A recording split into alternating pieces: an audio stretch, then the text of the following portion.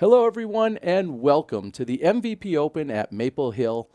I'm Terry Miller, the Disc Golf Guy, and we are here on Championship Sunday at one of the most iconic courses in the world. Joining me in the booth is three-time world champion Nate Doss. And Nate, it's a beautiful afternoon. Our players are hungry, and they're ready to go. And we're hungry, too. We're hungry to see some fantastic disc golf. We've got two multiple-time world champions at the top of our leaderboard, and I absolutely cannot wait to see what happens come the finish. Well, now we are seeing Paul McBeth with a unique situation in that he actually picked up a stroke overnight, and we'll get to that and some of the details about how Paul had a rules situation yesterday, and here it is. We're looking at hole number 8, and he is heading towards what he believes is the out-of-bounds area. Now, the rule book shows that anything short of the water and short of the basket is an OB area. However, in a different color, you see a secondary OB that is in blue on the caddy guide and in all of the rules and the guides in that sense. So Paul here is making the case that he feels like this is a different area on the scorecard, or correction, in the caddy book, and he is saying that this isn't the same OB. There's water OB short, and then there's regular OB long. That's where the discussion took place. Nate, what do you think about that? Well, let's face it. What Paul Macbeth did, he did have a conversation with the tournament director. They decided to leave it be at that point. He played a provisional, which was absolutely the correct thing to do. And after the tournament, after the round, Steve Dodge decided to make the clarification. It was deemed that he was out of bounds, and he played the provisional correctly. But in this case, everybody at home, he played a provisional, and I think that's the most important thing here. And we can cover it right now, and as soon as we hit that first tee, we can leave it behind us and talk about who's going to win this tournament. Well, and you saw just a moment ago, the blue is short, the red is different, and that was exactly the main talking point here. Correct. Hannah Macbeth had probably a little more interesting and unique perspective than even what you and I have a few thousand miles away. I believe we're going to have her and check in with her as to how things went down last night and what she found out. Let's check in with Hannah now.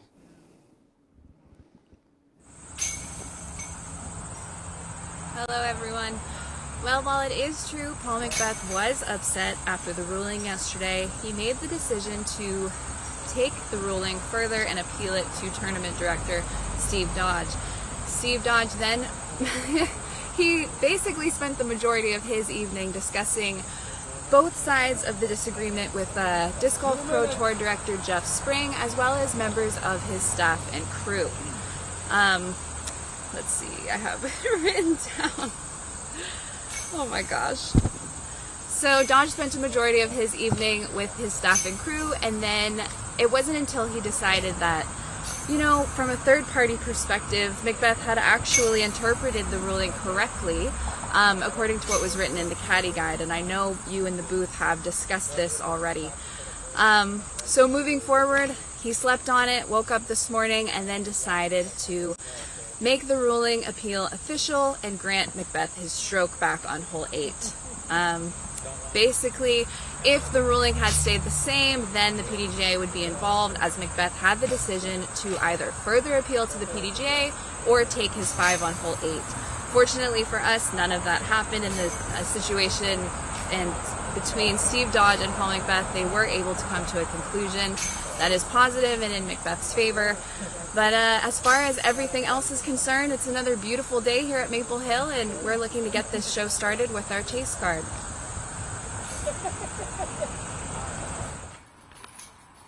Well, and Hannah making some of those clarifications that we were just talking about. I'm sure it was a long night, and Hannah is in a unique position, of course, in the fact that she is married to Paul Macbeth, who is involved. However, it sounded like Paul having conversations with both Jeff Spring and Steve Dodge is how this finally came to be. So, and right now we're looking at Ricky Wysocki, whose putter has been pretty hot in the last 2 days, and he is, regardless, he still woke up with the lead. It's just a little bit slimmer of a margin. If you're Ricky Wysocki, you have got to not even concern yourself with what happened to Paul Macbeth yesterday. And in a lot of ways, you just have to pretend like not pretend. The reality is you have a 2-stroke lead and you're playing the best in the entire tournament. You can see him heading off to launch some long putts here. I still believe that Ricky is the favorite here because of how well he's looked. But Paul Macbeth did finish on a very high note yesterday, and I certainly think that he is right there and could easily win this tournament if Ricky does not do what he needs to do. Plus, there's a slew of other players that are going to have something to say about it as well. And here we go on the tee. This is our chase card, our Sunday superstar. He's one of the best in the world, but he always seems to show up on Sunday and put forth his best effort. This is Chris Dickerson.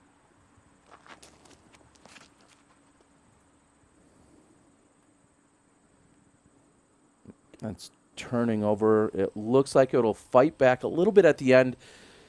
What's been really interesting, Nate, is he gets serious distance there. That was incredible. It feels like these players have turned their disc over, and they're finishing more right than left. And if anything, you want to finish to the left here, don't you? Absolutely, yeah. If you can get it over to that left side, you're going to have a much better angle. I will tell you this. This hole is playing much easier today, only 8th most difficult hole, as yesterday when we teed off with our chase card, it was the most difficult. So whether it's a wind shift or just the players are getting more comfortable, hole 1 is playing a little bit easier today overall.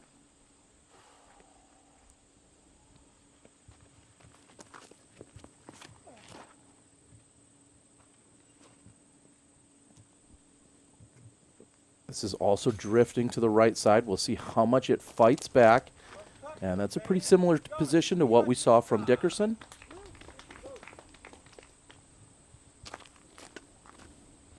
And Debo, as we came to find and watch yesterday, had an incredible run. He stumbled just a little bit as he was coming in. He was one of only a few players that were looking to close out without a bogey on the card. Like I said, just a little bit of a stumble at the end, and here he finds himself still on the chase card. Statistically, watching Debo's stats were really impressive. He had a lot of really good birdies on really tough holes. So that's not a great drive there. He'll be left well out of position just to lay up. But can Debo continue to fight today and earn himself a USDGC spot and all kinds of other things on the line?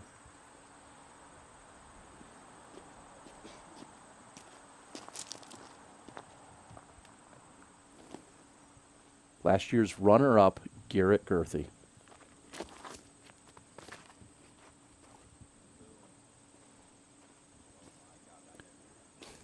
Look at the breeze. You can see it up on the trees. I don't know if it's just the wind coming off of Garrett's disc, but that is some insane power.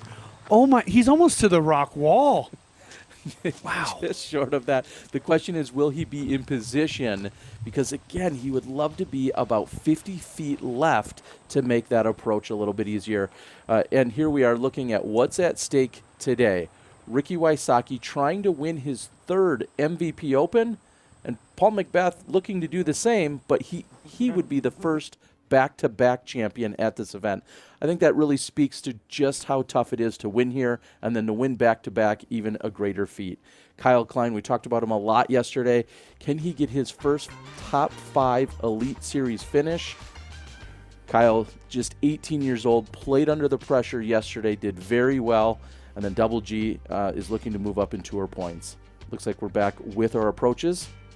You know, the thing about Garrett sitting in that 16th place position is the fact that these points will go a long way as we head to the Tour Championship. It's important to be as high as possible in that Tour Championship to get yourself some buys into later rounds. There's a lot of money online when we come down to that Tour Championship, and these points for Garrett will go a long way. Back looking at McBeth. We'll see how his mentality is, how he is. Again, a long night probably of conversation. Paul is usually a very vocal player on the course, off the course, and we'll see if he can put all of that behind him. Obviously, he's got to be focused on what's at stake here in front of him today. And right now we see Jonathan Gomez, I believe, putting a microphone on him. That's a part of the series that I know they've been working on for some of the post-production. And Ricky, along with his tour manager, sitting behind him. She's probably doing some social media posts for him. And Nate, let's go there for just a moment. We're at a stage in disc golf where we have tour managers that are on the road with them. Something that maybe we didn't see from your era 10 years ago when you were in your heyday. Is that true? Boy, my heyday was all the way back 10 years ago. Okay, well, in some of your most prime play. Hey, look, you can't argue. I did win a Worlds back in 2005, so that's 15 Holy cow. years. So it's really it's very cool to see the players taking their career and life so seriously. I remember I've been in a very lucky position in the fact that I got to meet Ricky when he was very young. I got to meet Paul when he was very young. And now to be sitting in this seat right now and watching these two great champions battle at it yet again with so much on the line. We just saw the graphic, and I think it's a great moment to see that and the seriousness that they've done. And they've taken their lives into their own hands, having a tour manager, making greater overarching decisions. But at the end of the day, we sit here and we watch them compete on the field of play, and that's what I am most excited about today. A moment ago, we saw Debo throwing his approach. Now, Nico LaCastro looks to be eyeing up a forehand into the green. We'll see just how aggressive he's going to be. Now, when you're throwing a forehand from that angle, more often than not, it's a sharp edge disc. And if it comes in with too much speed, we've seen a number of approach shots jump up and over the wall. The wood chips are down there. It just simply gets a skip, carries over the wall, and can be an OB stroke. So that's something Nico has to be thinking about.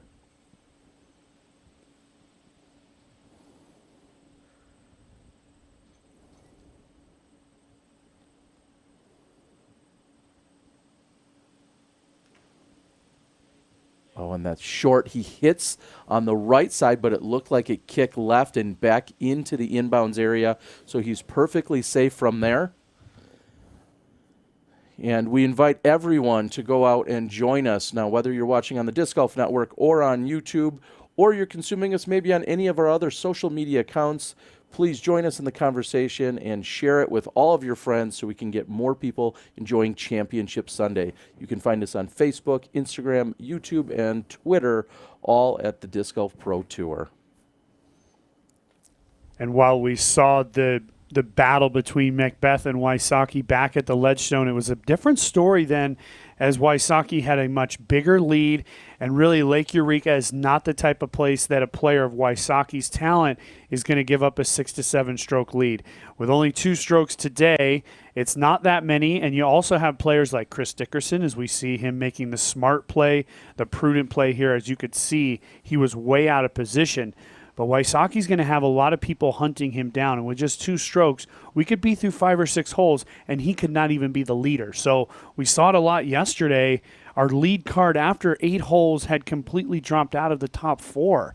Now, granted, a few of them did battle their way back in, as the finish here is so important as we come down the stretch. 15 through 18 is where this tournament could be won or lost.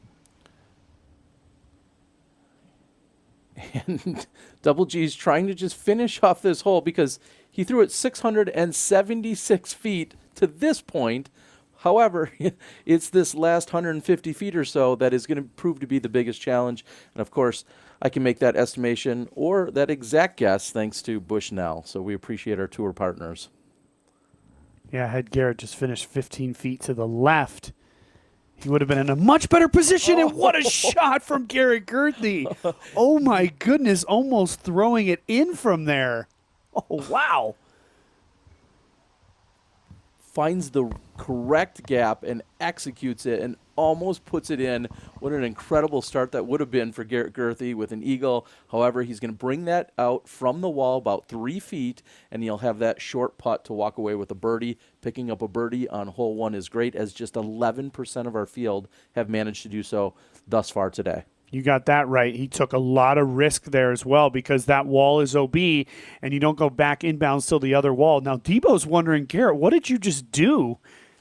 He's trying to find a little gap as well, and he handles it with a little bit more safe in mind. He's over there just about 25 feet, maybe actually about 40 feet left. So you can see how Garrett took the aggressive line and Debo took the much safer line.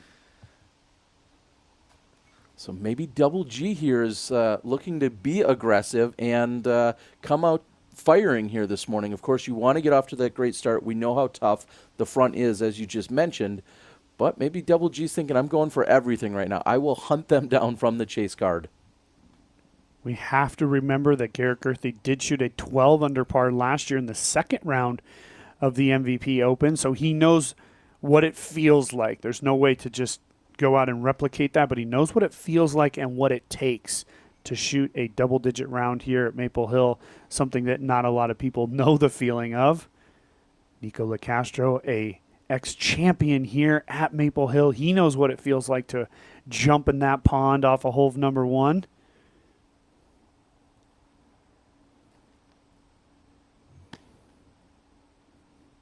And Terry, you had a front row seat to him jumping in the pond back at the Preserve Championship, and wouldn't it be incredible if somebody like Nico LaCastro came back today? We have to remember that this chase card is all starting at that 9 under par mark. So 6 strokes back, that is a big number. We're not saying that it's not, but If you can get to that double-digit number, it's very possible that you could be near the lead coming into 18.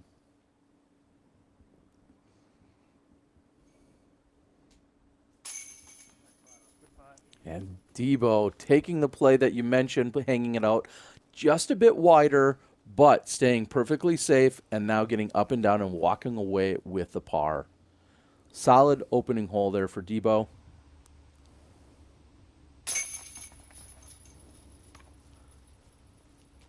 I think I'm going to start referring to this as Chris Dickerson and his wife, who's out there, Brittany, taking photos. I'm going to call that, instead of championship or Sunday red, I'm going to just call that picnic red. I like it.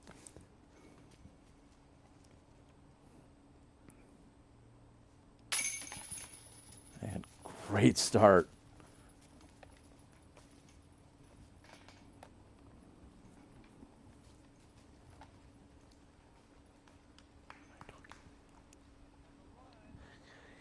They move off. Let's check in with Ricky Wysocki, who's our current leader. You see him here putting around the practice green. Just he's been at the practice green since we got on air, and he's looking to be absolutely locked in. Let's take a little bit of a look at what we saw from yesterday.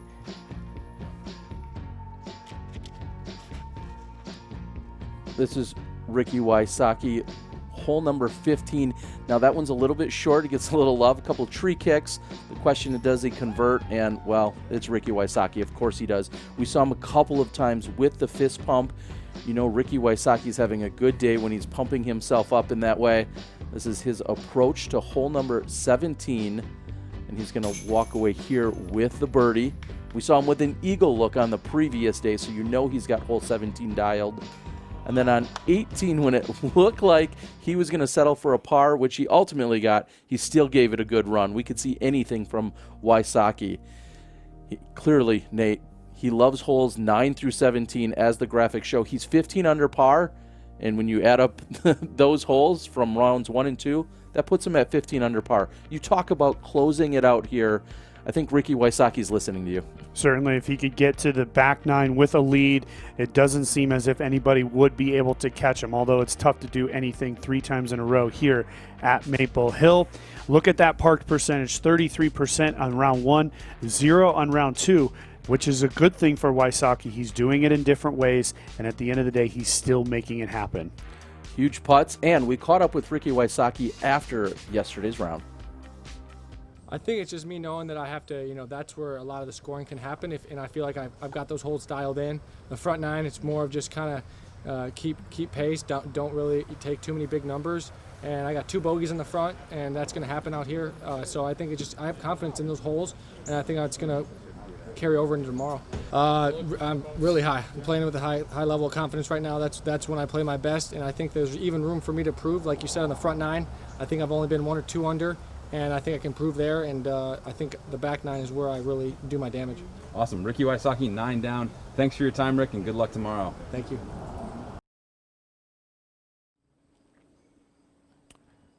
So confidence, a key, and I know you've mentioned that before, as we're also looking at Big Germ throwing, I believe, over the wall on hole 6. Such a risky play, as that's actually going over 2's fairway. And we'll see. It looks like he's gotten back in bounds. That's so dangerous over there. We take a quick look at our leaderboard as we're waiting for our lead card to get teed off here in just a few moments. Garrett Gerthy, as we just mentioned, open with the birdie. We'll see if Andrew Fish can continue what we saw from him during the first round. He looks to be 2 down today, and then everyone else sitting at even in this top few scores. We're going to be back with you guys after a word from these sponsors.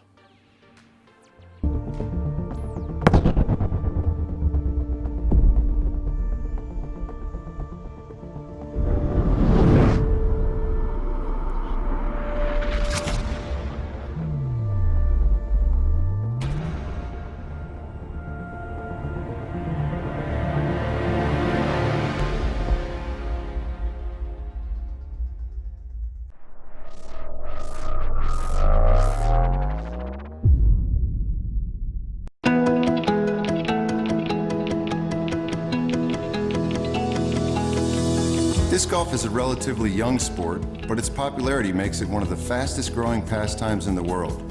The PDGA is a not-for-profit, worldwide player organization dedicated to promoting the sport. Like a long drive off the tee, disc golf is soaring. So don't just be a witness to disc golf's explosive growth, be a part of it. Join the PDGA. Hey everybody, I'm Paige Pierce, and today I'm going to talk to you about my 2020 Tour Series disc, the Buzz. What I love about this disc is its versatility. It's almost as far as a fairway driver, but it's so straight like a mid-range. The Buzz is a staple in my bag. I think this mold is perfect for anybody. With its slow speed and its controllable flight, it's good for all skill levels, and anybody would benefit from having a Buzz in their bag.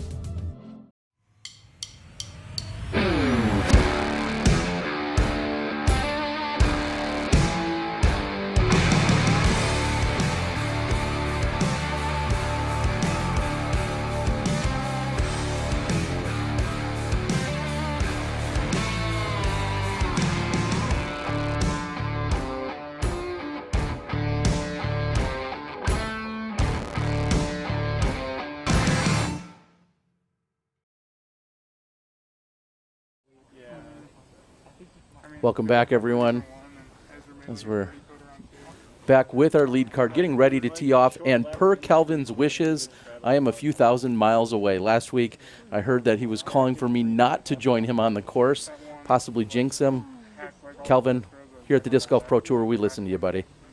And in a lot of ways, I completely agree with Calvin, but unfortunately, you made your way to my house. So you're welcome. You know, it is what it is. But seriously, looking there at Calvin Heimberg as he's just chatting with Paul McBeth, I think he's kind of the guy that we haven't really talked about a lot, but he's a guy that's in a very dangerous position as well. He's sort of out of the conversation, 4 strokes back, played extremely well yesterday, just stumbling and giving up a stroke coming into 18. But can Heimberg somehow find a way to allow Wysocki and McBeth get in that little battle and just sit there waiting to pounce, and he could pounce come that back 9. We've seen some incredible performances by Calvin Heimberg. He is definitely part of that next wave of players. He's proven that over the last few years. And we're excited to see what he can do out here today. And we have to continue to I'm going to continue at least to talk about Kyle Klein, the superstar, this 18-year-old out of Wyoming, Michigan, which is right near Grand Rapids. Came to the big stage yesterday, was on the lead card. He struggled a little bit, but he performed very well and stayed on this lead card. So today he's looking at 3 of the sport's best players, and we'll see how he hangs with them. Should he be nervous? Did he prove yesterday that he can get over his nerves, Nate? Well, I think he definitely should be nervous, not because of the group he's in, but the reality is that every player should have a little bit of butterflies in their stomach whenever they tee off of hole number 1 at any tournament. That nervousness helps you play, it helps focus you, and it helps drive you down the tournament road. And I'm really happy for Kyle. He finished strong yesterday, and he made his way back onto the lead card after going all the way down to 9th place. So we'll see what Kyle can do today. It's a phenomenal opportunity for him to continue to develop as a young player, and I just can't wait to see what he's got for us. And one thing that we learned yesterday is that he's not afraid to be aggressive. There's not a shot he won't go for. That might be just how new he is to the tour, might be the fact that he is 18, but right now it seems to be paying off. And we'll see as his career continues how that might shift or adjust. But when you're wondering if Kyle's going to be laying up or being aggressive, I think it's going to be the latter every time. Just a moment away. Final bit of conversation. I can guarantee you that Macbeth's just nodding along. He's probably not even listening. So focused on what he's got to do. And here we go. Carolina at 15 under par, Ricky Wysocki.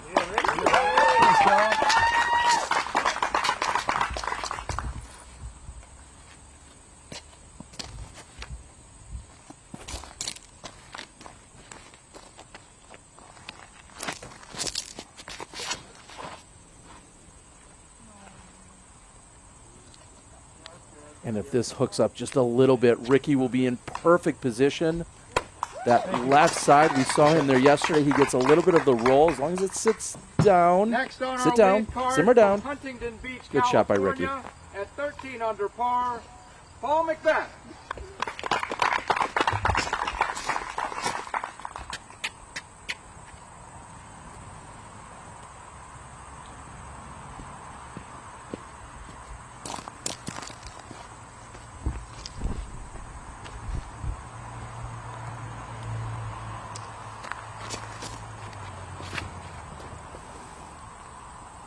Paul Macbeth has turned that over. You see the wind pushing it to the right. That could be trouble over there if that doesn't hook up at all. And that's a big drive, but very much out of position. Yeah, way out of position. We saw it from our chase card. From Safety Harbor, Florida, shooting 11 down so far, Calvin Heimberg.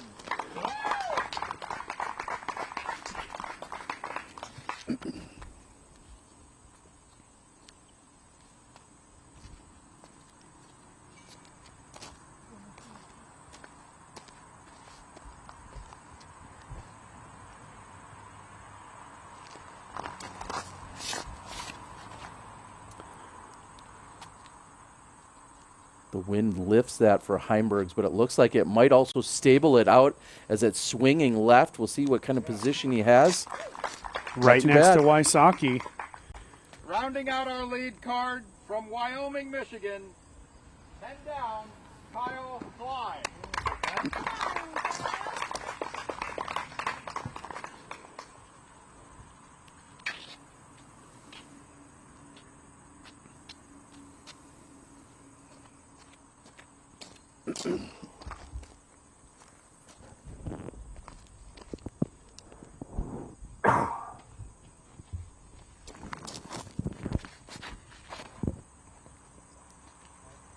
That's also turning over for Kyle, and that is not going to hook up. He's going to be very much out of position on that far right side.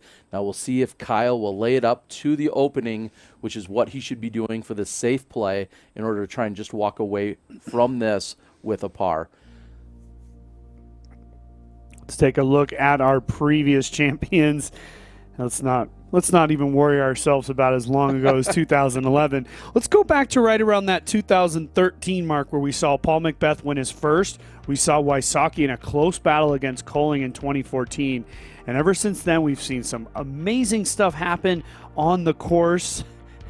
We're going to take a look at something. This is a similar spot to where Ricky was yesterday. And unfortunately, kid, I got it just a hair. What a good find. And then I actually did an interview right after that with you, Terry Miller, back in 2011. So I have absolutely loved playing here. This is what hole one used to look like without the... We also saw Ricky Wysocki there watching on, and here you are on hole number 8. Hole 8 was way different look at T-Dog there. Throwing it out there. All right. Wow. How things have changed, my friend. That's pretty amazing. Wow. That's crazy. Just like we left it back in 2011. We didn't know that was even queued up. But in all seriousness, it is so great to be here. We've watched the progression of this tournament. We've watched the sponsorships that have come along, the Disc Golf Pro Tour, the Disc Golf Network, everything to bring us from where we were then, trying to bring live coverage all the way to this point, and now seeing the best in the world come out here and raise the bar every single weekend. And I know we said it earlier, it is so difficult to win here once, let alone a second time or a third time, but Paul Macbeth is trying to hunt this down and possibly take it in back-to-back years. If he were to do so, he'd be the first 3-time champion.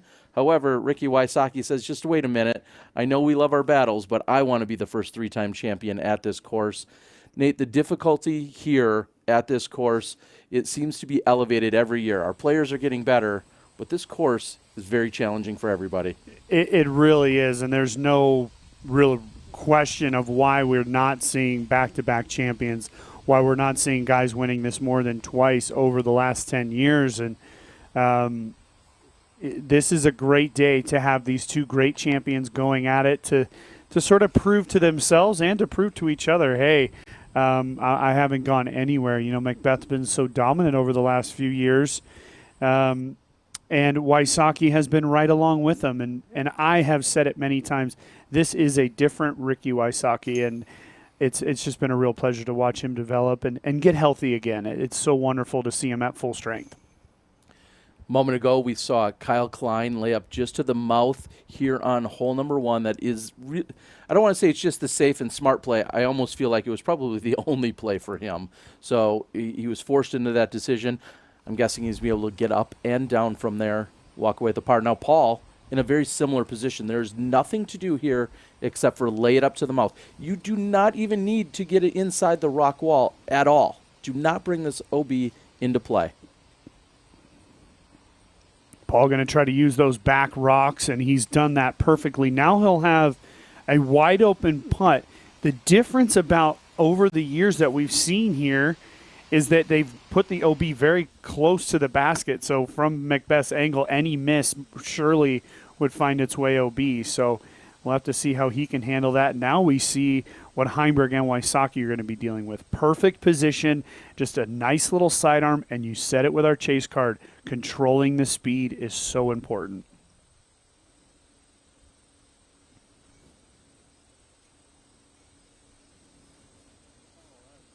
Oh, that's coming in fast. Will it sit down for him? Oh, and it hits the tree and then kicks right into the ground. He's going to be left with outside the circle, possibly 40, maybe 42 feet. Certainly in Kelvin Heimberg makeable range. Yeah, we just saw Debo make one from there at 38. So let's call it 42 for Heimberg as he's just a little bit the way back. Wysocki, he's looking for 3 for 3, and he has done it, folks. Wysocki, all the way back to Friday, has played this hole almost identically over the first 3 days, and I think that tells us how Ricky's feeling. Looks like a great start for Wysocki. He has that left for birdie. And Kyle still has a little bit more work to do than I realized. He's going to want to throw a very similar shot to what we just saw, just a little bit slower than the previous 2 throws. And no problems there for Kyle Klein. Wonderful execution there and good sort of control, I would say, from Klein. He was way out of position, threw a decent upshot, and then executed that third shot perfectly, and he should be able to save his par. Now we'll see the long look from Paul. As I mentioned, the OB very close behind the pin.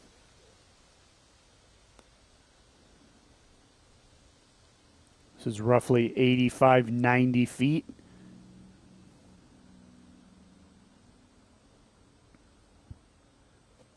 Macbeth for birdie. Oh, wow. Got metal. Drew front cage for Macbeth, who will walk away with the par. So, assuming Ricky converts here in a few moments, just like that, he will regain the stroke that he didn't have last night. And it kind of tells me that Wysocki is just focused on the task at hand. He's not worried about any of that stuff, and then you really can't. Now look at the breeze coming through. It's a beautiful day here, but a little bit of gusty conditions I've noticed. This is definitely going to affect Heimberg's putt. Really blowing hard now. I'm going to go ahead and say this is the windiest we've seen at any part of the course this entire weekend. Here's Heimberg for birdie.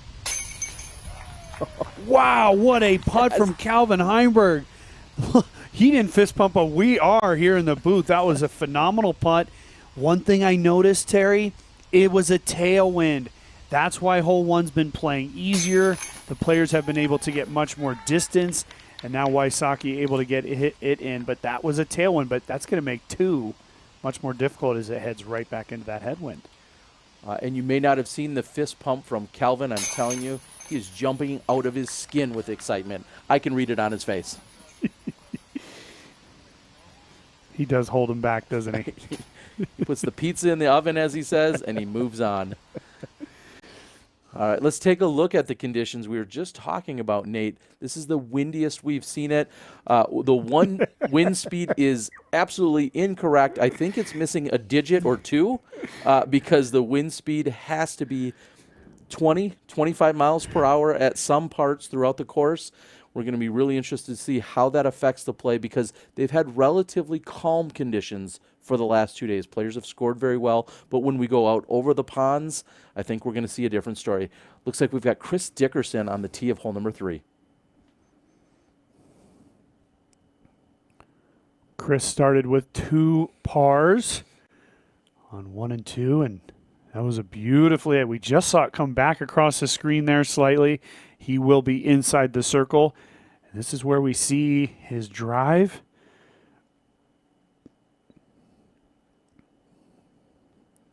And the Sunday Dickerson chase has begun. So he's picked up his first birdie, and he's moved himself to that 10 under par number, along with Garrett Gerthy, to catch up there with Kyle Klein.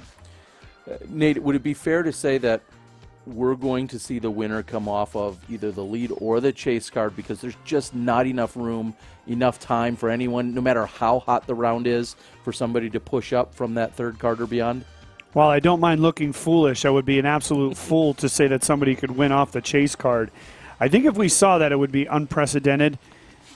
I would certainly think the winner would come off of our lead card today. And that is a full flex by Wysocki. He stays clean. Oh, my and goodness. Parks the shot on hole number 2. Incredible. At any point, Nate, that could have hit a tree and easily stayed out of bounds. Very, very easily. Missed the last big tree as well. Man, good start for Wysocki. You saw Calvin a moment ago look up into the left. I think he was trying to get a wind read over there. That is not the shot we've seen from Wysocki the last 2 days. We'll see how Calvin attacks this. Yeah, you can see the flanner blowing quite heavily into the head of Heimberg, and that was a beautifully executed shot from him as well. Just outside of where Wysocki put his drive. To Heimberg looking good also. 2 very solid shots off the tee. And now we see Macbeth. Boy, if it wasn't for hole 5 and 8 yesterday, he'd be leading this tournament.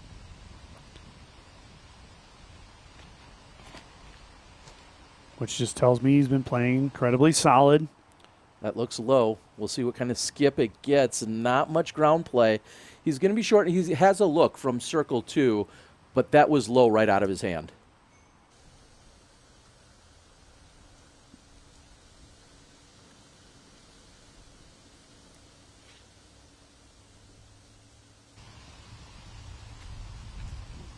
You can just see that headwind. Kyle trying to get a feel for it. And he goes really wide. Looks like he's trying to lay this one down. We'll say it jumps up over the bridge. Does it continue? No, it just couldn't quite straighten out. He's going to find himself at the edge of circle 2. And we'll be back with our lead card in a moment. Well, actually, let's take another look at the Ricky Wysocki shot. Let's roll that Zuka replay. You can just see the disc coming across here and watch the tick, tick, and parked. No problems. Here's Hannah Macbeth checking in.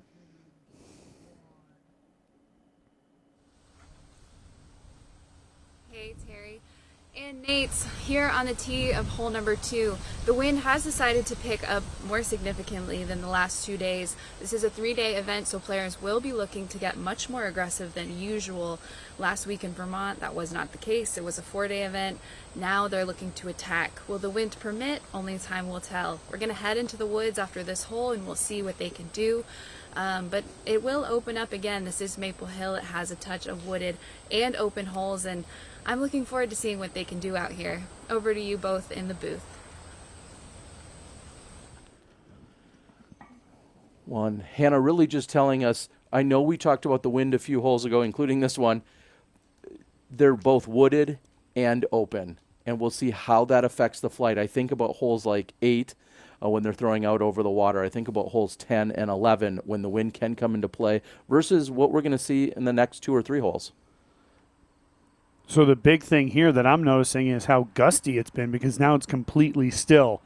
So the wind will be a big factor today as we play holes over the water. We have big open holes. Yes! And what a putt from Kyle Klein. Yes. Wow. Well outside circle 1. and could have been down in that area outside circle 2. We'll call it right at the edge of circle 2 there. Incredible. Huge putt by Klein, and if he has any nerves, he's just buried them in the basket. Here's Paul McBeth.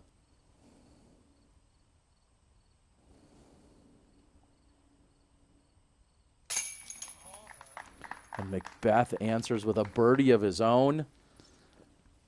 They are lining up a star frame right here. Heimberg really the only question now. Yeah, it's all about can Heimberg deliver that pizza.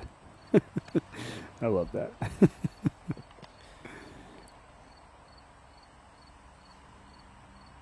Heimberg just sneaky funny out there. He does have a good time while he does his job, and here we see no wind whatsoever. Look at the flags. And unable to deliver on the left side there, just sneaking it over the left side, and Wysocki just a tap in. So it'll be 3 for 4 for our lead car here. Either way, good solid start for these guys. Let's take a look at that big putt from Kyle Klein coming up from way downhill. Look at the power from the putt. It just powers up and in. Wow, and the little jog. Kyle Klein with the excitement. We talked about just how good he is. He's from Wyoming, Michigan, just outside of Grand Rapids. Back in May, he turned 18 years old, also just graduated. Senior graduation within the year of COVID. Very difficult, I'm sure, for everyone.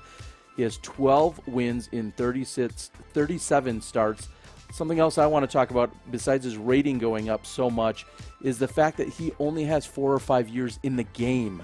He has won at every level. We talked about that last year, all the way from Junior 2 boys to recreational, advanced, and also your next-gen champion. Also the United States Disc Golf champion at the Toboggan just in 2019. So an incredible player and a team member of both Simon and Eagle. The question is he another crush boy, as they say? And let me tell you, he throws just as far.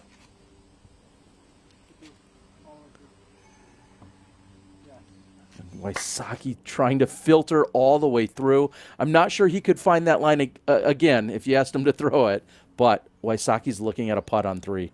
Ricky did bogey hole number 3 yesterday, so that's a giant improvement. You could hear him even in his own commentary. He said, get through, get all the way through, and it did just that. It's not a guaranteed birdie by any means, but at least he will be able to have a look to make that birdie putt. Now we see McBeth. Hole number 3, extremely challenging, 410 feet through the woods.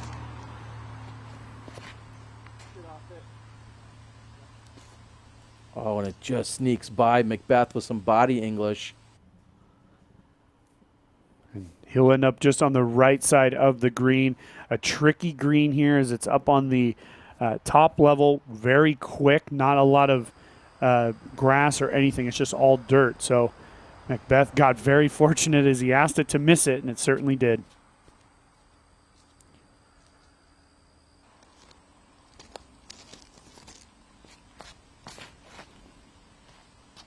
Oh, that's maybe too much turn, and it pulls to the right. Kyle taking an interesting line there, trying to play the full flex. From experience, watching these guys play the first 2 days, that really hasn't worked. You got to kind of throw a straight shot that does a little turn and then flex back.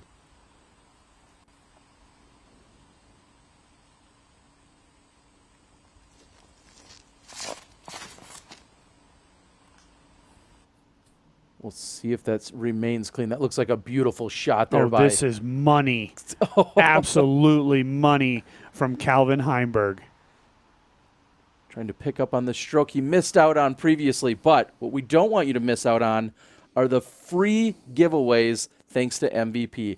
Please head over to MVP Disc Sports, their Facebook page. All day long, Nate, we're giving stuff away. It's going to be incredible because we're opening up with a Voyager Pro. Later, we're going to also have baskets and other bags, all thanks to MVP. Not only are they the presenting sponsor here of the MVP Open, but also a great tour partner of the Disc Golf Pro Tour. Nate, no self-addressed stamped envelopes. No purchase necessary. Just simply go to the MVP Facebook page, put down your name, and you could be eligible to win all day long. Check them out on Facebook. Just make sure you're going to MVP Disc Sports when you do look it up on Facebook. You don't get to win those discs, but they certainly look pretty cool in that bag, didn't they, Ter? See if Kyle has a good position to try and get up and down and executes that just perfectly. Yes. Once again, he's going to be left back off the tee, but making a very mature upshot there, giving himself an easy look for his par. It's kind of perfect because these players do this quite often for me. Heimberg stepped up and showed exactly what you need to do on hole number 3. Threw a fairly flat tee shot that moved just a little bit right and finished up left, and he's going to have the great opportunity for birdie. Now we'll see where Wysocki was left over here on the left side. Looks like he's going to have a look at the pin, and he's even closer than I think we thought initially. This is Wysocki for going for his 3rd birdie to open the round.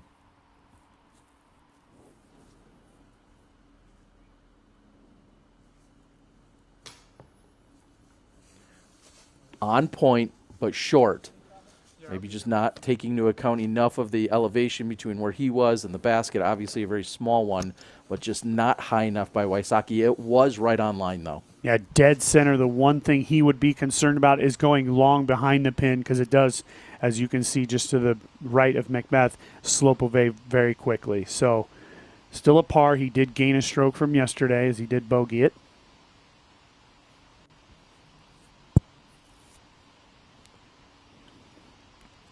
Macbeth can pick back up another stroke.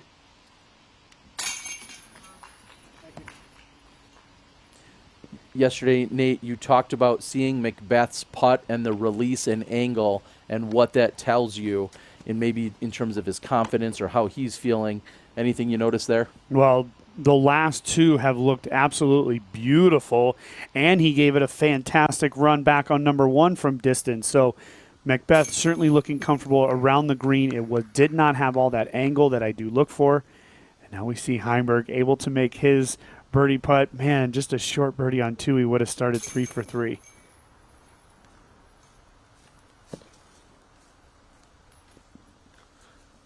And as they move over to the tee, we're going to actually check in with Nico LaCastro, who was here just a few moments ago on the tee of hole 4.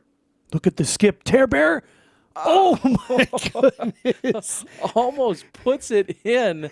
Nico LaCastro trying to make it work out here on the tee of 4. And we'll continue to check the scores.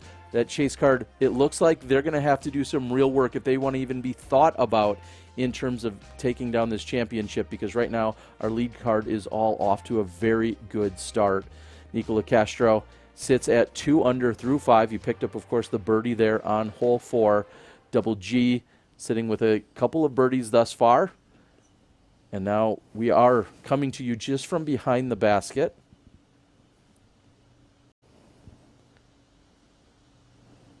And Macbeth with a thumber for the 3rd day in a row, Nate. And it's like rolling the dice, right? We've seen that land in 3 different spots. 2 out of 3 have been very close. What an interesting play by Macbeth. And look at Heimberg is going to do the same. It really is rolling the dice. I mean, when you do throw the backhand, you end up playing a lot of ground play like we saw from LaCastro. But, boy, if you go clean on this, you're going to skip right into the water. See if how low he throws it. Almost throwing it right into the ground or trying to, and instead he throws it directly into that tree. Very curious play. One guy getting it down there, the other not whatsoever. Here's another approach, and this one by Ricky. It's got a slow. Oh, and he uses the wall. That was, that is the bank shot, and Ricky Wysocki is going to make his next order from Paragon Disc Golf, thanking Miles over there for saving him the stroke. Over the years, we've seen the wall be a detriment to players in some places. Ricky using that. And good thing they pegged it in the ground pretty good because that had a lot of heat. Needs to stay low, and Gets a kick back to the left, from left over to the right, and he'll have a putt. He's close to the tee of hole number 5.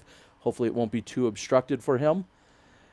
So interesting to see the various approaches that are taken on this hole. Backhand, forehand, overhand, whatever the case might be.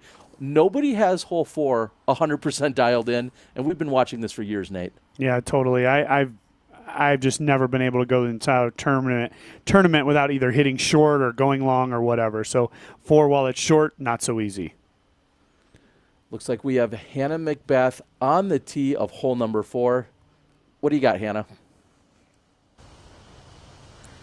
Hello there. It's no surprise that these players are throwing significantly different drives here on hole number 4. I just heard word from Paul Macbeth. He was speaking to his card mates about how his decision to go with a thumber this year instead of just straight putter shot like we saw from Rick.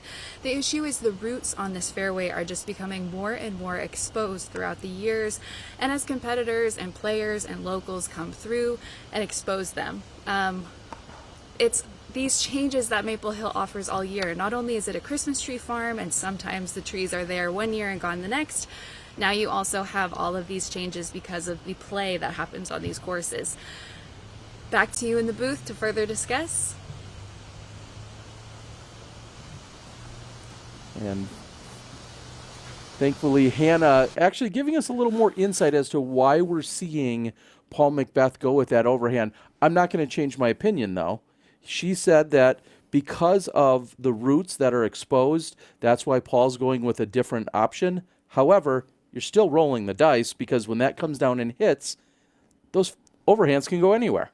Yeah, I talk about it all the time here on number 4. Ground play is so important, and you got to lay a putter down short of where those roots have started to get exposed.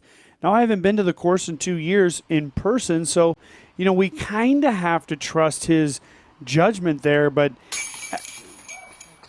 and we see the putt there from Ricky.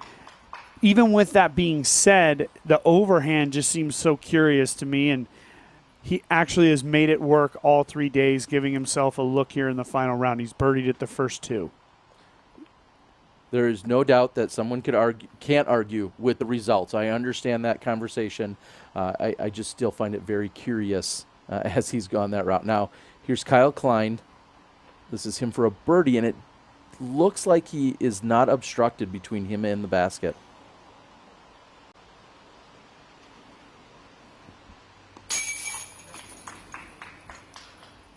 Great birdie by Klein.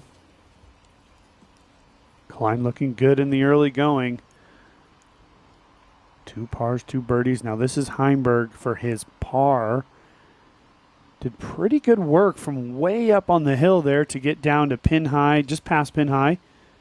Uphill birdie putt, or par, excuse me. And there he's got it in for the par. You can see the breeze just coming up a little bit, and that'll be important to remember as the tee for 5 is not that far away. You can just see it back on the right side of your screen there.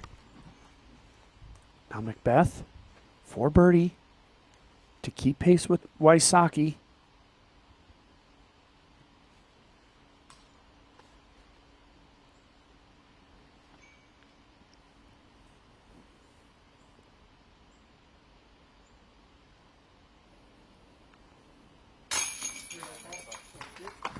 As I said, you can't argue with the result.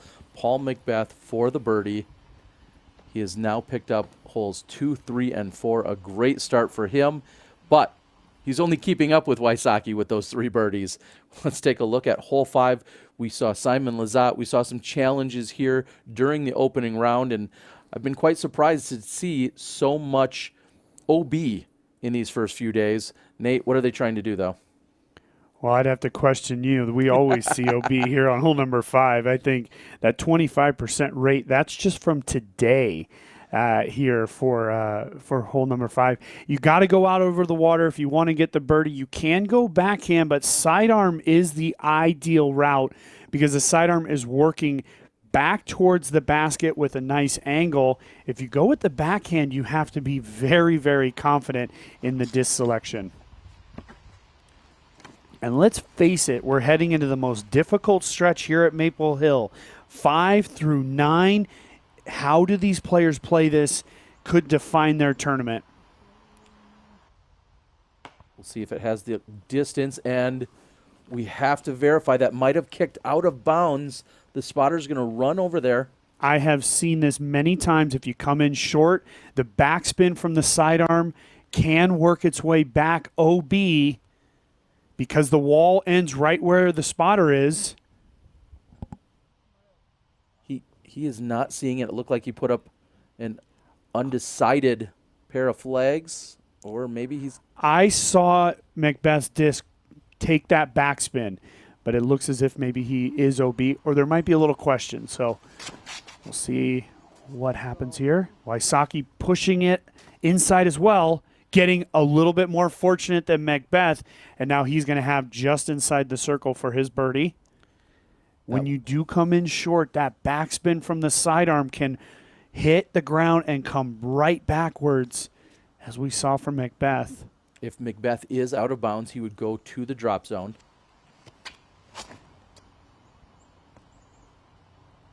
Kyle very proficient in his forehand. Also short, just like Ricky. However, it sits. He doesn't get a skip, and he will have a look at the birdie from there. That stand of trees just short of the pin is the one that Macbeth came into, and that's where the backspin out of bounds can happen. I have seen it dozens and dozens of times over the years.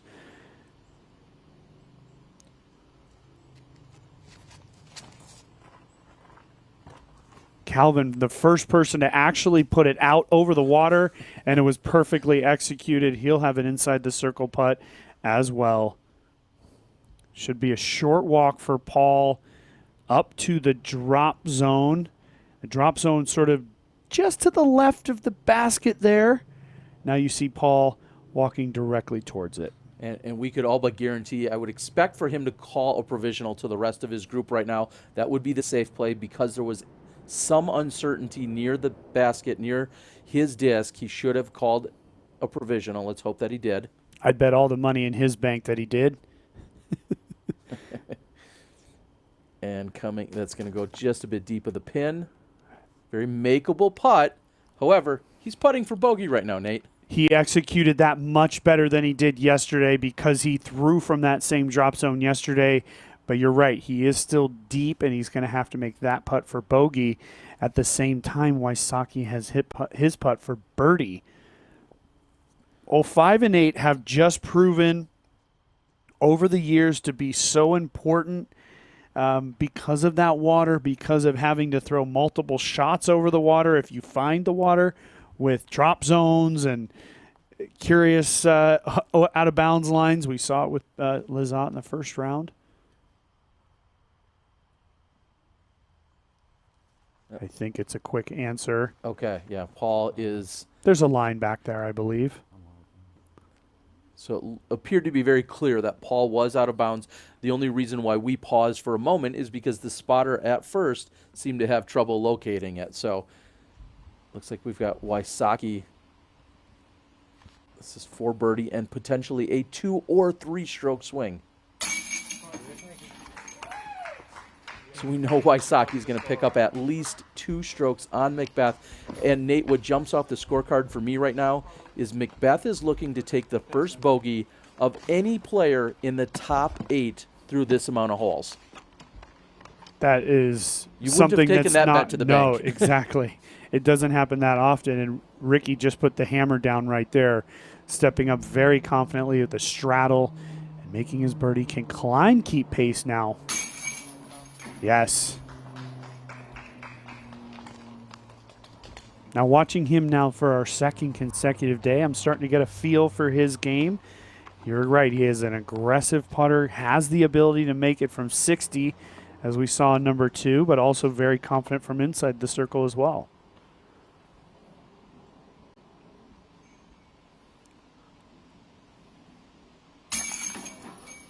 Oh, and that looked high for a moment by Calvin. That's not just the height difference between him and I. I think it's about 2.5 feet.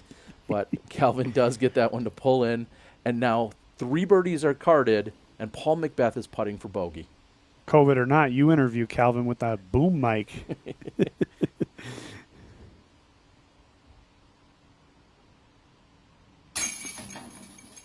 Okay, so 2 strokes. between Ricky and Ricky and Paul just on hole number 5 as he cards the first bogey that we've seen. So taking another look at the scorecard, there's now some significant movement, not necessarily in the placement, but at least in the difference between Ricky and Paul.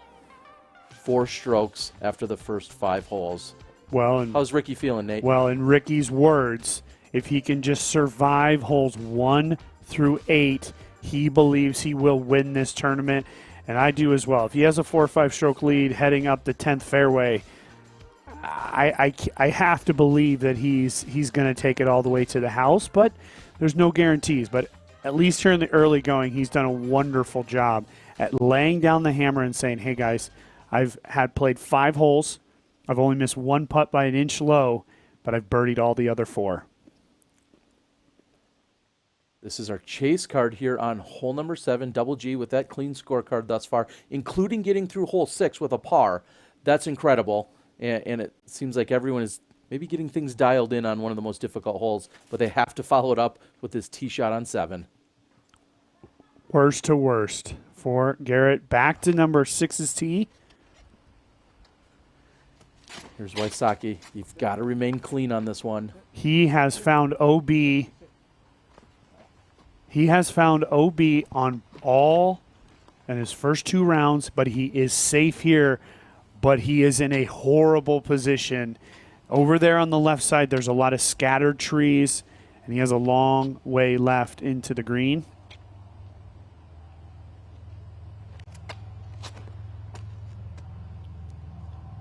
Klein keeping it low. Oh, I love this. This is incredible. It needs a skip. Oh, and it got the wrong kick. He's still in a good position. He should be able to get up and down for at least the 3. He's going to have a long look depending on what kind of obstruction he has. Had that continued to skip flare, he would have been maybe right next to the pin. Yeah, he was tracking for it for sure. I would argue that that was actually a decent kick. Had he kicked to the right, he would have had no putt. Now he's going to have a look at birdie with a little bit more space. Let's see what Heimberg, he has to go to the backhand here.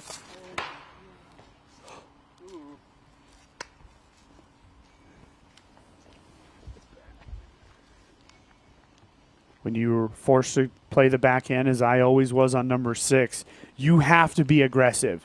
You can't just, cherry one down there. You got to power it down there and trust your disc and trust the line.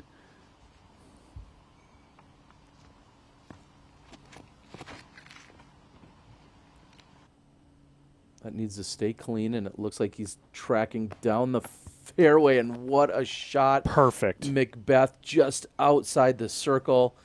Wide open putt. Macbeth trying to pick one back up. That is incredible by Paul Macbeth.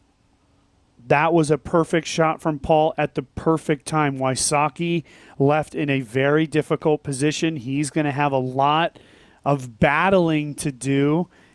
I think you would agree, and he's in a great position to make the birdie. So he took the backhand and just peered it right down there. Well, a moment ago on hole 5, we watched the 2-stroke swing. We are setting up for what may be the same or worse in the reverse here for these 2 players.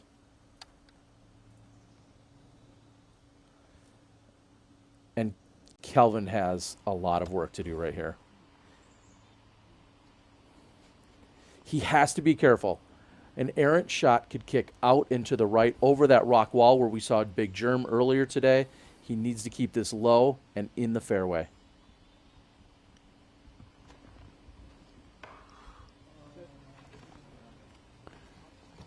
Yeah, that was all he really had. He had to go to the sidearm, and he has got caught up even more. So it'll be a bogey at best for Heimberg, but I would say we're looking at a potential double bogey here from Calvin. And I think the big question still is, where does Ricky go down? Where does he find his disc? The spotter said he's in bounds. But in the first 2 rounds, Ricky did go OB off of the tee here in both rounds, and he's taken the bogey. Here, he's actually inbounds, but potentially could be in a worse position than he was off the other 2. So let's see what Ricky can do here. We're going to move over. Oh, now we're seeing where he landed. Not as bad as it could have been. Does he get aggressive? Does he get aggressive? He's got to keep this low because a bad kick carries him over the wall, and it kicks off the tree, up against the wall, and inside the circle. That is a beautiful approach shot by Ricky Wysocki, a perfect scramble, and at worst, he might lose one stroke. That's assuming Paul McBeth makes the putt. Such Incredible a recovery. sick shot from Rick. There's no word I can even use to step up and throw that sidearm from there. And he took on the rock wall. He was one kick away from being OB and having a putt for 4 from 40 feet. He executed it well, kept it low, as you said, and now he has a 20-footer for par. And McBeth, that 38-footer for birdie. So still an opportunity for a little swing here.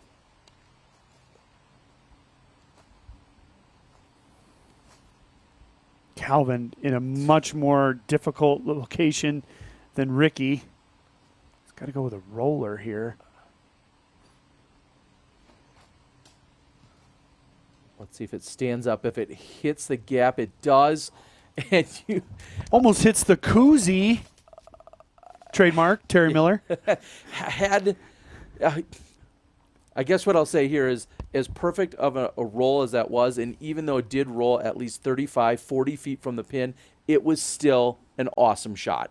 And I know that sounds funny to say, is how can you say it's an awesome shot when you have 40 feet to the pin? From where he was and what he had, the gap he hit with the speed that he did, it was a great shot. You wish something would have gotten in the way and maybe slowed it down near the basket. It didn't, but that was still a great recovery shot by Calvin Heimburg. And we're looking at the hot scores. We're seeing 6 under for the round is the hottest score that we've seen out there. I also wanted to touch on briefly, as they're all finding their positions, we've seen 8 birdies on this hole today.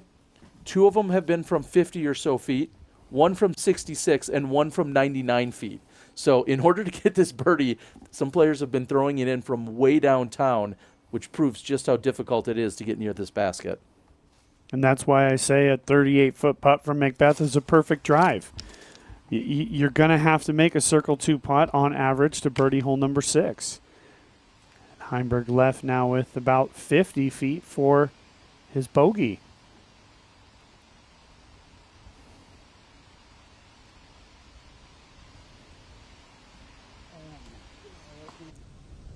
Oh, and you heard him, little frustration as he did not give that a good attempt right out of his hand.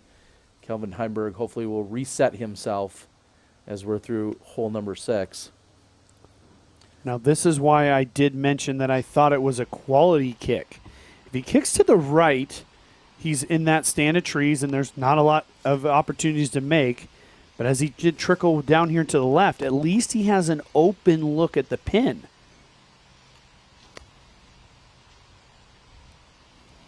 A little bit of a right to left wind. Great run. Kyle gets a little bit of metal, which is more than what we just saw from Heimburg, who had a less obstructed putt.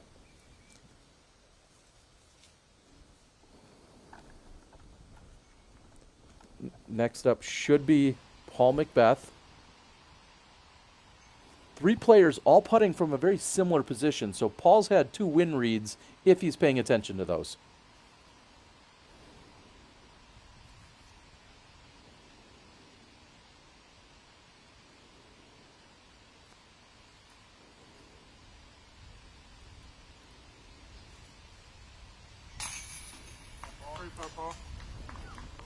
Pulling it in from the right side, Paul McBeth will now join the other 8% to increase those numbers slightly. A circle 2 putt, a birdie on hole 6, exactly what he needs to follow up the very difficult hole 5 that, well, the hole 5 that challenged him at least. This is an important putt for Wysocki, just to keep the damage to 1.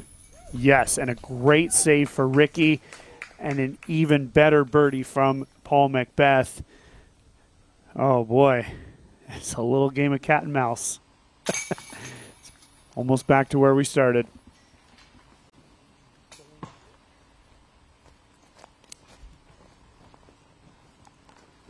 That'll be a double bogey for Heimburg. Let's take a look at the putt from McBeth. You can see the little bit of breeze. We knew it would be a headwind coming through here. And he just catches high and right in the chains. Let's jump up to hole number 8. And speaking of the wind that we just were referencing, we've got Nico LaCastro checking the wind before he's about to attack hole 8. A few years ago, we captured Nico LaCastro acing 8, and also we've had a few of those this weekend. I was in the group with LaCastro on that day, and one of the most animated and excited celebrations you've seen for an ace. Absolutely. I think you could be up on the in the sap house and hear him celebrating. He said, "Finally, I got one! Sports Center, baby!" And he did find himself on Sports Center later that night.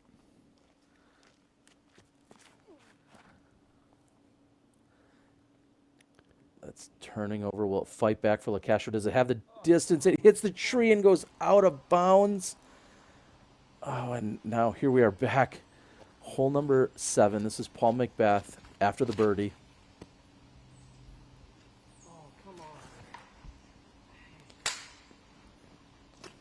Paul thought out of his hand. That was a good one.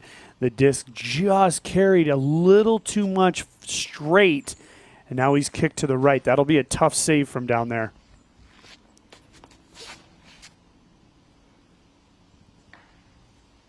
Oh, and Wysocki also kicking off to the right. Right now, the Savage hole is living up to its name. A few Savage kicks for the first two. Klein hoping to find the center of the fairway here. Now, I'm not sure if Savage did the research, but hole number 7 seems to be consistently a very Savage hole. So big thanks to Savage Ultimate for their support of the Disc Golf Pro Tour. 2 kicks so far. Can Klein find a gap? Oh, that flips up, and will it? Oh, and he remains tree-free as that comes through. A little bit of a hyzer flip, stands up, and then carries forward. And when it's coming in flat like that, it also skipped forward. Great shot by Kyle Klein. He's trying to pick one up on the 2 players in front of him right now.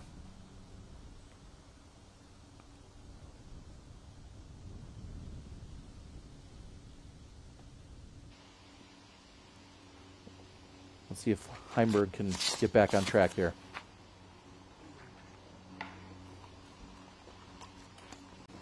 Savage says otherwise. So as we were just describing how difficult this hole can be, Nate, it's come in as one of the most difficult, proving to be the 5th most challenging today. What are they trying to do here on hole 7? Well, as a crow flies, it's dead straight, but we all know we cannot throw a disc absolutely dead straight.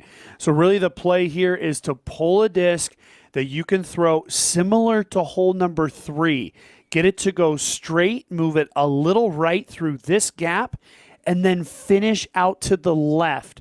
Kyle, who was clean, he got into this area on the right of your screen right now.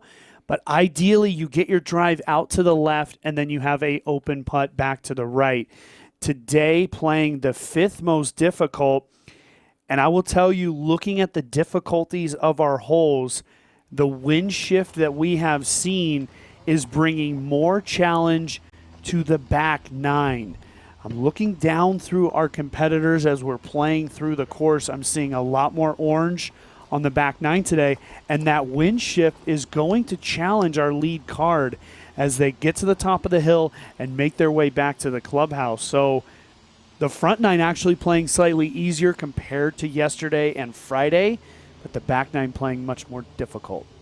Well, we'll see how that plays out because these players have been so comfortable in the back, but today the back might have a different idea for them.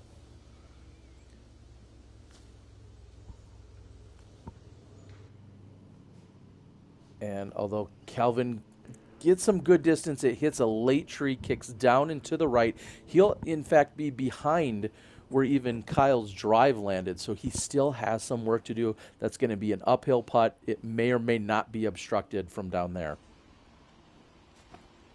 Now, Ricky's kick was not as bad as we originally thought, and he just did not get enough speed on it, but then takes a lovely kick out to that position and you can see what he has left. A very makeable putt for a guy who's been putting extremely well here today.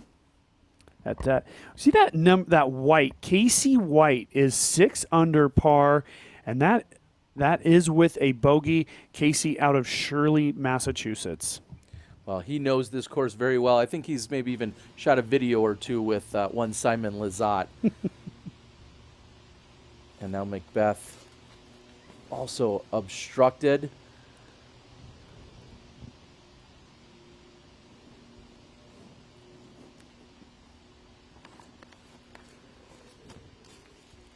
This is going to be an overstable mid by Macbeth.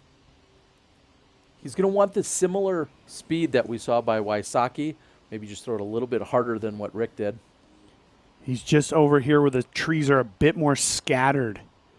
So he's got to be a little bit more on point if he wants to get it out and around.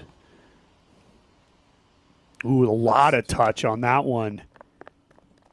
And out of his hand, it looked flat.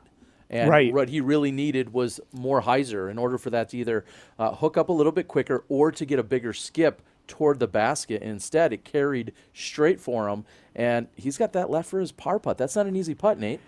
No, it's not. It's back uphill. We'll see if the wind picks up as he finds himself at his putt. The goal, as you mentioned, it was a flat out of his hand. The goal was to get past the initial stand of trees. And he did well, actually, to get himself that 33-footer. And him and Wysocki will have putts for par. Kyle's drive, not as good as we initially thought, but still a par nonetheless. Well, and I think what the takeaway here for Kyle is this is the 5th most difficult hole on the course, and he's going to have a very routine par. He is not stressing like clearly Heimberg is, the way Macbeth is, the way that Wysocki is. Kyle here said, all right, I threw a shot up there. I'm not going to get the birdie, but I'm going to have a stress-free par, and that should maybe keep him in check as he's going to move to the next difficult hole, hole number 8, and that water carry. But here's Heimberg. That's really all Calvin could do, and he has now got to kind of wrangle it in a little bit. He's got to stay within himself, and he's got a lot of good birdie opportunities. Now we see Wysocki. He is about 2.5 steps outside circle 1, so we'll call it 40 feet, and the wind picking up. And high off the basket top for Wysocki. You mentioned it a moment ago. You said that we'll have to see what the wind does. When you were saying that, it was dead calm, and by the time Ricky got to his putt, there certainly was a pickup in the wind. And now will it affect Paul, who is now at his mark a little bit closer? So we're going to call this about 22 feet. He is actually a full couple of steps inside circle 1. For the 2nd consecutive time, he can pick up a stroke on Ricky Wysocki. With the par.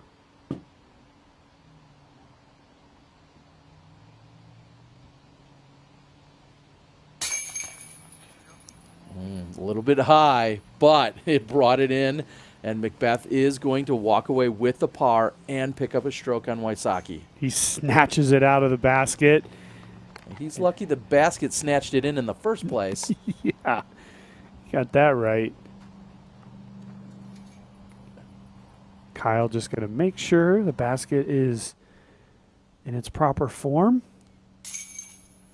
And stress-free par for Klein. And he's actually going to gain a stroke back on Wysocki, too. That's important to remember. It's not just a battle between Macbeth and Wysocki. It is right now, but who knows come the back 9 where it could be. So important stroke there for Klein. And let's take a look at hole number 8.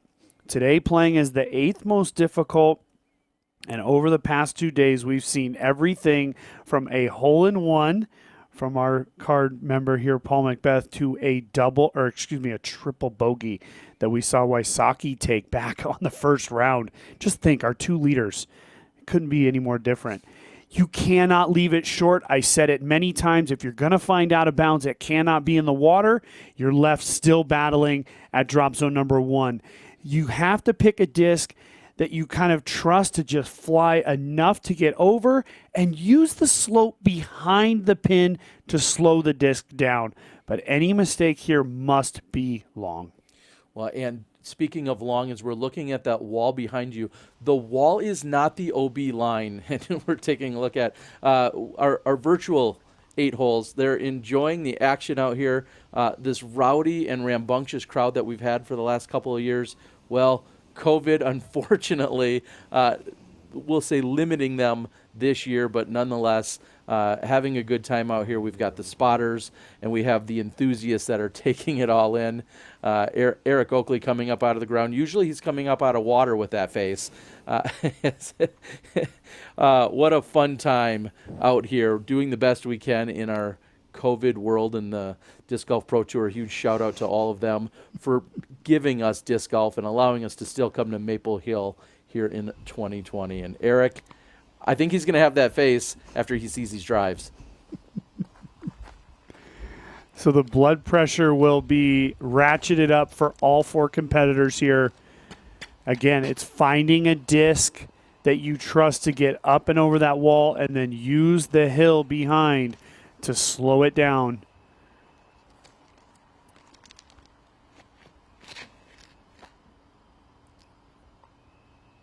That needs to dip underneath the tree, and that's tracking toward the pin. Perfect. Great shot there by Paul McBeth. And I'm just going to say this from yesterday. That was a poor shot he threw, regardless of the ruling. Oh. He threw a very poor shot. Today he comes back, tries to take that all out of play, and throws a great shot just over the pin there, and he's just a bit deep for the birdie. No argument there, and he made the adjustment. He used a slightly more overstable disc and executed it with perfection. Now we'll see Klein. The breeze you can see the flag. A little bit coming of left to right. Into the head from the left. Ooh, that looks a little wide. He's got to get lucky. And he does. That was very lucky getting through. That whole run of trees you see just on the right side of your screen, those trees are dream enders. And you hit those trees, you usually kick in the water. Klein got very fortunate. Uh-oh. Look at the bounce by Wysocki. That's got to sit. It does. Does it roll? And Wysocki is safe and in good position. He's inside the circle. He's not putting directly at the water. It will be on his left. So fortunate there. It's out of his hand. It was 35 feet in the air, and Ricky knew his disc better than I, as he should, of course. Heimberg, he needs to get lucky as well. He found that gap, and he has found inbounds as well. 4 for 4. All inbounds, no problems. Let's head all the way back to Friday when Paul McBeth did throw a good shot as opposed to yesterday's round. We saw a pair of aces out here, including this one by Paul McBeth in the opening round of competition. And it was a very similar shot to what we just saw, the wind just allowing it to drop right into the pin. Look at all the height he gets on it. He absolutely trusts the disc with 100% confidence, and he executed it ideally. The thing about Friday and now Sunday compared to Saturday, he pulled it over and the wind pushed it to the right. But no controversy today here on the 8. On hole number 8, the ace holes are happy, and so are we here in the booth. And everybody will bypass the second drop zone. That's normally where we would see some players go to if they've landed in the water. There's been a few rules changes over the last couple of years. That's frequently where we've seen people go to. But this year, things are different, going to that shorter tee first. However, this round, everyone's just walking right past the drop zone saying, goodbye, hope not to see you next year either. And look at McBeth giving Kyle Klein just a little bit of a commentary on what happened yesterday. Of course, they were card mates yesterday, so Kyle would have remembered it with good recollection.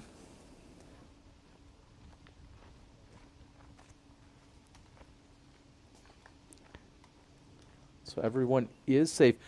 To be fair, Nate, rarely do you see 2 or 3 discs right of the pin on this hole inbounds. That almost never happens. You're either deep or they're deep and left, but short and right is not a common place to be.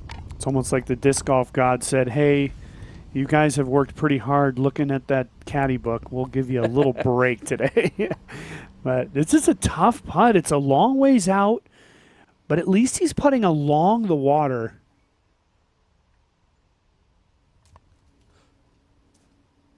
Not so bad. It was a long putt there with a lot of danger on the left side. He could not miss that to the left, otherwise it would have made its way into the water. He missed it on the proper side. You can see the distance Heimberg outside the circle, and he will be putting directly at the water. He is, and that line is actually the OB line, so just keep that in mind for any future play out here. The line is OB, not that wall. The wall is really just there for advertising purposes, thanks to OTB.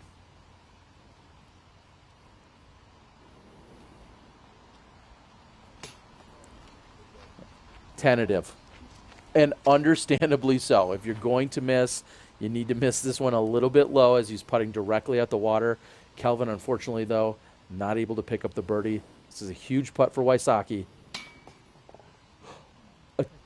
And into the water.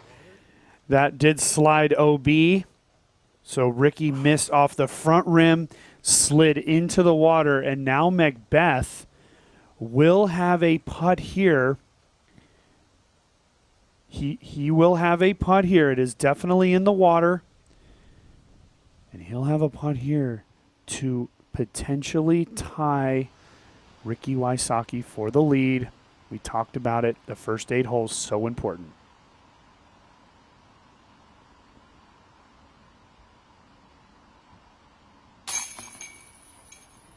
There it is. 8 holes in. It's a new tournament. Incredible. What we are seeing as Paul Macbeth makes that adjustment, the only player here to card a birdie during this third round from this lead card. Well, Kyle Klein, and at least Kyle Klein, as we're looking at Ricky Wysocki's putter, he's going to simply grab a different one out of his cart. And retrieve that after the fact, maybe.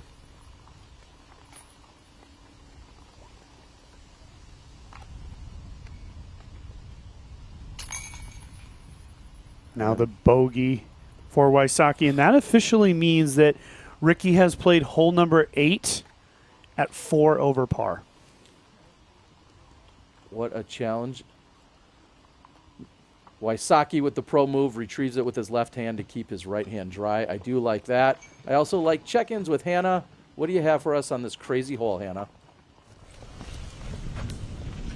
The walk down hole 1 is always significantly more cheerful than the walk over here to hole 8's basket. The basket is, of course, higher this year. I believe that may be why Ricky Wysocki has misplayed that putt and ended up in the water. Unfortunately, this is the final day, so he won't be able to make that up tomorrow, but he'll have the rest of the course to do so. Speaking to the weather, the wind has picked up, and going into these next couple holes, that could prove challenging for these competitors. Ricky Wysocki, Paul Macbeth, they've been here before. Will they pull on that confidence from their past successes, or will they get comfortable, like I said yesterday, and let someone new like Calvin Heimberg, who's looking to prove himself at these Pro Tour events, take the lead? To discuss that, I'll turn that back over to the booth, but real quickly I will note the conversation has shifted from USDGC and what we're doing week to week. COVID-19 has made these Pro Tours and these majors and PDGA events very difficult to plan for. So the conversation has shifted to that, to absolute silence and concentration. I'll turn it back over to the experts in the booth to discuss this and more. Terry and Nate, over to you.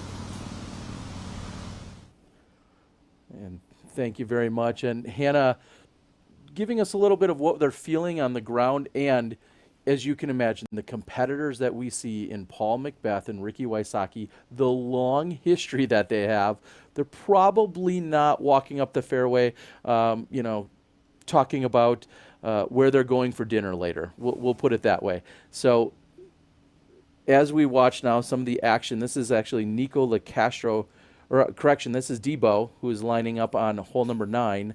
And this is what they're waiting for, and they're going to wait longer. Debo finding, that is an out of bounds after hitting the chains.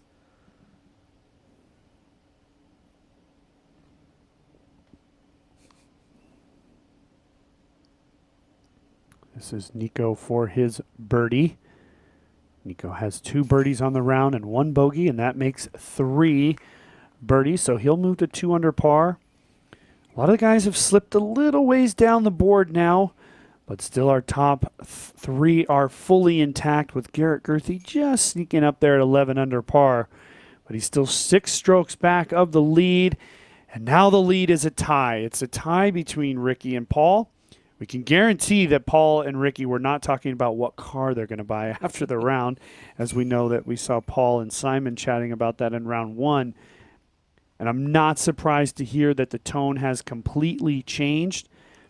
And I am going to be very interested to see. I was just scanning down the board, and it does seem that the back 9 is playing more difficult. So I think this is an easy reset for us here in the booth to say it is now a race, to the clubhouse, and who can play these next 10 holes better, Macbeth or Wysocki, and a very slim chance for Kyle Klein to, as I said, hang around, pick up a stroke, and find himself with maybe a chance come up the 18th. And as you're saying that, Kyle Klein, the only player on this card without a blemish. He has 3 birdies and no bogeys. He's playing very solid golf. We'll see if that's going to be enough, though, to catch up with a Ricky or a Paul.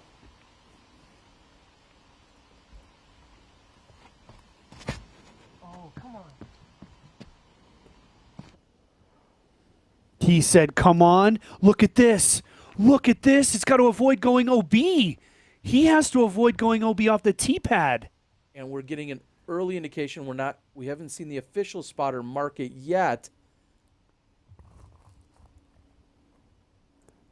That's going to be a question. Yeah, there was uncertainty. They could not call it. I saw an early call for it to be OB.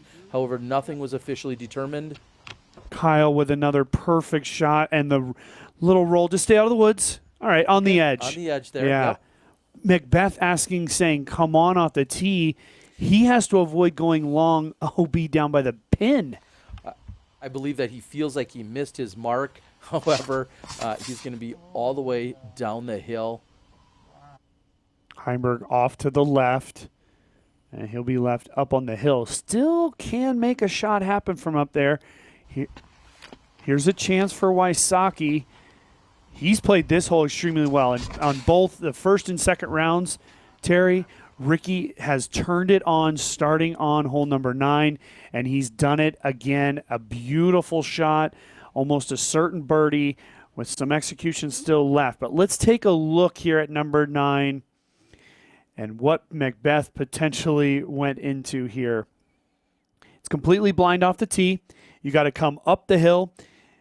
And you got to get up the hill and then back down the other side. And that's what makes it so challenging. And you have to be able to turn the disc to the right. So Macbeth got very fortunate through here. And he was so high that he's able to go all the way down. Our other competitors, Wysocki and Klein down in here. Heimberg left back on the left. But it's that OB on the left side there that is the question. And here is the disc. How official is that rope? I've seen this rope at Maple Hill for years and years and years. Right now, from how we are seeing that appears that will be inbounds. We see part of the disc inbounds, part of the disc out of bounds. If any part of the disc is touching anywhere inbounds, it is considered inbounds. But it has to be touching some part of inbounds. Like I said, Heimberg was left at the top of the hill, and he has gone down and hit the wall. He will take an OB. Sounded like he might have even hit. He hit the front of the wall, just okay. like we So saw he's Macbeth marking. back on Friday. Yeah, marking back on the front side of the out-of-bounds area. Now we'll make our way down to Wysocki and Klein. Both of those men threw impressive tee shots, both very controlled in completely two different ways. Ricky going with just to me, that orange disc, I see him throw it quite a bit. It's an overstable mid-range, I believe. Maybe that pig that we've heard them talk about before. Either way, just a little bit of execution left for Wysocki. Beautiful.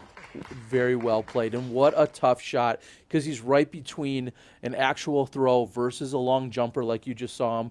You want to come in and play it off the chips, but you don't want to get too close to the basket, possibly hitting the stand there that the basket is perched on, because that could easily kick you into the out-of-bounds water that's lurking nearby.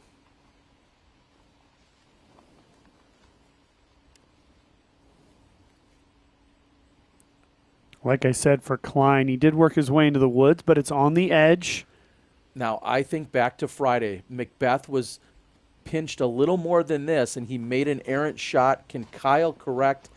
And he does. Now, Kyle was closer than Macbeth, so the shot was a little bit easier, but you see him going for it and executing. Kyle Klein putting himself in a great position for birdie. Now the question will be, as we see, look at them. They're like flies. Just, I want to see it. I want to see it. Everybody's working their way down there to see if Macbeth is inbounds or out of bounds. And I think the call has already been made. I believe he is inbounds. And look at what he has left here for eagle. We know Wysocki's in close for his birdie. But I will say a missed putt from this angle with any kind of speed beyond the pin will find OB. It's almost certain. And look at, he lays it up. Incredible. Wow. Huge. Clearly a very smart play by Paul Macbeth, but not necessarily the one we anticipated. He is not known for laying up. He is usually going after everything. Macbeth has picked up 4 strokes in the last 3 holes. No. Oh, no, hold on. Somebody needs to grab Calvin. The bridge is OB here.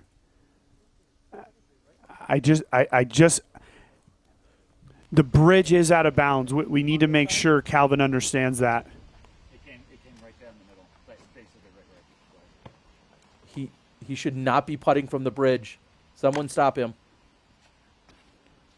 Okay. Well, unless he has called provisional. Unless there's an interpretation that I'm missing. And the line under the bridge determines where the bridge is OB. I do not see that in our book here. Beautiful putt regardless. Yeah,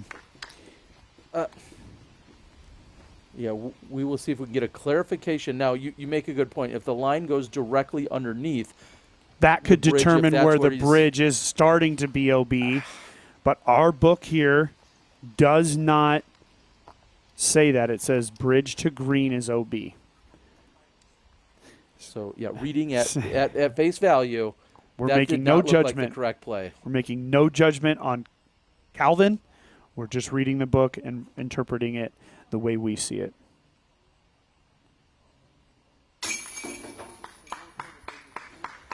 Klein, another birdie. He is now 4 down through the front 9 and continues to lurk just a few strokes back. We also see Wysocki with a birdie, and he will maintain pace and remain tied with Paul Macbeth. Indeed. Paul will make his way in. He has just the tap in left.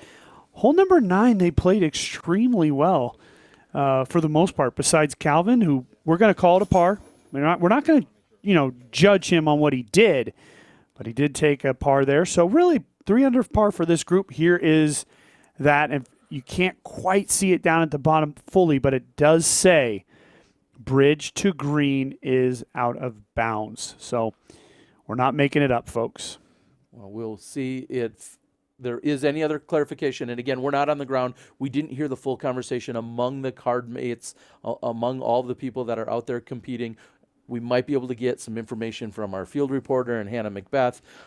We may be looking into it more than what it really is. But what really matters is Macbeth and Wysocki both had birdies there, and they both remain 4 strokes ahead of Kyle Klein, who also birdied, as Kyle is 4 under through the front 9.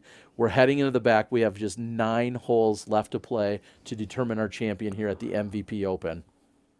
And this is exactly what I'm talking about for Klein. He has to hang around. He's got to stay in the shadows.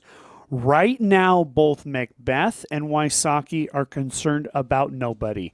They're only concerned about each other. And Kyle could take advantage of that as we come down the back 9.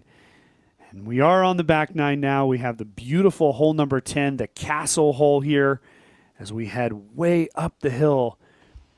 It's just 385 ground feet, but look at how severely it is uphill. Plays well over 450. Macbeth has not played this hole great in the first 2 rounds, and he's left it on that left side again. It's a makeable putt from over there.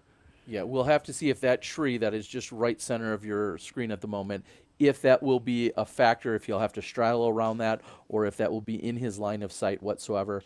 Kyle Klein with plenty of power. Just going to make sure the sunglasses are on. We're going out into the opening where there's a little bit more sunshine. This is exactly what Kyle did yesterday as well, Terry. I mean, he was low right, and that's just going to leave Kyle with a lot of work left here to get his par. Can Wysocki keep pace with Macbeth? Don't hit it. Asking not to hit it. And too wide for Wysocki. He pushed all the way through. He will likely have to crawl underneath there and have a difficult approach, but Wysocki not clean on the drive. Yeah, that's going to be a tough stance. You're right, he might have to crawl down underneath there. So advantage Macbeth at the moment.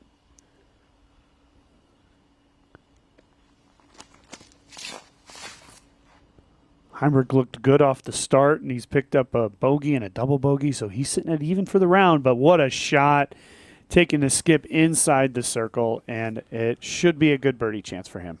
Kelvin Heimberg, hopefully to right his wrongs that he had in the front 9, and we'll see if he can pick things up in the back. We've said back 9 has traditionally played easier. I'll have some UDisc Live stats to back that up in a few moments, but first I think we're going to get a clarification from Hannah Macbeth as to what we were seeing on the previous hole. And our competitors are going to climb up this hillside.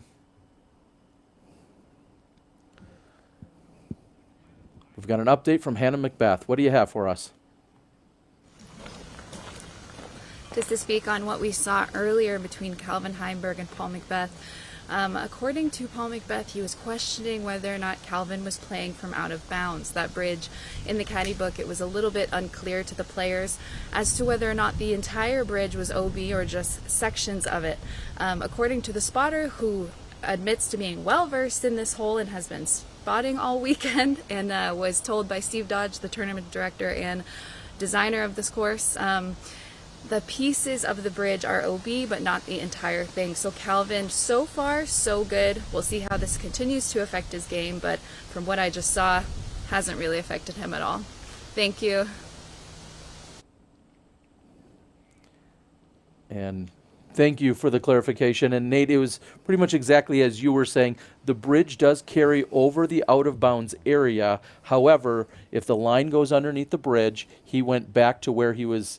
The line wasn't, so to speak. So he backed up from where he was. So even though he was on the bridge, the line was in front of him. So he was safe there. So beautiful we can all calm clarification. down. Yeah, beautiful clarification. And you did notice that Heimberg was looking through the bridge, saw where the line was, took his mark at that point. So as we've been explained, no worries, and we will move on. Now look, Wysocki not having to climb in there, but definitely can't just putt normally. Oh, and he almost made it. Wow, just sliding out on the left side. And now we'll see Macbeth. Outside circle. The tree on the left not affecting him at all. In fact, maybe no trees. It looks like it is a clear putt. I thought he got even farther up the fairway there and would have more of a level putt, but this is still quite uphill, and he's looking at 36 feet.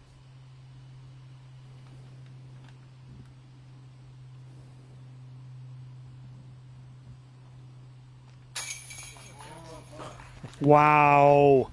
Terry, the challenge has been set by Paul Macbeth now. An uphill, outside the circle birdie putt. He has now taken the solo lead. Incredible. That is Macbeth's 7th birdie in the first 10 holes. He does have that one bogey from hole number 5, but Macbeth taking the outright lead as we're heading into this back 9. Our players are all out. I think we're going to see to the right. Right there he is. There's Kyle. Kyle, this is for par. He did get a little too much heat coming up the hill. He didn't want to be short, but this is a touchy little putt coming back. Oh, no. That is trouble, and it does hit off the side of the basket or the top of the rim, so to speak, and then carries almost to circle's edge. That's probably 26, maybe 28 feet, and Kyle, we see him take off his hat, and he's going to shake that off a little bit. Hopefully he can regain his focus. That was going to be, of course, that was a putt for par. This is Kyle trying to now save a bogey, which would be the first blemish on his scorecard. And it would be a frustrating double bogey, but also bogey because of the distance off the tee that this young man has. And a couple bad tee shots 2 days in a row. Oh, and just a little bit too much heat on the left side. And that's going to be a double bogey for Kyle. And now the challenge begins for Kyle to see how he handles this. Look at this. Jump shot. This is a putt we see Heimberg throw all the time. I think back to the Preserver a few months ago. He was hitting those literally from 30 feet, throwing the jump shot putt. Well, here from short range, Kyle Heimberg puts it in, and Kyle's going to collect himself. That's a double bogey. We're going to move on. Here's a word from our sponsors.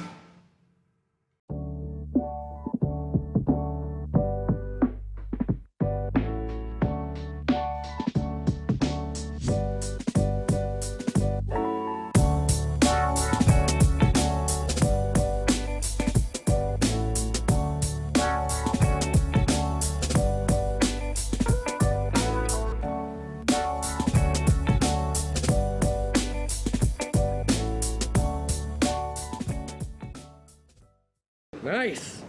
Hey, is this inside the circle? Yeah, I'd say about 20 feet or so. Sweet.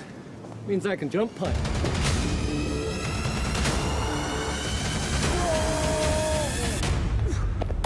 Come on, dude. Are you serious? You not know the rules? You can't jump putt inside the circle. Get off my back, dude. It's not like there's an app with a searchable database of the official PDGA rules and regulations.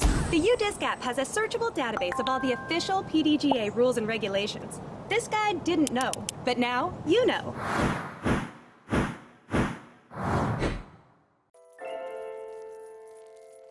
We are on hole 8 at the Boda Brothers Open. Looks like they are focusing and using a driving chip. That extra die brings the possibility of an ace to play. They rolled an 18? This is unbelievable! Go to BoaterBrothers.com to get yours today.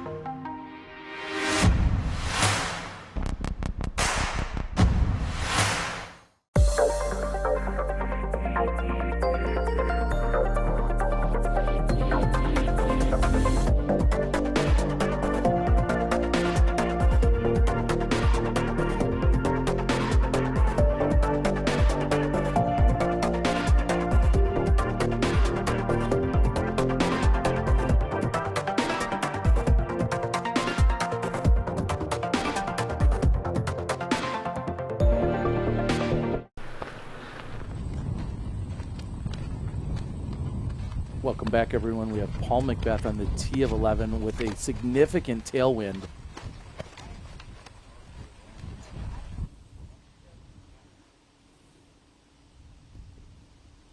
And finally, Paul Macbeth able to find a little bit of breathing room. In the first 2 rounds, he's been caught up in the trees. He will still have a big pine tree to deal with down there, but either way, good quality shot. They have made their way to the top of the hill here, hole number 11. The basket of 11 being the most furthest point from the Sap clubhouse. House? Yeah. When you're out there, you are a long way away, as our cell signal will prove. This is also our Bushnell big drive hole. We'll get that figured out once we find where all 4 of our competitors have landed.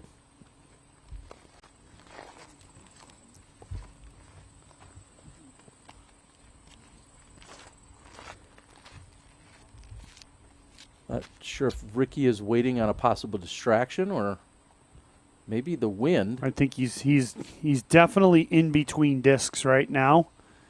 You see how much less those flags are blowing than they were just a few moments ago when Macbeth was throwing. Yeah, I think whenever you're left between 2 discs, you have to take the one you can rely on more, typically being a little bit more overstable. It would be a disaster if Wysocki went with something understable and ended up well to the right. Ricky getting a good whip on that. His power has looked so solid all weekend, and that's that right side I'm talking about, but he avoids the deep right, and he'll have a little bit of work from there, but still a good effort. Take all those pine trees out of play. It's not a horrible angle from down there. A lot of scattered trees heading into the green. Kyle Kine might be looking to release a little frustration from the previous double bogey, and this just needs to pan out. Looks like a great shot by Klein. A lot more control there from Klein. Kept it in the short grass, and he'll have a good-looking shot into the green. We have our Bushnell big drive here. Hole number 11, 780 feet. You can see the Christmas tree farm in full effect. I remember when they reseeded this. I love doing that, talking about Nate, you might be dating yourself. Yeah, I do that all the time. But it was a good time when they were all short. Now they're all much bigger. But now you come down in here. This is right where Klein came into, kept himself in the short grass there. But these bigger trees were very well placed. And now you have that scattered sort of tree, but you got your one main gap. Wysocki will be dealing with the stuff on the right. Either way, it plays about the middle of the field of difficulty. And in fact, today playing as the second easiest hole. And I think that's because of that tailwind you noticed.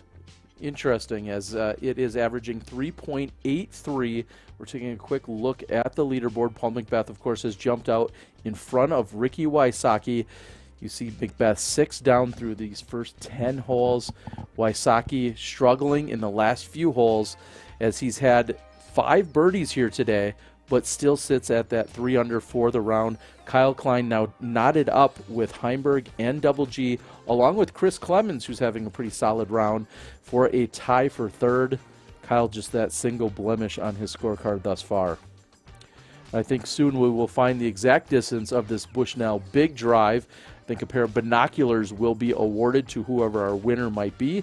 Thank you to the partnership and the support from Bushnell, as they have recently invested in disc golf to the point of giving us binoculars and rangefinders that give us feet. And so often, Nate, you and I look at each other and say, how much is a meter? How much is a yard? What are we trying to do? Well, Bushnell is going to take all of that out of play for us and simply give us the distances in feet. So thank you to Bushnell.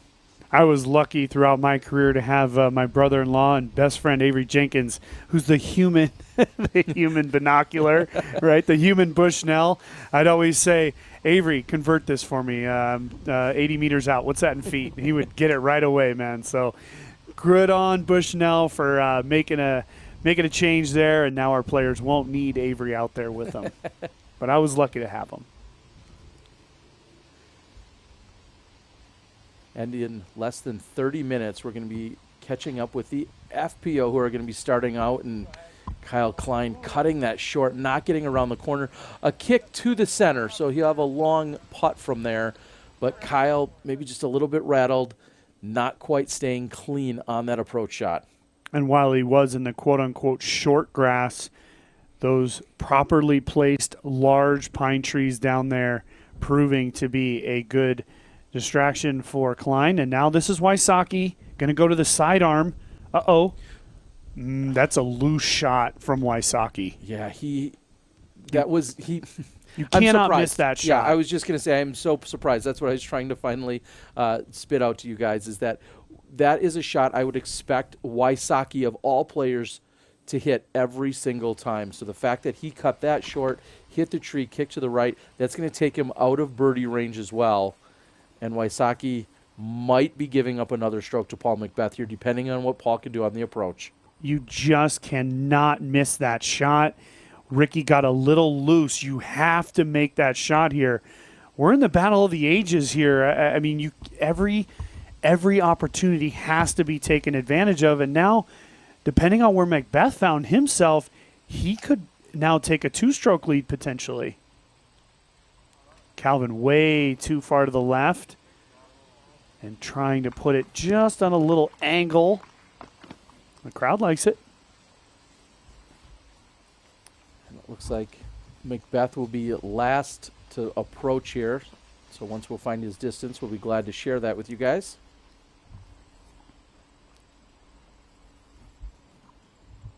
And he's lining up both a forehand and a backhand.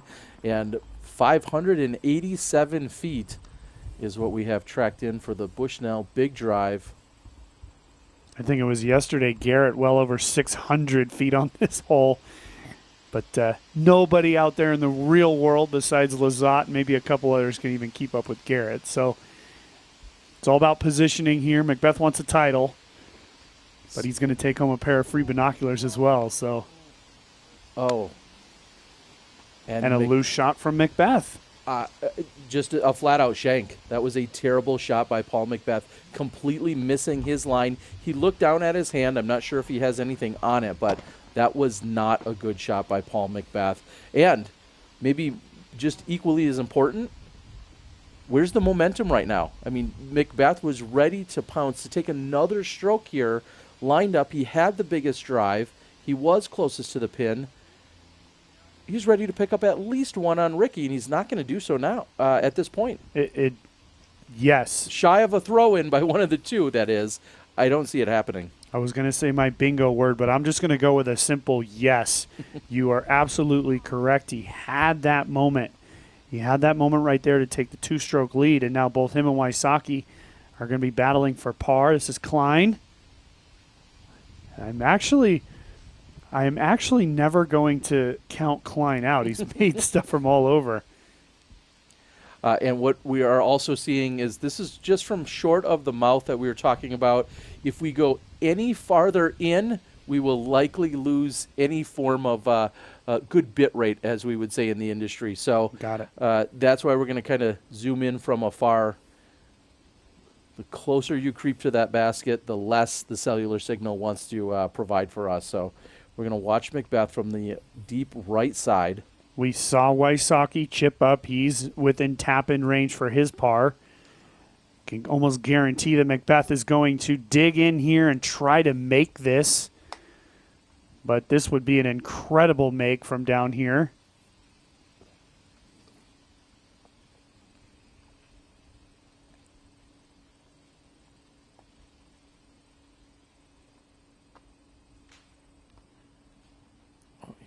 He hit something. It was not a clean look.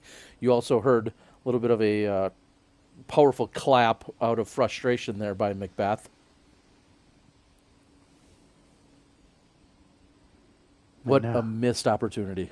Now it'll be interesting to find out where Calvin Heimberg found himself as we were blocked off by those trees.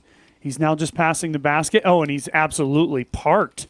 So Calvin will now pick up the birdie, and that'll be back-to-back birdies. And this is a good little move from Heimberg as he'll now move into a tie with Klein for that third place, go one ahead of him for that third place position. And now Heimberg is kind of left in that position to hang around. They're still 5 strokes back, but, you never know. We have seen crazier things, that's right. for sure.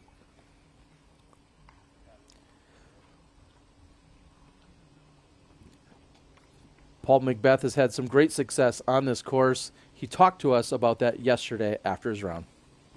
Yeah, I mean, it'll be fun. It's always a battle on this course. I think the only year that it wasn't was when I had a good round. So it's always a battle. It's nothing unexpected here to see it coming down to the last 2 or 3 holes. So I look forward to it. And here's Macbeth during that good round, as he called it. I think good is a little bit of an understatement. This round was unbelievable. I was in the group ahead of this, and I could never get the crowd to stop cheering. we were held off quite a bit, and it came down to hole number 18 here. This isn't actually 18. This is 16. Yeah, this is hole 16 in a slightly different configuration at the time. Yeah. We've seen a number of holes get shifted around here and reconfigured throughout the years.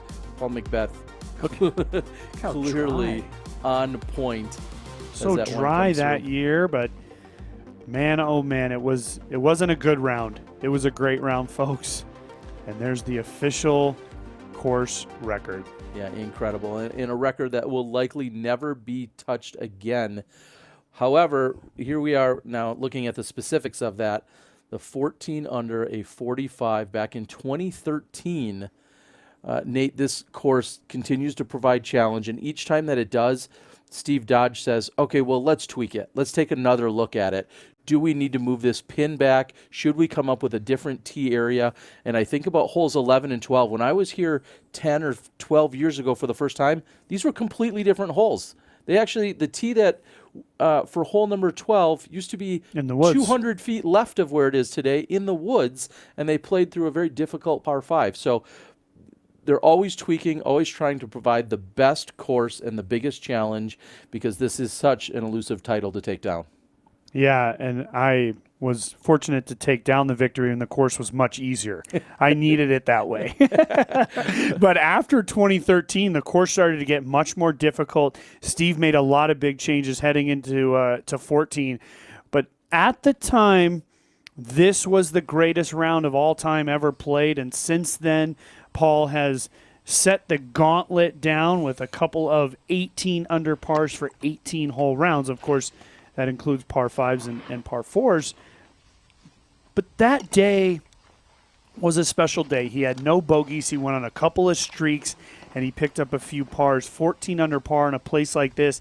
I think it just goes to show you how good Garrett's 12 under was from last year, and as well how good double digits would be on a day like today as we come down through the finish. We've played 11 holes, and our lowest competitor is Paul McBeth at 6 under par for his round.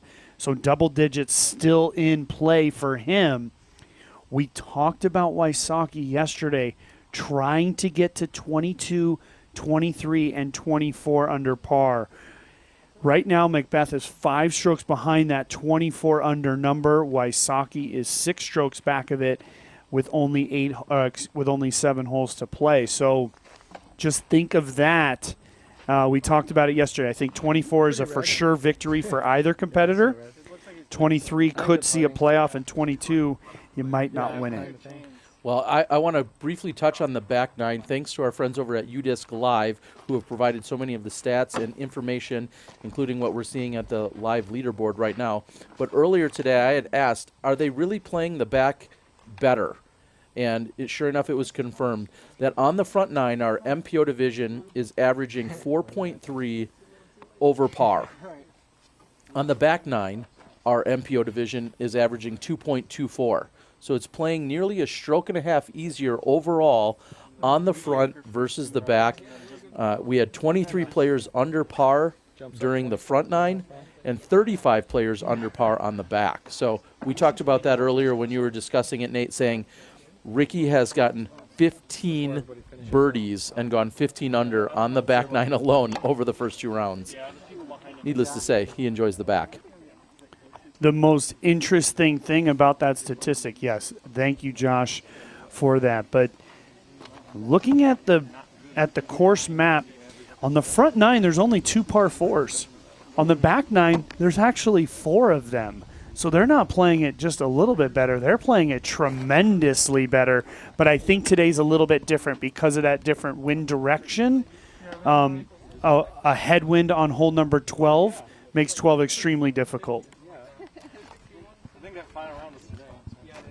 And it looks like as the players are waiting for the green to clear, we have some giveaways thanks to our sponsor and MVP. Right now, you can go over, find the MVP Facebook page, MVP Disc Sports more specifically, and you will be eligible to win a Shuttle Disc Golf backpack. Disc may not be included. However, I'm sure they'll cut you a deal if you reach out to them. Again, MVP Facebook page, that's MVP Disc Sports. Go out there, follow the directions, and you could be eligible to win a free disc golf backpack. Can almost guarantee they'll sell them to you. All right. Now we see Calvin coming off the back-to-back birdies. You see him asking for it to come across, and that's going to slip left. Now he got a lot of distance on it. And if he found a flat lie, he could be in a very good position.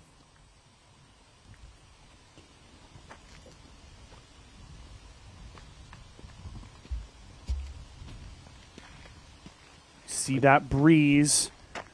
This is coming, again, from a very low point on the course, and the headwind makes this exponentially more difficult.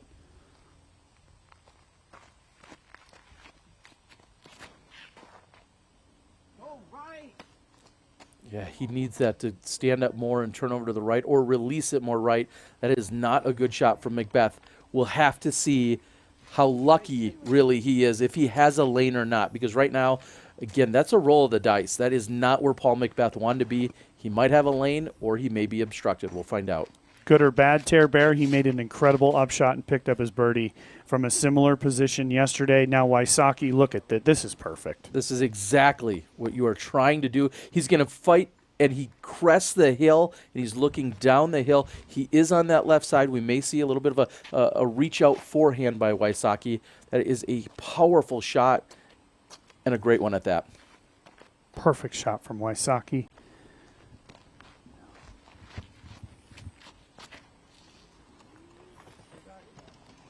Kyle is low. However, he's up on the right side of the hill, a little bit more favorable position to be in. And we'll see what he has to attack the green from there. Let's take a look at the scores yet again. Not much movement. Chris Clemens really making one of the larger jumps on the day. He has moved up 4 positions. He is 4 under through 14 holes. And then also Big Germ, who has moved up 6 positions. Big Germ here, a previous champion at the Maple Hill course, as he is sitting at 5 under through 15 holes. Paul McBeth right now looking like he's got the hottest round, at least here in the top 10. What we need you to do, though, is head over to the Disc Golf Pro Tour Pro Shop. That's dgpt.com/shop, and you can pick up yourself a Zuka Trekker. These are all new, and they are available in the Pro Shop right now. Be great for pulling around while you're out there at Maple Hill. Take a little stress and pressure off your back, and also if you might be behind, we'll say a Nico LaCastro or some other players, maybe you need a seat once in a while. If you need to take a load off, you can do so, as you can sit right there on the new Zuka Trekker. And our players are moving up the fairway of hole number 14. We're going to be hole number 12. We're going to be rejoining them in just a moment. That shot from McBeth, Terry, is we're going to see Kyle get up to his. But the shot from McBeth was very similar to yesterday. You could hear it in his voice. Go left. He thinks that the disc is going to, but it stays to the, saying go right. It stays to the left. But yesterday he threw one of the most incredible shots we've seen from down there over the years and picked up a tap-in birdie. Can he do it again? That will be the biggest question, because Wysocki is in a perfect position. So battle for the ages, ladies and gentlemen. 7 world titles going at each other here. And by the way, 2 titles here at the Maple Hill course over the years for each one of these competitors. Klein is short and right, but it kicks left and carries forward. Most importantly, he's still going to have a really good look at birdie from there. Absolutely. That was a great kick. He hit that big tree up there, but he hit it at such an angle that it continued to carry forward, and he'll have a good-looking putt. Can see everybody at the top of the hill there. Boy, McBeth in a much worse position than he was yesterday. See, the thing about yesterday that surprised us from here is that he found an open area. Today he did not. He's down here in the saplings, the small trees, but I never put anything past McBeth. He's going to have some work to do. And speaking of work to do, we're going to have a very, very good battle taking place on the FPO side. That's going to be kicking off in about 10 minutes. So we're going to be checking in with them as they get their round kicked off. We watched things unfold in the most dramatic of fashions yesterday. Sarah Holcomb, Paige Pierce, 2 champions here at this event in years past. Well, they're battling again, and we're looking forward to championship Sunday afternoon with our FPO division. That's less than 10 minutes away. Paul seemingly looking at a gap. The thing he has to avoid is hitting early. He lofts it up with Anheuser. Is going to fight back from right to left. And that looks to be in pretty good position from where he was. Well, I think it's the best possible position. He's going to have a look still left at birdie, and a makeable one at that. He did what I said, avoid the early hit, and he's going to have a look for birdie. Can Wysocki put a little pressure on him here? Put it in close. Kind of say, I'm guaranteeing I'm getting a birdie here. Paul, you got to make an outside circle 1 putt. Calvin on the left side. We'll expect a turnover forehand shot. He's going to throw something relatively stable. Speed is so key as you come down the hill. It's sloping away the entire time. He wants to come in short of the basket and let it skip up to the pin. It's coming in a bit hot. No. Short of the pin. And skips right up next to it. Great shot by Calvin Heimberg. Now Wysocki being just a little bit to the player's right. You can see where he is. He's going to go with a jump putt from here. Uh-oh. Oh, that is what did Ricky just do? Ricky trying to go with the jumper just to get it to lay up. He pulls it over to the right, hits the tree, the first tree in front of him on that right side, and he goes from a guaranteed birdie to now a very long look at birdie, doing the exact opposite of the pressure you were hoping he was going to put on a moment ago. Well, and Ricky is a very proficient long-distance jump putter. He just, out of his hand, he overspun it, it went right, and he hit the major tree. This is the fear now. It runs away from behind the pin the entire way. He could putt from here to easily outside circle 1. And that is down near the edge of circle 1. Look at what he still has left his par. At least, Nate. He is, I think, deep of circle 1 because there is no give up in Ricky. He wasn't about to lay up that putt because he couldn't dare think of just taking the par after such a great drive. Unfortunately, that may have got to him. He didn't hit any metal. Carries all the way past, like you said. Just the amount of roller coaster emotions going back and forth between the two, as I'm guessing Paul and Ricky are both in disbelief of what the other is doing. Correct. I can see that Ricky is just inside circle 1, and he will have a 29-foot putt. Here you can just see the flag there, Tara. That's where his disc is, and now disc is up and in. So he made his par putt, but it wasn't easy. And now what does that do to the mental space of Ricky Wysocki as he went from almost an assured birdie to now what was a difficult par. And now Paul is a lot closer than we saw. Paul is in fantastic position and almost an assured birdie. Crazy. Wow.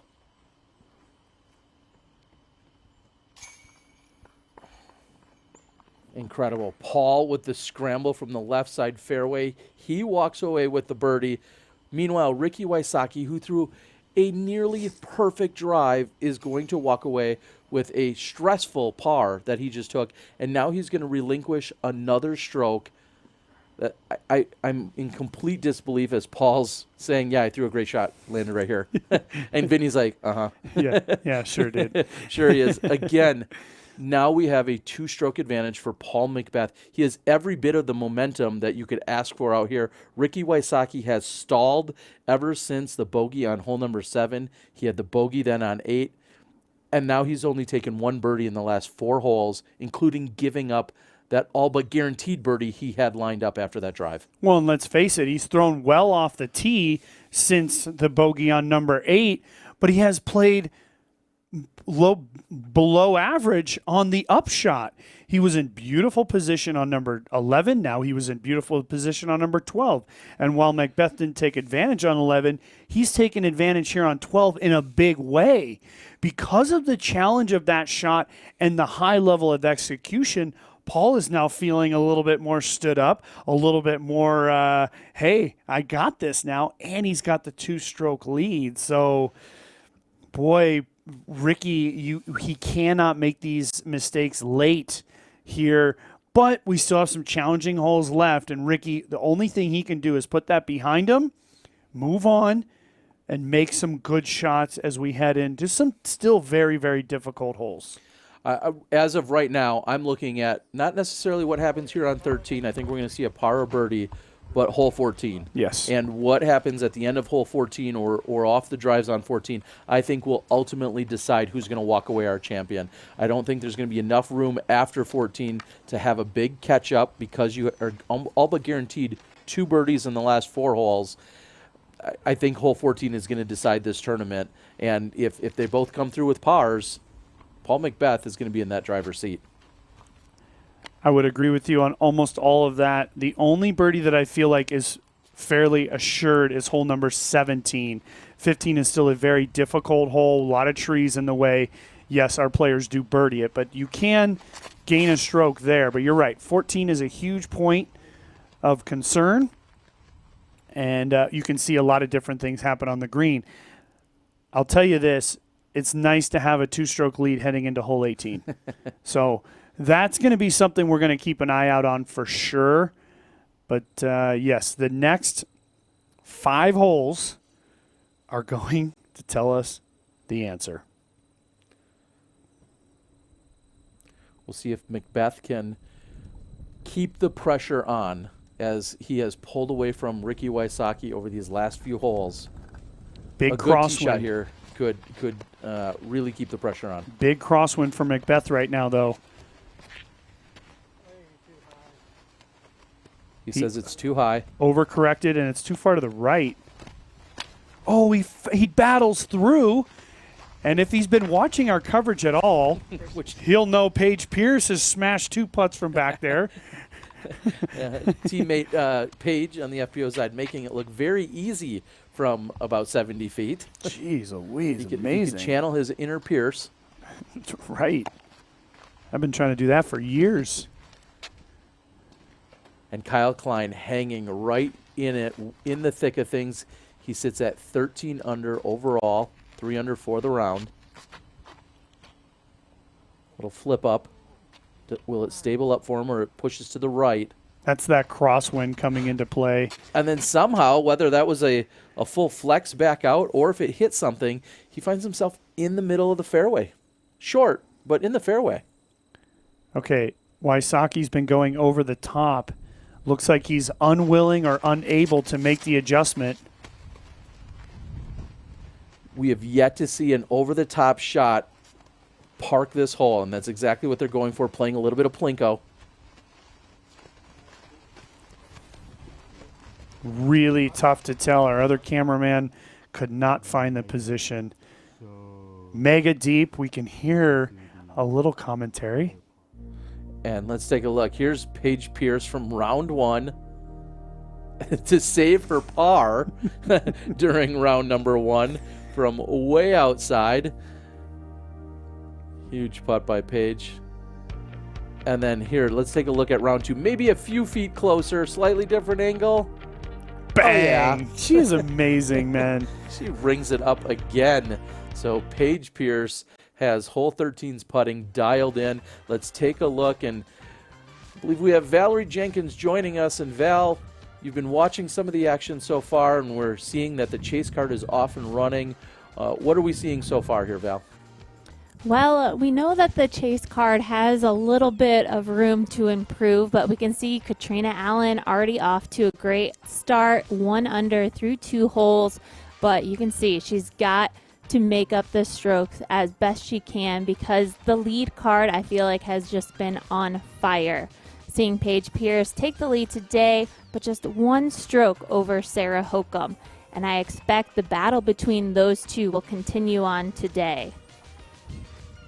Awesome to see, Val, and we're not far off before we will join with the women on hole number 1. You see them just kind of milling around right now. That's Paige Pierce, your current leader. Are we going live with this plane? and Steve Dodge wanting to confirm that we're going to be live as we're looking at the beautiful hole number 1, Val. I've got to ask, you miss Maple Hill a little bit, don't you? Oh, of course.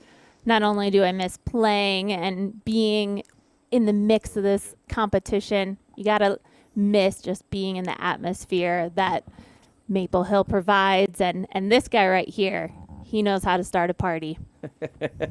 Steve Dodge, a tournament director of the year and the host here for the MVP Open. The 2020 MVP Open, teeing off first, sitting at -6 from Plano, Texas, Paige Pierce.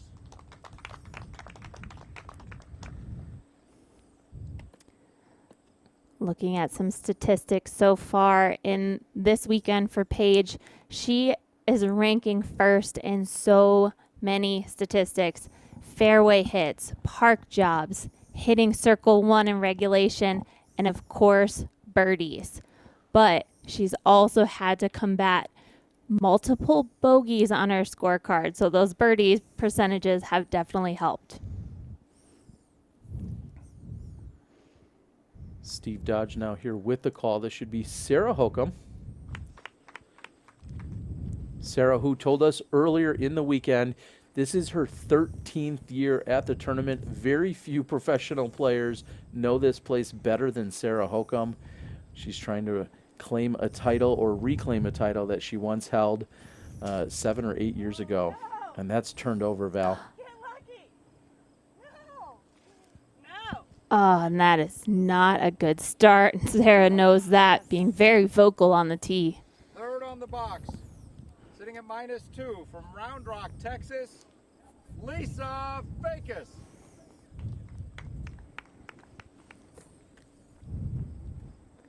Lisa Fakis had a great round yesterday, and she is actually leading in OB rates. So she's been keeping it clean, she's been keeping it safe, and that is what has led her to be on the lead card today.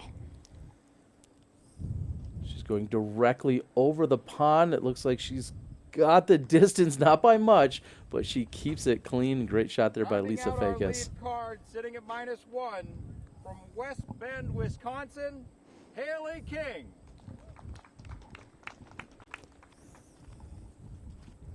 The young superstar in Haley King hails from Wisconsin. She actually was playing in tournaments that I ran 4 or 5 years ago. So she has come onto the scene and now has become an elite level FPO competitor. That's low. Ooh, but she knew that one was good with the walk away, turn around, not a doubt. Awesome to see them teeing off on 1. We're going to catch back up with the men here on 13. Nate, I know you can see a little bit of the action on the additional screen here. What was happening here on 13 so we can catch everybody up? Oh, Hawkeye in it for sure. And we did have it in the picture-in-picture, so you probably kept an eye. Wysocki did go way deep. He was well deep of the pin, and he had to battle to get to where he is right now. You can kind of see him standing there. We're going to see Klein come across the bridge and get back to his point. Okay, so we can see Wysocki did do better than we could tell on our camera. So Wysocki will par, Macbeth will par, and assuming Klein gets this in, we're probably going to see a par frame here. This is, it's, oh no. And for the first time, we've really seen Kyle make a mistake on something that almost seemed guaranteed from a player of his caliber. So Wysocki right there gets his par. So now the battle stays. It's still 2 strokes for Macbeth. At 20 under par, Wysocki is at 18. So just pars for these guys. Let's take a look at number 14. Terry, you called it out as one of those types of holes that can change everything. 420 feet out of the gap, over the water. With the way we've seen the wind today, how does it affect the disc as it flies out over the water? If you want to birdie this hole, you absolutely have to play it out to the right. But you can see the stats at the bottom of your screen, folks. All of a sudden, hole number 14 is played as the 3rd most difficult today, and it is going to be very, very difficult. Can Wysocki, can he in his mind say, I'm going to make my play right here, or are they going to play down into the pocket and live to fight another day? The problem is if you go OB off the tee, you're heading to a very difficult drop zone. Well, and one of the numbers that jumped out at me as we were watching the flyover is that the OB rate on hole number 14 today is 45%.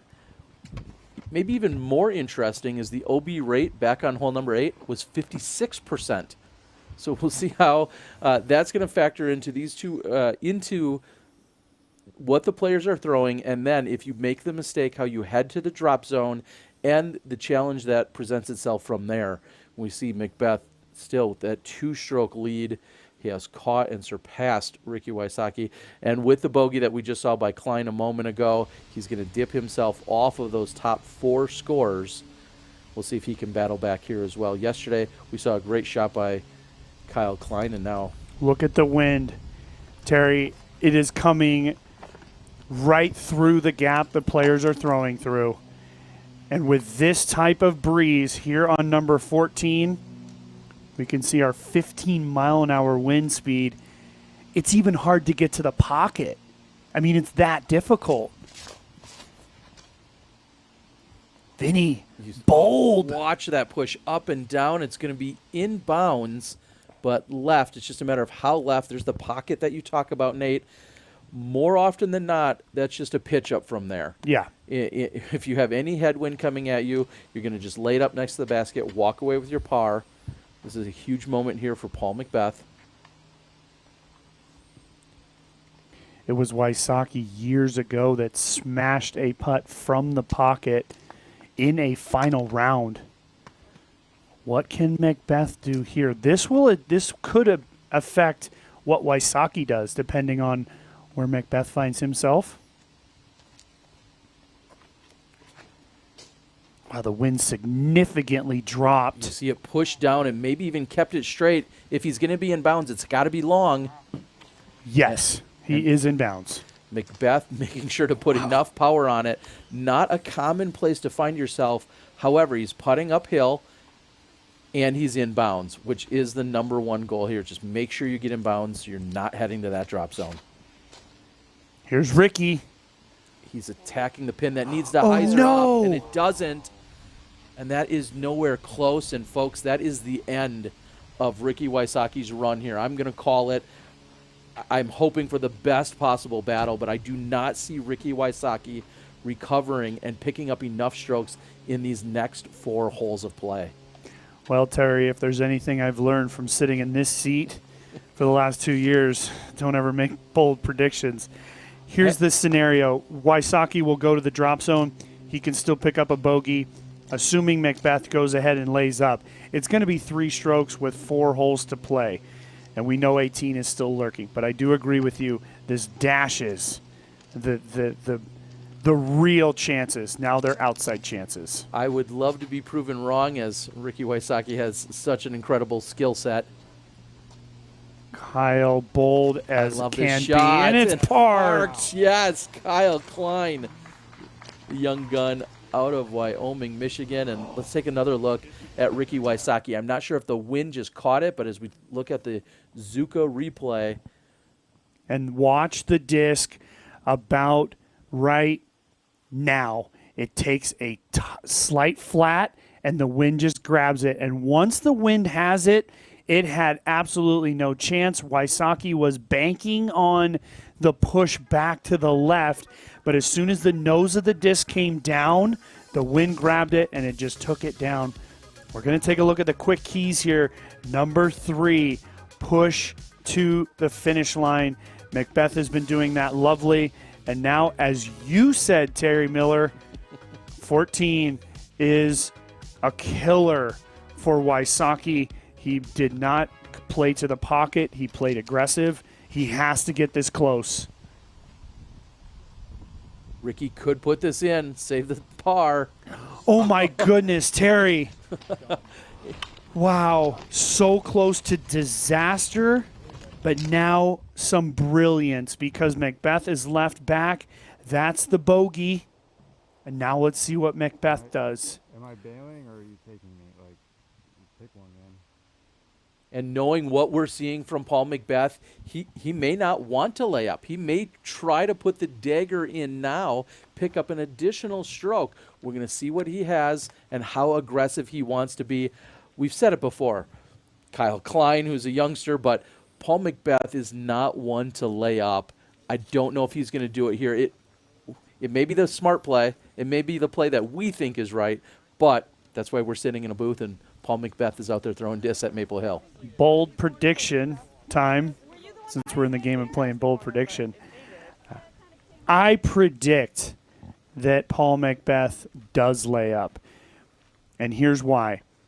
He has a challenging putt. He's not inside circle 1 by any means, and any kick off the left of that basket puts him in the water, and now all of a sudden the one stroke he's guaranteed is now thrown away. I would say that he needs to just pitch it up and move on. 3 strokes with 4 to play is a great position, but again, no guarantees. I feel like it's going to come down to these trees as to if they're in his way, he's more likely to lay up. I just think you hear a deep sigh. That left side, he's actually at a good angle. He's at a better angle than I thought, putting away from water. So I think this is a green light. This is a green light by Macbeth. A deep breath. He still has to avoid any kind of rim kick. Anything off the front cage kicking to his left. Anything left is trouble. Uh-oh. And he is in bounds. He's safe in bounds, about 15 feet beyond the pin. As you said, you miss. If you're going to miss, he misses to the right. It does carry. It could have still caught edge. It did not do so. But Paul Macbeth not able to lock down the birdie there. A little surprised to see him going for that, though, Nate? Well, no, once I saw the lie. He was putting away from water, which I thought would give him the full green light. And it's actually more to what you said. Macbeth very rarely lays up. Had it been a worse angle, I think we certainly would have seen a layup. Now, Vinny, for his birdie,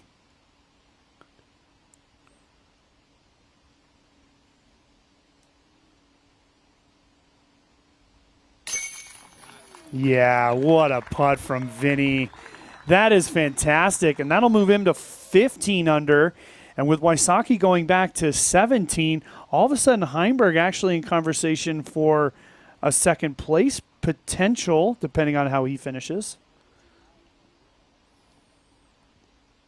Garrett playing very well today. Back there at 13 under.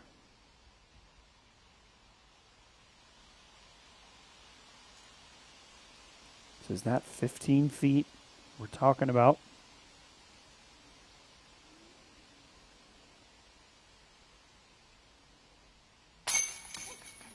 And Paul just barely sneaks that in. He's maybe looking up as if the wind had affected his putt that he wasn't anticipating. And Ricky Wysocki with the bogey here on hole number 14. He is not completely out of it. Yeah. But as you said, his hopes are significantly dashed. And meanwhile, Kyle Klein picks up the birdie, erasing that short putt he missed on the previous hole. We're going to take a quick look at the scores before we catch up with the FPO side of things. Paul Macbeth now 3 clear of Wysocki, a 7 under thus far through the round. Very incredible play. And you see he has the best round going of anyone in the top 10. All Ricky can do now is chip away strokes. Can he get one on 15? Then we move to 16. He cannot look too far forward. We'll see. And now let's take a look. I'm going to bring in Val. And Val, we're looking at the leaderboard here. No movement in the top 3 spots, but you said it early. Katrina Allen off to a good start. Looks like she is 2 under through the first 4 holes. Yeah, Katrina's off to a great start, but as we can see, Paige Pierce is able to take 2 strokes away from Sarah Hokum with just parring hole number 1. Sarah Hokum with that out-of-bounds tee shot went to the drop zone and played out the hole as normal, but was only able to get a double bogey to finish out. Haley King also takes a bogey. All right, and we're going to move over and take a look at the tee shots of hole number 2. This is Paige Pierce, as we just said, opened with the par and has a 3-stroke advantage over Sarah Hokum at the moment. Oh, no, and she's filtering. Oh, but gets a good kick today. That is Jail over on the left-hand side, and we know Paige had some trouble in that position yesterday, which led to her getting a bogey. But today, fortunate kick back out into the middle of the fairway. You spoke earlier of Lisa Fakis and how she's managed to remain clear of out of bounds. It can come into play on the right side, but not with this shot, Val. That's a nice drive. I think she was able to carry over that ditch, and she should have a good, slightly uphill putt toward the basket. And this hole is just 270 feet. These players need to be running at the basket. And that looked low out of Haley King's hand. She'll find herself in that lower ditch area that Paige Pierce was heading toward. They may have actually similar distances. If Sarah Hokum wants to keep up with Paige, she needs to continue to get these drives near the basket. We know that the front 9 favors her game the most, so she needs the birdies when she can get them. And it looks like she's in great position. Thank you, Val. And now we're going to rejoin our MPO lead card. This is Calvin on 15, Nate. Is he going to keep it clean? Takes a little kick and around, and you can see what he's got. It's going to be a touchy little putt. It'll be tight. Calvin on an incredible run. The last 5 holes, he's birdied 4 of them, just missing number 13. And he is rushing up that leaderboard. Kyle doing what he needed on 14. He's got himself back in that tie for 4th. And this is a beautiful shot by Klein, and he's looking to pick up back-to-back birdies on 14 and 15.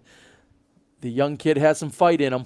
Yes, he does. Number 15 playing as the 3rd easiest hole today, but it doesn't matter. Execution on 15, so important.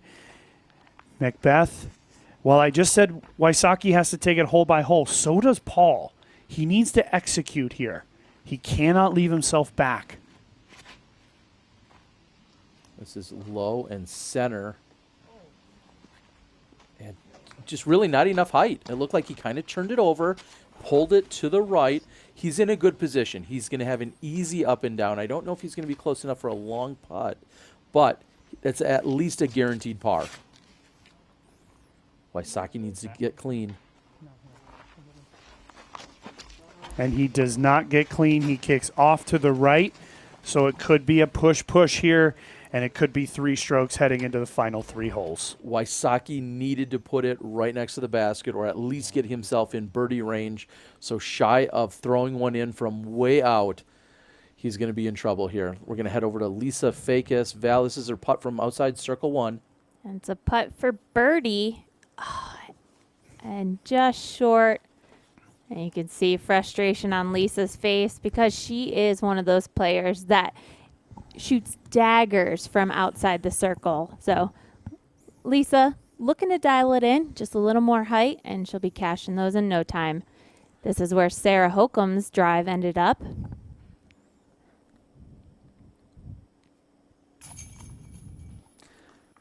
And what I noticed about that putt, a great putt and a birdie there by Sarah Hokum, even on the short putts, Val, Sarah usually takes a little bit more time than that. And I thought that was interesting. That was not quite her typical routine.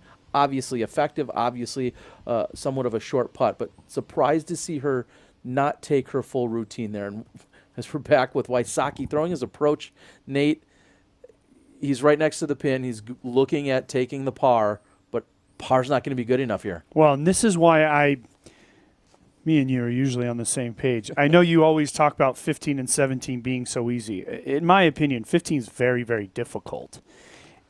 On paper, it plays fairly easy, and that's just because we don't see a lot of bogeys. But Wysocki off to the right there, he's going to get his par, and now we're going to see what Macbeth has.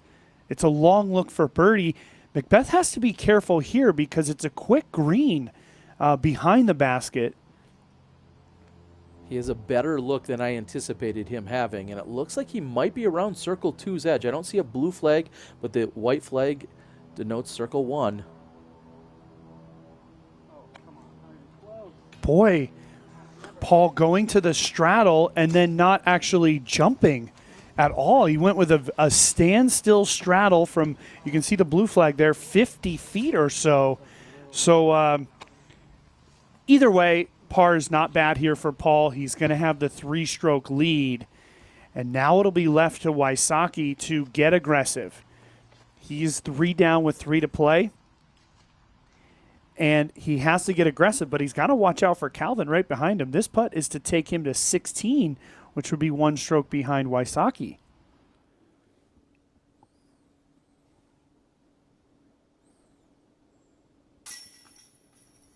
And Calvin continues the tear. we've talked so much about how Ricky has dominated this back nine, and today that is just simply not the case. He got off to a hot start, but not today.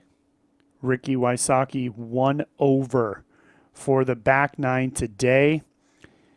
And the 2 previous days combined, he was 15 under from hole 9 to 18. So, like we said, 3 strokes with 3 holes to play. It's not over by any means, but Ricky will have to find some greatness. And now we're on the tee of 3 with Lisa Fakis. Val, does she have enough turn? Wow, and that was a great drive, and I think the farthest drive of the group, nearly cresting the top of that hill. We also caught Paige Pierce. She did end up taking a par on that last hole, but she got a massive kick to the right. Ooh, and Haley King making it into the inbounds, but that's going to be a tough second shot. We look off to the distance. Nate, do you know what they're doing there? Yes, I do. Looks like they're building a platform for our champions to jump from, which is absolutely incredible. Obviously, that's been the tradition out here at Maple Hill for all of the winners throughout the last decade or more. And now they're building a platform so they know exactly where they should be jumping to. Because usually you see people jockeying around and being like, oh, don't jump here. There's rocks here or there's something there. There's sticks all down of our there. veterans, giving the advice. That's awesome to see. We're going to have a platform to jump from. And here's Calvin Heimberg on the tee of hole number 16. He is on fire right now. Man, what I wouldn't have done to have a ramp.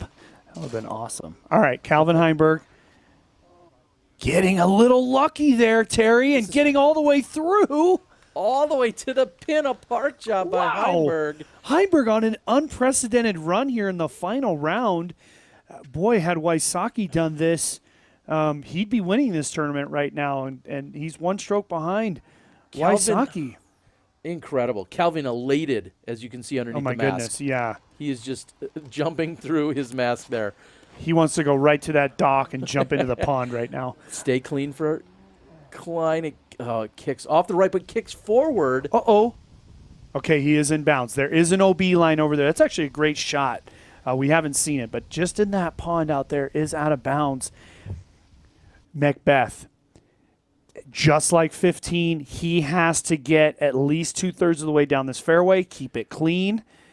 And a park job here, Terry, could really seal the deal with how easy 17 plays.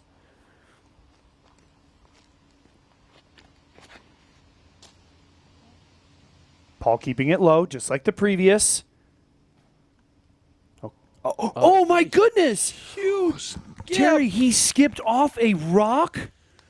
Unbelievable skip. He's now parked. And all Ricky can do is park the hole. And you saw Calvin's reaction there, too. He couldn't believe it. I can't believe it. Ricky Wysocki needs to put this inside the circle or give himself a birdie putt. That's going to be from way back. 100 probably feet. At least now, 90 feet. And that might be the tournament. The skip off the rock. Check this out. Thank you, Zuka. Paul, off the tee, keeps it low. Look how low it is, but he's got good forward. He's going into the marsh short. Watch this. Off a rock. Takes a giant skip and now absolutely parked. There's nothing else you can say to that. That is incredible. And here's what our champions, whether it's Paul Macbeth or others, that is just to the right of where the dock is being placed as we speak. That was Barry Avery's flip vid filming that. That is Barry Schultz. Now we're, wow, Bradley Williams and Paige Pierce as they flip in. And here's Ricky from a few years ago. And again, Paige Pierce, along with a couple of their caddies. And, wow, it's been such an incredible experience watching this. Here's Macbeth and Valerie, who is here in the booth. That was the year of the 45, I believe, that Paulie did that one. That was incredible. Amazing. So everybody looking forward to taking a dip in the pond, but only 2 will be awarded that honor. And I would almost at this point think that skip off of that rock, and now it could have also been a log down there, but are some rocks down there. I would think that skip off that rock or root has absolutely sealed the deal for Paulie. And I think right now for Wysocki, this is going to be a giant letdown. He felt so confident on the back nine. He talked about it yesterday. And unfortunately for Ricky, it's going to be just a little short. He still needs to do a little work here, though, and not allow Calvin to just truly pass him. I think that's important still. Well, and Calvin is looking to tie him up here with his drop-in birdie. And this is Klein from 80 feet. So much frustration from Macbeth over the last month and a half. Ever since the Dynamic Disc Open, Paul has been a factor in every single event, and for one reason or another, he has fallen short. Today, with the help of Ricky, in a way, because Ricky has had some struggles, Macbeth is most likely going to take down this title, and it's been a long time coming for Paul. I think he's had a lot of opportunities, and finally he's going to become a 3-time champion here at Maple Hill. But the question is can Vinny pass Ricky? I think that's a big question. Well, he certainly has all of the momentum, and it's unbelievable to see that Paul Macbeth is closest to the pin after that skip. That is absolutely insane. And if you guys haven't figured out, me and Tear Bear, we are stuck on the absolutely game. I can't help myself. This is absolutely fantastic. Well, good par there from Kyle. Absolutely a park job there by Macbeth, and we'll move off that. What also all of this matters as they are jockeying for position is our Disc Golf Pro Tour stats and standings and what that's going to mean as we move into Jonesboro. And then, of course, shortly after that, we're going to have our championships. Here's Paul Macbeth on top right now, 538 points. And every point also matters for Calvin Heimberg, who's trying to push himself into either a second-place position or hanging out in that second or third place at the moment. So what else are you seeing as we're watching our top finishers like a Chris Dickerson or a Nico LaCastro maybe this weekend? Well, yeah, that line right there, right around 6 and 8, those are the important numbers. Emerson Keith hanging around in that 8th position. That's an important number because that does give you a bye into the last round. But Ricky Wysocki does have a chance to pass Eagle McMahon, as Eagle is in the clubhouse already today. He finished with a 5 under par, only 7 down for the tournament. So he'll finish in a tie for 14th. And so can Wysocki pass McMahon? I think it is possible. Let's take a look here at hole number 17. Playing as the easiest hole today, averaging almost a half stroke under par. The tee shot, while majestic, coming out of the big trees over a part of the Christmas tree farm, you still need to be controlled. It's a big turnover shot. You want to put it down into this area of the fairway and then attack the green from there. This hole can be eagled. Let's not assume that it's impossible for it to be eagled, but it's unlikely for the most part. At this point, Macbeth needs just to execute, and Wysocki, I'm sure, will try to get aggressive. But to me, the battle is now between Wysocki and Heimberg, and I'm just not sure. I'm not sure that Ricky is going to be willing to accept that. He wanted to win so badly, and now he's in a little battle with Heimberg. I have to also then follow all of that up and talk about the tenacity by Kyle Klein, who did struggle. He took the double bogey on 5 after that skip off the basket. Hole number 13, he took the bogey, did have a little lapse in concentration there, but comes back with back-to-back birdies on 14 and 15, and he is hanging. This young gun is hanging in solo 4th place at the moment. And I have to say this, I don't think anybody out there would be willing to argue with you on that. Kyle has shown incredible tenacity and incredible poise, to be completely honest with you. It was that short putt he missed back on number 13, the one for par. We all remember that. And he followed it up with a park job on number 14. So You know, I mean, Kyle, this is a fantastic bit of development for him, and I think it proves that he has what it takes to win and play at a high level against the best players in the world. It has been an amazing weekend. I'm also seeing usually one of the best dressed people out on the course that's chasing the bees directly behind Ricky Wysocki. If you want disc golf poetry in motion along with everything that he has to offer, you make sure you check out his Instagram page as he's a local and gives you true poetry in form of disc golf. Our commentary is poetry in motion. I don't know about that. Paul right now is checking the comments to see what we're saying about him. But right now, Paul, actually, he's more than likely maybe looking at the FPO battle.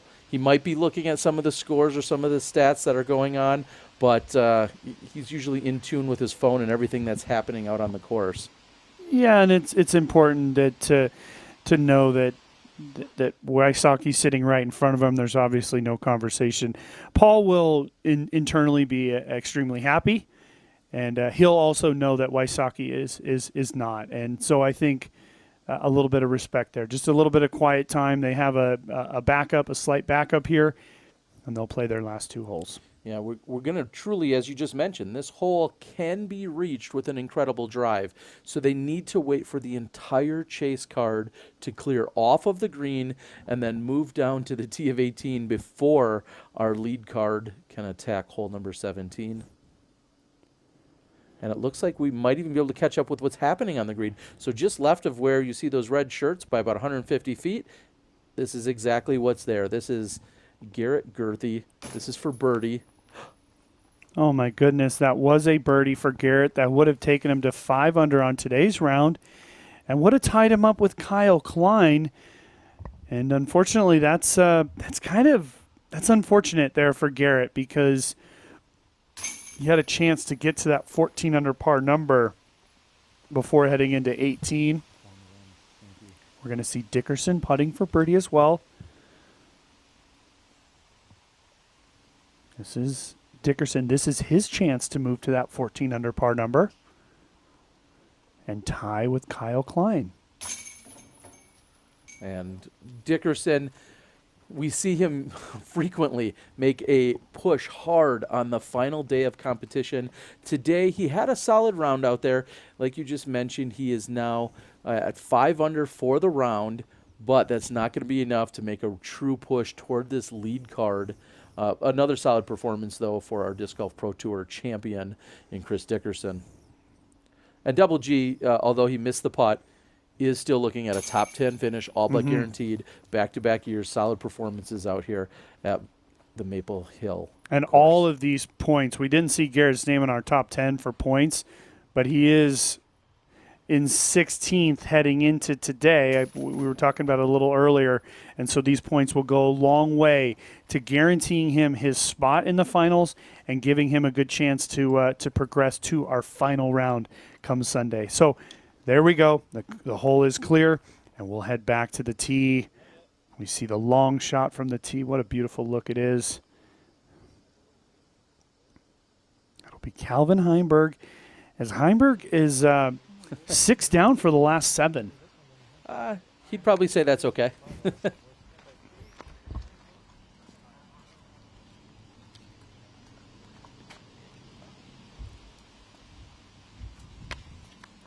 Heimberg with plenty of distance. If there's someone that can reach the pin, Calvin Heimberg is certainly one of those competitors.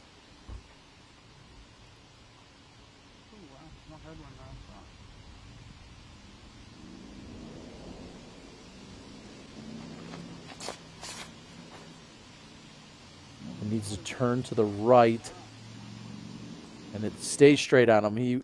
He was certainly leveling up in the stability. Unfortunately, just a bit much. He's going to be off on that left-hand side. Plenty of distance, but he's going to be on the left-hand side. That might be a difficult approach from there. Yeah, it really will. It'll all depend on the lie, that's for sure, because he's at a really tough angle heading down to the green. All Macbeth needs is a good one in the fairway here. A birdie here will assure him the 4 strokes that he has currently heading into 18.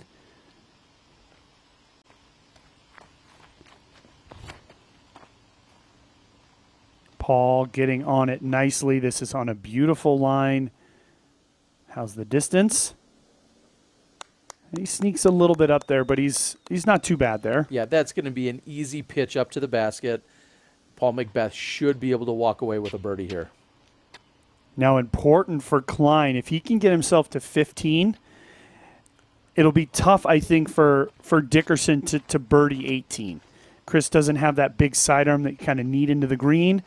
So can Kyle go birdie par, get himself to 15 in a solo fourth place? That needs to keep turning. Kyle's a little bit frustrated that it's distance. Okay, he's short enough to where the angle will not be that bad. The difference between him and Calvin is Calvin blasted it up into the trees, and Kyle left back there. Let's see if Ricky could put this up there in eagle territory. Oh, and the wind just dropping. It was a great line. Out of his hand. I love the angle by Ricky Wysocki, and all of a sudden it just got smashed down, kind of like we saw back there on hole 14 a few holes ago. Paul McBeth looking to be the first ever back-to-back champion. Before the event, we caught up with him, and he tells us what that would mean to accomplish that task. Honestly, I forgot I actually won it last year. I mean, I had a great year last year, but I don't remember exactly which tournaments I'm coming back and being the returning champion at. So, I mean, since no one's won it back-to-back, I mean, that'll be really cool to be the first to do it. So I am gunning to try to win this one. And I've just been so close the last couple events. So it'd be nice to win this one and finally get a win, and not only for it to be a win, but to be the first back-to-back champion here at Maple Hill. An incredible performance here thus far by Paul McBeth. And Nate, you've talked about the importance of this event, what it's meant to our disc golf community, what it means to the Disc Golf Pro Tour and everyone beyond. You said this carries a little more weight than most of our tournaments. I think it really does, because of the challenge of the course and what it really means to win. There's no giving out titles here at Maple Hill. You have to go out and earn them. And while McBeth, I think it's very interesting to hear into the mind of a true champion. He didn't even remember that he won last year. Once he realized that and he thought how important it would be to win back-to-back, to be the first, once again, he's going to do something that no other person has done. Win back-to-back here at Maple Hill. And it is like a major. You know, we have our official majors. You're your world champion, you're your United States Disc Golf champion, European Open champion. But to call yourself a champion at Maple Hill, I think is something that you kind of, and you'll look back on this, Paul, and you'll go, wow, those were some good years that we had at Maple. It's not like he won this 7 or 8 times. He's now just going to win it 3 times, and in back-to-back fashion for the first time is pretty cool. An incredible feat that he is trying to hunt down right now. He's in great position to do so. And Kelvin Heimberg from the high left side of the fairway. It looks like he's got a little work to do. Now, if he's going to throw this overhand, what it would mean is he's really just trying to get it on his back so it would then slide to the pin. It slopes downhill. There's plenty of wood chips. And he's just trying to get this to get on its back, or should I say the top of the disc, and then slide to the pin. Let's see if he can do that. There's a lot of trees in between him and the basket. And he only got about halfway. So there'll still be a lot left for Calvin at this point to pick up his birdie. And while I know you were mentioning what happened to Wysocki's disc, his disc did actually gain a lot of distance, and he will have a really great opportunity for birdie and an outside chance for that eagle. But again, McBeth is the story here is McBeth's out of play. So I think, and what a shot from Kyle. That's exactly what he needed to do. Kyle will have a tap-in birdie here on hole number 17, trying to secure his 4th place position at the MVP Open. And I can tell you right now, Chris Dickerson has laid up on hole 18.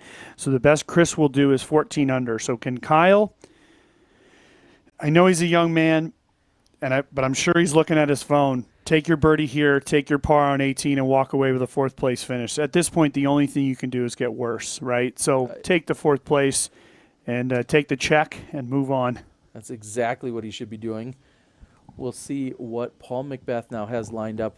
We were just talking about Kyle. This would be his first top 5 finish on the Pro Tour, which is pretty incredible considering he just became a professional disc golfer technically a few months ago. So Right. a very quick shoot up the ladder. And here's Paul McBeth. Just needs to get it next to the pin. That's all he's trying to do. Yeah, that is a tap in, and that is that secures our title. It does. I caught myself. It does secure the title for Paul, and they can go ahead and start writing the name on the record books. And now we're still to Heimberg here, Terry, and that means that Wysocki is now inside of where Heimberg was. So Wysocki did execute a fantastic drive, and Ricky's going to just lay it up. So Ricky aware of the battle with Heimberg, and now Ricky's going to go ahead and say, Calvin, you got to take it to me on 18. You got to get that birdie if you want a part of this second place finish. And I think that's a smart play by Ricky, just like with Kyle. Understand the scenario. The win is out of touch, and don't go backwards. Yeah, and as you were just saying, he's not going to pick up the 2 or 3 strokes needed on McBeth, so he's just trying to secure that second place podium spot. And like you mentioned, maybe a little bit of chess or checkers with Kelvin Heimberg at this point. And Kelvin's pretty smart. I don't want to play chess or checkers against that guy. And as we, again, look at our previous champions, not as much parity on the FPO side, but on MPO, never done before, have never seen before, have we seen back-to-back champions, and Paul McBeth is going to be the first to do that here in 2020. Yeah, ever since that round in 2013, we have seen either Ricky or Paul win it every other year with a few new champions in there. We have Colling, Williams, and Conrad, but now Paul is going to break that trend and go ahead and ink himself a third victory here at Maple Hill. It was a little bit of a race to who could get that third title, and Paul's going to do it with the added bonus of having the back-to-back nature that he's going to do it in here in 2020. And we've been very lucky here in 2020 as were gifted the battle that they had back at Ledgestone. You were there in person, Terry, and we saw Wysocki take that one down in dominant fashion. And in this one, I think Wysocki helped out McBeth a little bit. Paul still threw some incredible shots. Definitely the one back on 12 was as incredible as it gets. The upshot there. But we were gifted with another battle here, and Paul comes out on top here.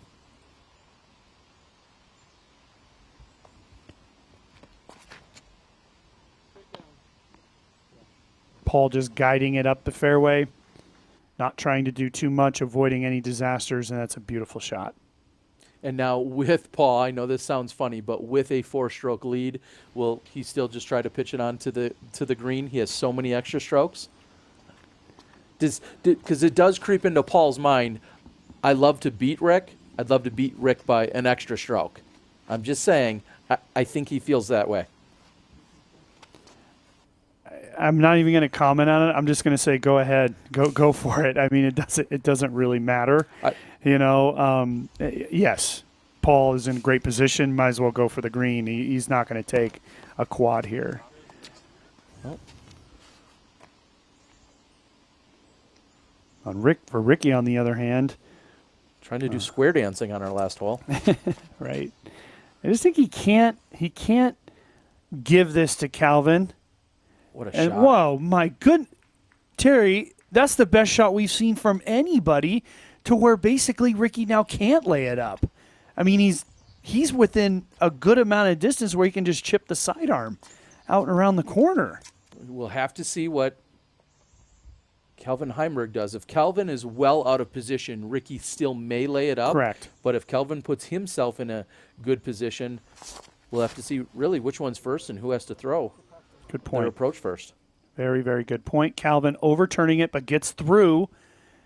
And he'll be about 50 feet behind where Wysocki found himself.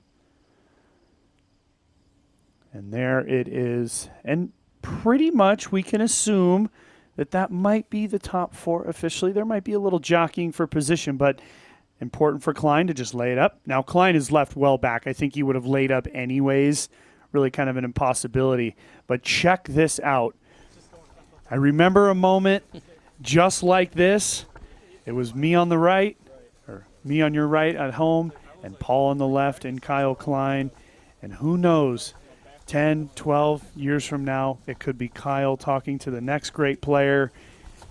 He's really showed himself to be a fantastic young man, and he's played very, very well. What a performance as Paul is making his way up the fairway, along with our field reporter in Hannah. All around, just great weekend, and another Disc Golf Pro Tour stop on the MPO side. Provides all the drama and the excitement that you could ask for. We're also excited to get back to the FPO action, which will come in right after we complete and crown our champion here.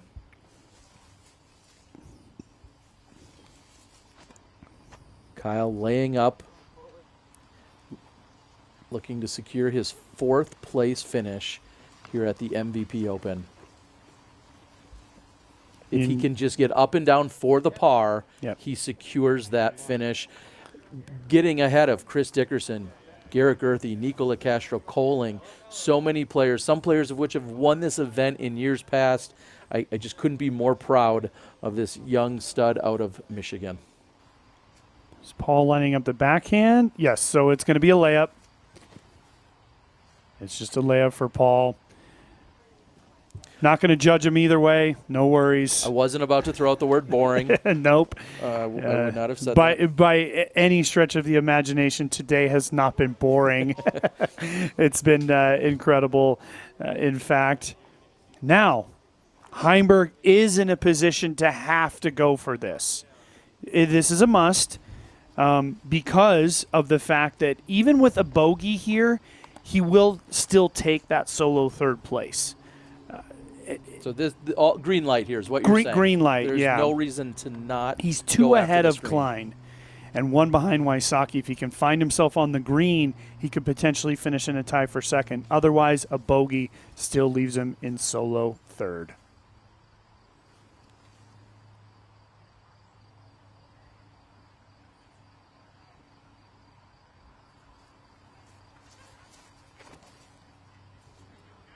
It's on a good line. How's the distance? Looks like a little long. Yep.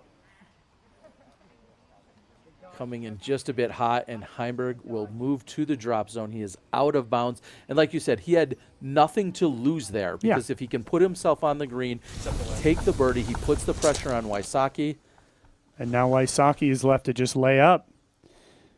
And we can call it, well, what is he going to do? Maybe he's trying to just put an exclamation point on his weekend. And yes. Okay. Skip off the wood chips, a little bank off the wall, and Wysocki trying to close things out with a birdie. And let's talk about it from this perspective as we see again the 2 walking up the fairway. Talk about it from this perspective. That's actually a nice bit of confidence for Ricky moving into the next event and also trying to remember what happens next year too. Professional disc golfers, it's a long career. Ricky will be back here next year, and maybe a nice little memory there on the finish. Kyle with a short chip shot onto the green. And from what you tell me, Terry, with the short amount of time that this kid has shown an incredible ability, it could be one of our best stories we've almost ever seen in disc golf. You said he's won it at every level. He took down the national amateur title at the Toboggan, and now he's finished in the top 4 at one of our year's best events. And to put that even one step further, he finishes 4th to 3 of the best players on the planet, and that's incredible. Macbeth. Oh, baby! Are you kidding me? Paul Macbeth. It's official. I told you he was going for the birdie. Paul Macbeth is your champion. Unbelievable. Look at the grin as he moves down and retrieves his disc. Nate, You never count him out. Couple of things here. That officially gets Paul to 10 under par, the only man to shoot double digits on the weekend. And it also solidifies what I said. Get to 23 and you win. 23 down for Paul McBeth. He is your 2 back-to-back champion and now 3-time champion. Can Heimberg put it in? We see a lot of makes from the drop zone. Nope. Just a bit short. Now, wow. Nate, let's be fair here. Normally it is the polite sportsman-like thing to do to wait for the eventual champion to tap out last, and Paul has just messed that up. In a big fashion. Okay. I'll go with you on that. Yeah. And I'm going to give a round of applause here. Kyle Klein. Just incredible effort, Kyle. You should be proud, young man. Vinny gets a loud applause. Unbelievable as they're looking to count up their scores and make sure everything is official and final. 2020 MVP Open champion, Paul McBeth.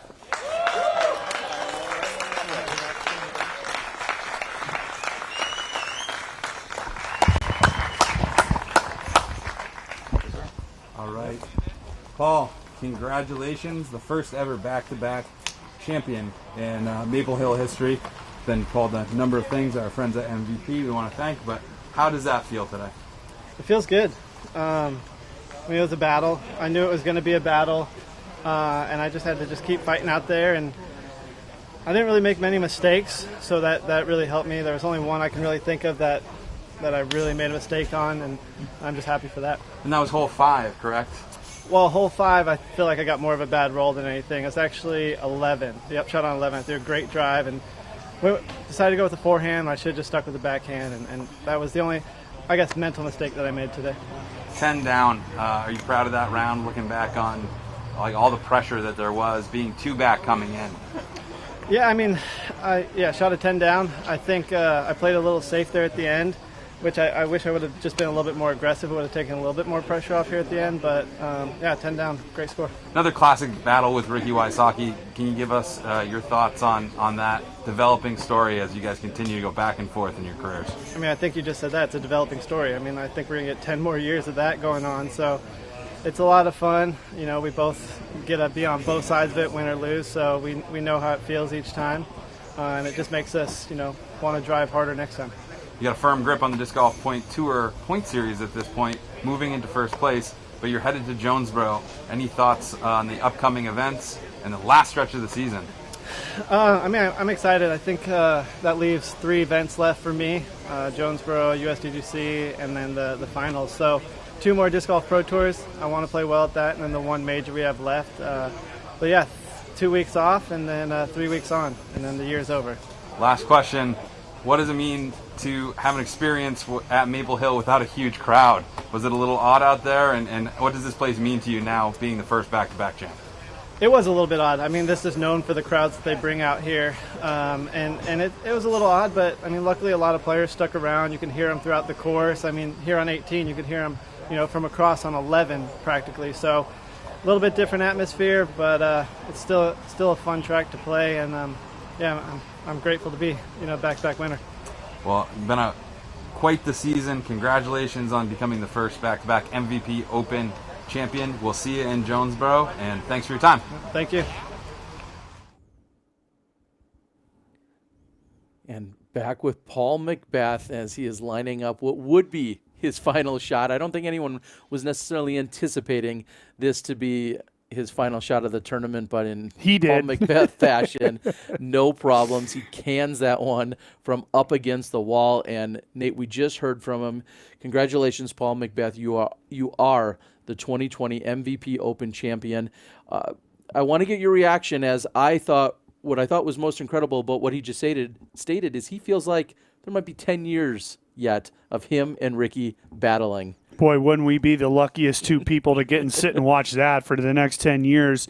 Either way, today was fantastic overall. Paul did what he needed to do. He kept battling, and honestly, the course got the best of Ricky today. And, we move on, and it's interesting to hear Paul is going to go and compete at Jonesboro, and he still has those 3 events left. It'll be a quick back-to-back-to-back event run for Paul. We'll see if he can't finish on a high note. But either way, today, absolutely fantastic. And I just got to say this.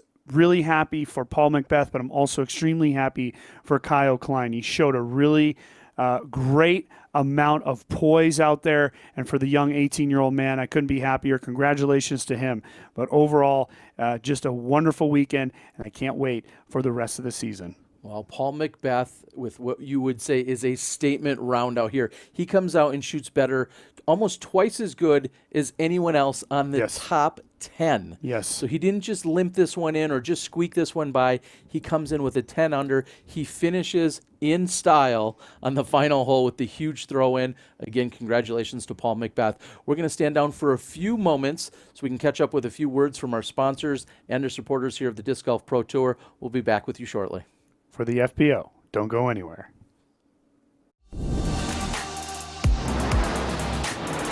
My name is Thomas Ekström. I'm the disc designer for Latitude 64. This is the Keystone. I wanted to design a disc that had minimum fade when putting. I wanted it to be slightly understable for those nose-up approach shots. I'm super proud of the Keystone. It went straight into my own bag, and you should try it as well. She's pulling out the Macbeth Luna card and switching to the D20s. Now, what an aggressive play. No Are way. you kidding? Birdie. Go to BoaterBrothers.com to get yours today. Have you discovered disc golf yet? Get started on the right track with a prime starter set from Dynamic Discs featuring the Escape, Truth, and Judge. The Escape is a controllable driver that flies straight at low speeds and can handle enough power to get massive distance. The Truth is a straight flying mid-range for maximum control, and the Judge is our most popular putter trusted by our pros around the basket and off the tee. These starter set discs are made in our affordable prime plastic for a great price. We've got more discs, bags, and everything you need to get better at Dynamic Discs.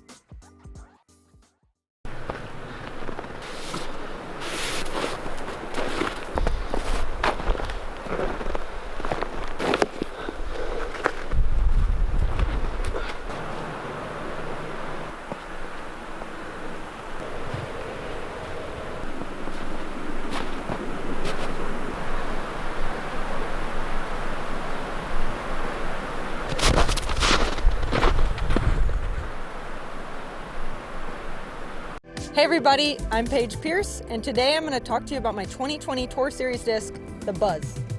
What I love about this disc is its versatility. It's almost as far as a fairway driver, but it's so straight like a mid-range. The Buzz is a staple in my bag. I think this mold is perfect for anybody. With its slow speed and its controllable flight, it's good for all skill levels, and anybody would benefit from having a Buzz in their bag.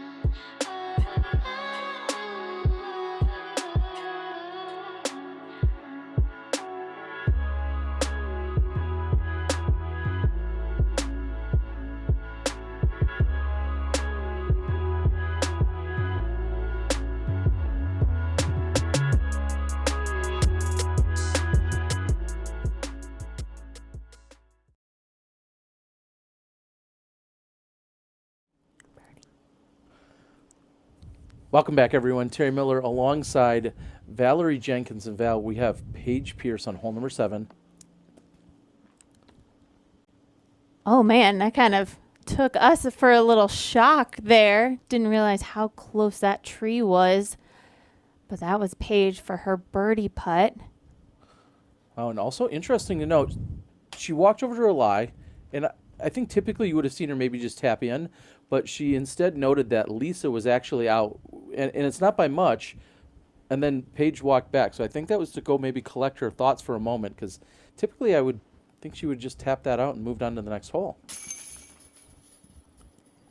It has been interesting just to watch the dynamic of this group, and up to this point it's been a little back and forth, and Paige, as we can see from that birdie miss, maybe the pressure is starting to ratchet up for her. Well, and thankfully we've got what's been transpiring over the last few holes. We're going to recap holes 5 and 6 here in just a few moments. We're going to watch everyone complete hole 7, and then we can take you back in time for a few moments as they walk over to the tee of number 8. This is Paige back on hole number 5, Val. So this is where Paige's drive ended up, as you can see, just outside the circle and spits out on the left-hand side. Just barely stays in bounds, and here's Holcomb conversely from a knee on the right, reaching out and cans it. So Sarah Holcomb taking advantage of the missed opportunity by Pierce just a moment earlier. And now let's take a look at hole number 6. That was such a clutch putt from Sarah. It took her a moment to set up and to see reach out straddle from the knee just inside the circle. Made that stroke back on Paige. Now on hole 6, this is Sarah stepping up. She's the first to putt of the 2, and this is where her drive ended up for birdie. Trying to ride momentum from the previous hole.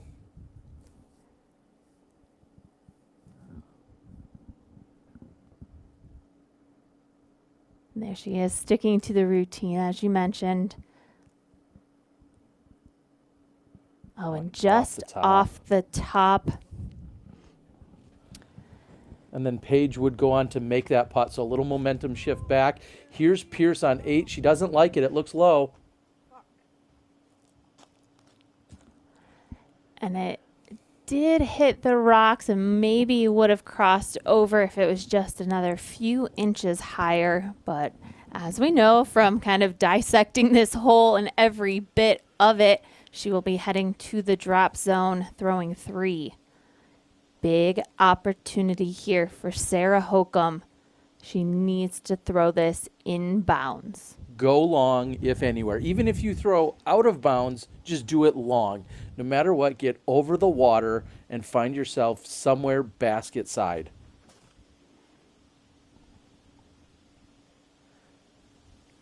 She's leaking out into the right, and she should be just fine over there. It's going to be a difficult putt. We'll see how aggressive she wants to be, but she's in bounds.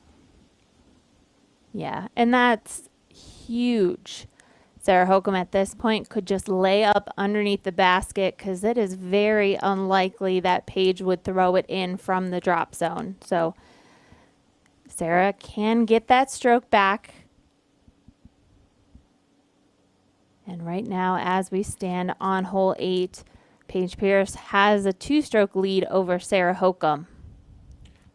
Haley King with plenty of power, actually flirting with the OB line deep of the basket. And I'd like to make that clarification again. There is a line up there, and that's what tells you where the OB actually starts. It is not the wall. So it is at least 3 to 4 feet short of the wall is where the OB line is. And Haley getting close to it, but she is safe. Lisa with the forehand. Asking where it's going. The spotter's running it down and gives the green flag. A little bit surprising maybe there, Val.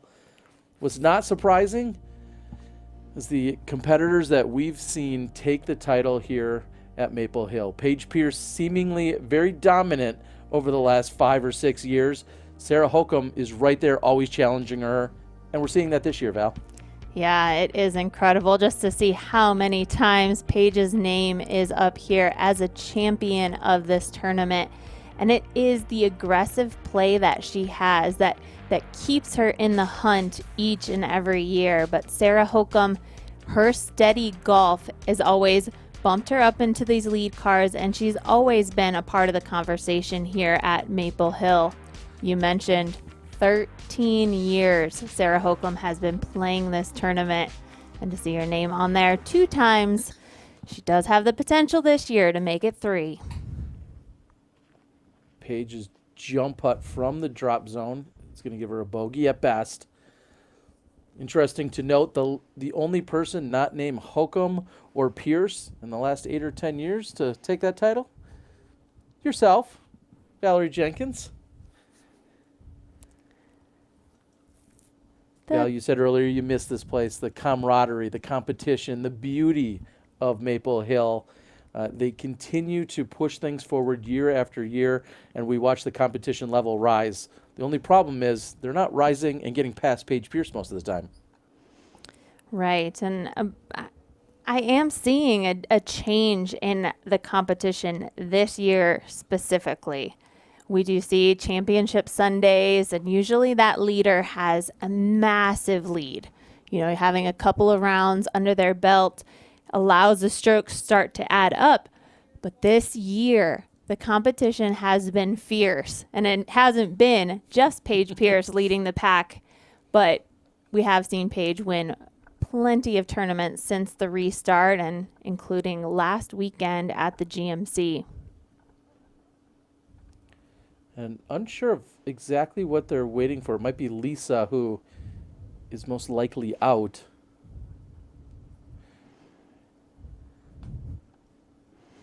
Lisa possibly using the facilities as they're located throughout the course, and she's going to catch up with the rest of the card. We take a quick look at the leaderboard here. Paige Pierce, that 2-stroke advantage over Hokom right now.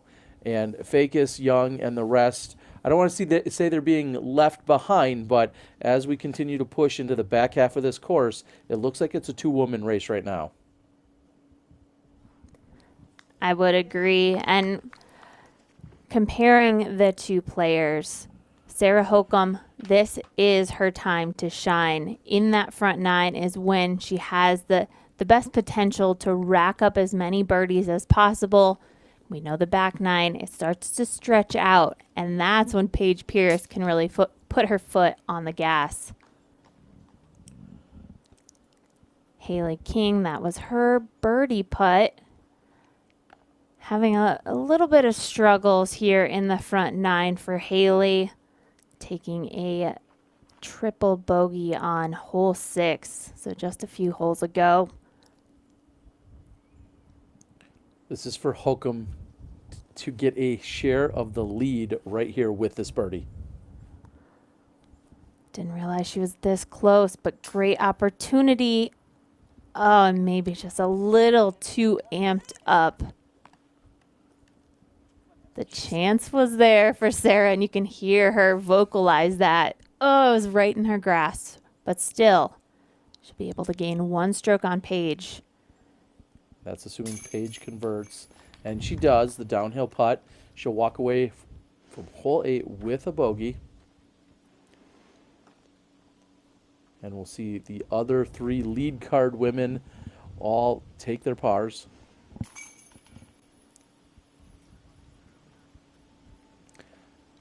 And Val, we've seen Sarah own the front, Paige own the back over these last few rounds today. We're going to see how that plays out, because that's going to, of course, determine our champion. Yesterday we caught up with Paige Pierce, and she talked about how she likes to attack on the back. Yeah, I feel very comfortable on this course. Not just confident, but I feel like the course loves me back. Every year I play night golf out here just to kind of like familiarize myself with the tight lines, hole 4, hole 5, hole 6, and it's just fun. I just love this place so much and can't get enough of it. Yeah, it definitely feels familiar battling with Hokom out here at Maple Hill. This is a course she plays super well, and especially the front 9. She is a very dominant force on the front 9. So I think going into tomorrow, just need to tell myself, even if she does get me on that front 9, just to stay calm, because I know I play the back better. Well, as Paige was saying, she's ready. She's in position right now. She does have that one stroke advantage as they're going to the very difficult par 4, hole number 9. And right now we're seeing a little jockeying for position between Heather Young and Haley King. Heather's moved herself up. She's even on the day where Haley King is 3 over, and that's largely attributed to the triple bogey you said she took back on 6. That's right. And Heather Young is on the chase card, joined with Katrina Allen. So those two have the best potential to make a move back into podium finishes. As we know, the pressure and the tension is really on this lead card. Sarah Hokum, first up. Last few days, she's gotten a good roll as this comes down and lands. And we'll see if she does today. She gets a roll, but it rolls off into the right. Not the ideal position, but she's up and over the hill, which is the number one objective on this tee shot. Yeah, that was bonus. It's great to be at the top of the hill. You have a good vantage point down to the basket, but to get that little extra roll just gets you a little closer to the flat zone down there, make it easier on the second shot. And King carries it up and over. She's flirting on that right side. It looks like it may have come down on the edge, and a few feet on the edge of that fairway on that right side are so crucial. You could go from having absolutely nothing to possibly a reach out and something where you could possibly get to the green.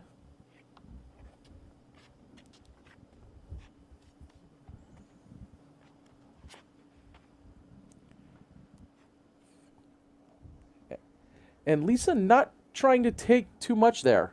We talked about how important it is to get to the top of the hill. It seemed as if she only threw that at about 60% to maybe she was playing for the position more than for the distance there. We'll see how that pays off. And Lisa ended up throwing a sharp rim disc, while we're going to see Paige here throwing a putter. She can put a little more power on this, but not have to worry about going long. And oh, look at this roll. Oh, there again, it's leaking to that right side. We'll see if it stays on the edge or not. But Paige Pierce getting what looks to be a very favorable roll there.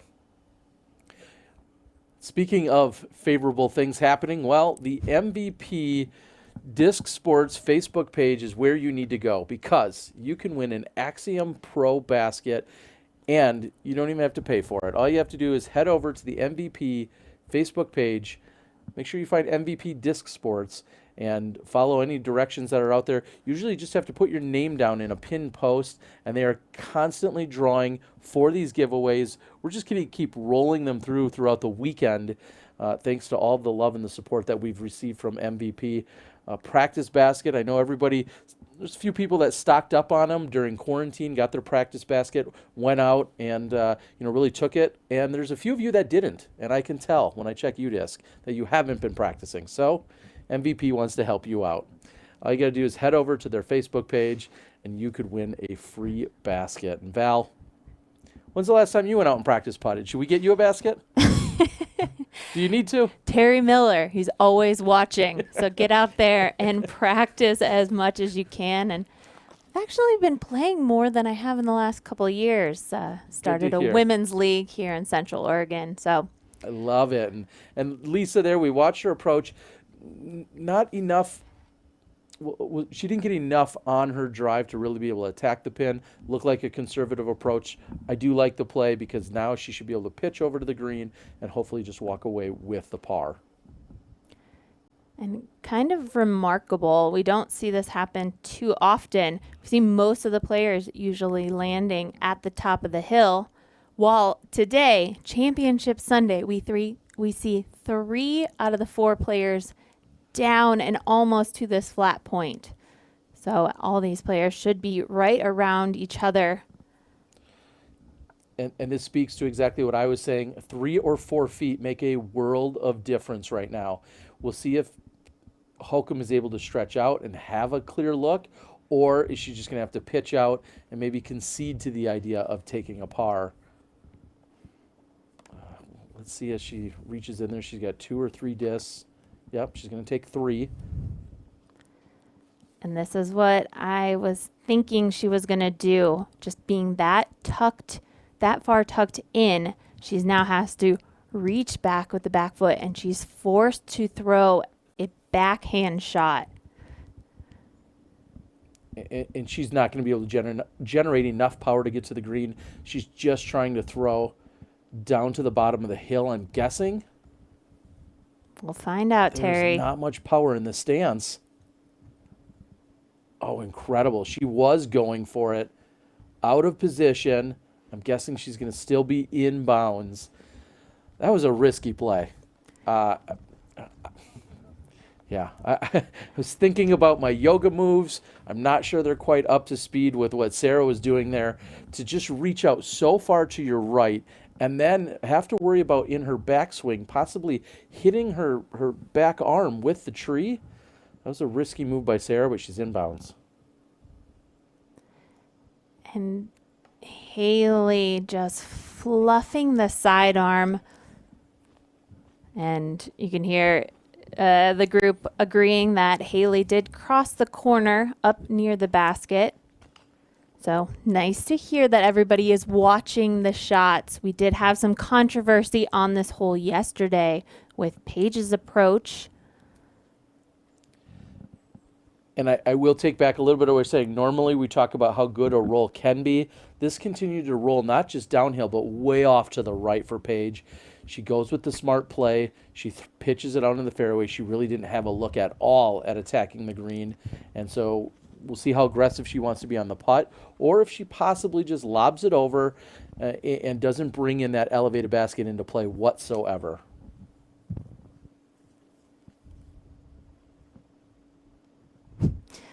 Lisa taking an extra moment to think about what she's going to do on this one, but I would expect a layup over just to the left of the basket.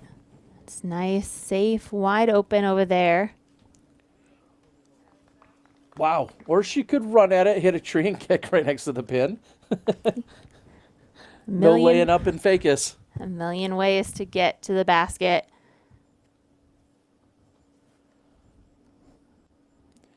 Now, here's the question.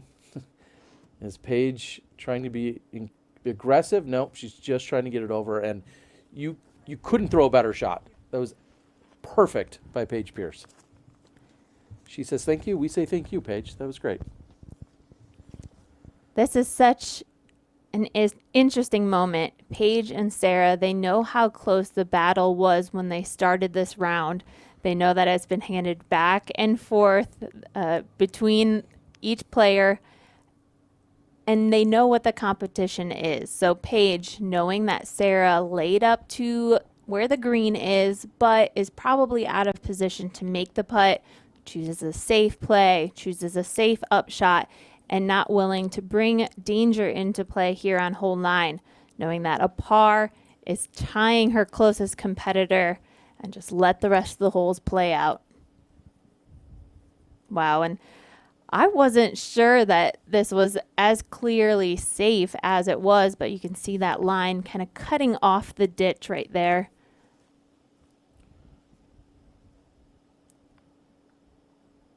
Sarah Hokum is slightly on a side hill, so kind of leaning forward in her stance. Yeah, we just saw her slip a moment ago, her right foot, as she's now going to mark her lie. She needs to make sure she, of course, has both feet behind her mini. Sarah has to be very careful. She's going to lunge forward here, and she has to make sure that she catches herself and doesn't twist an ankle or do anything of that nature.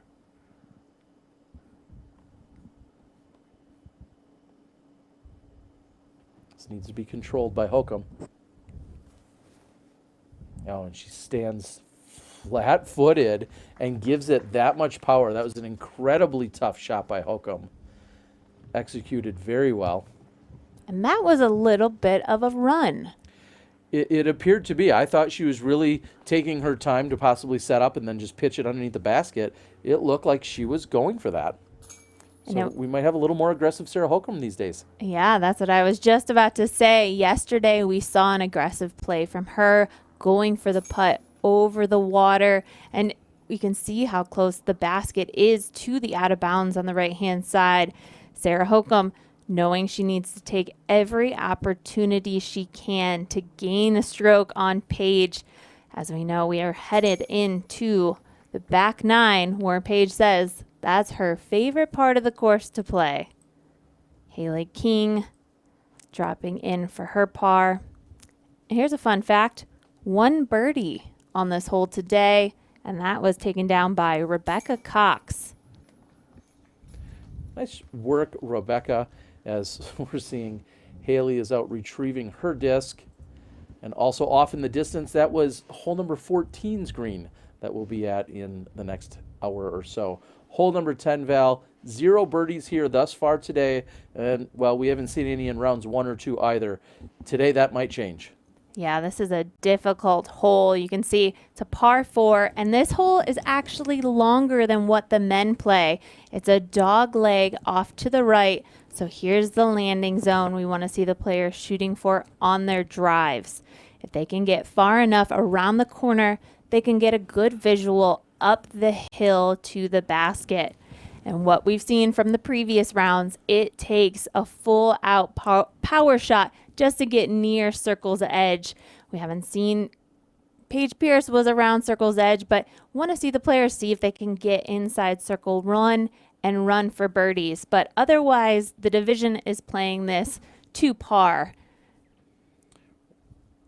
It's provided plenty of challenge, and we've talked about it in the past. Steve Dodge is very receptive of change and also to creating the best possible course to challenge our competitors accordingly. Paige sits at +1, which matches Sarah Hokum's efforts for the day and has that 1-stroke advantage that she started with. Lisa Fakis is at +2, and Heather Young is at even through the first 10 holes, trying to pull herself away from where Haley King, who she was just tied up with a few moments ago. Katrina Allen sits at +4, which is her total overall. Missy Gannon, Vanessa Van Dyke, and Holly Finley, all of them just kind of maintaining. You see the dashes next to their name.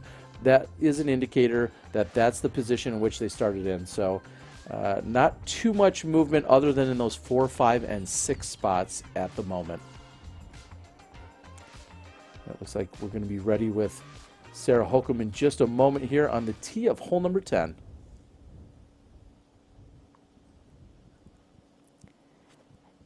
As we get to these holes, as they start to stretch out, the goal should be par for Sarah Hokum. And that sounded like the spectators out there, the volunteers that are on the course, they thought that was a good shot. She did make it around the corner.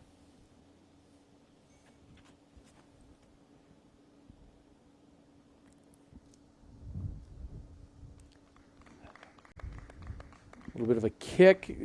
I think she would loved a little more distance there to put her in a slightly better position, but we'll see how that works out for Haley King. She might have a turnover as she's throwing up the hill.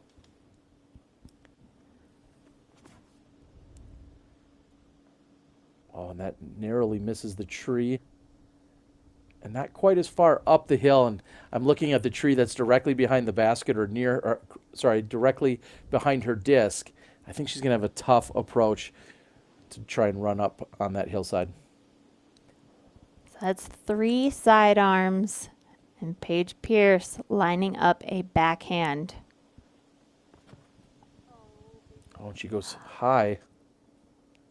We'll see if it stays clean, and it's got to roll out just like it's doing. And the dog wants to chase it down, and actually that's going to be perfectly fine position for her in terms of throwing straight up the hillside. But now we're going to take a quick look at the diamond layout. And this is a new layout, Val, that we've talked about. You said 11 tees or baskets are different from what we see on the MPO Gold side. But I'm not sure they're quite dialing it in. They average 5.22 over par on day 1 and 5.28 on day 2. Maybe we could reduce that number a little bit here on day 3? Do they have it dialed, or is the wind going to affect them? Yeah, we'll see what the wind does, especially when we get out to the open. But yeah, not a ton of difference between day 1 and day 2, and it was extremely calm in the first 2 days of this tournament. You can see the birdie percentage slightly up in day 2, as well as the bogey percentage up just 1% in both of those statistics. So playing pretty average, but we know how Championship Sunday can be. The pressure is on to perform. How will these players redeem themselves from the previous 2 days? This is their last chance to make something happen. So we may see those statistics change up here in day 3. And Val, this is exactly what I was worried about. I saw the tree near her disc, and that is not going to give her any room for run up. And this is the worst feeling in the world. You have effectively 400 feet up a hill to throw, and you're not able to run up.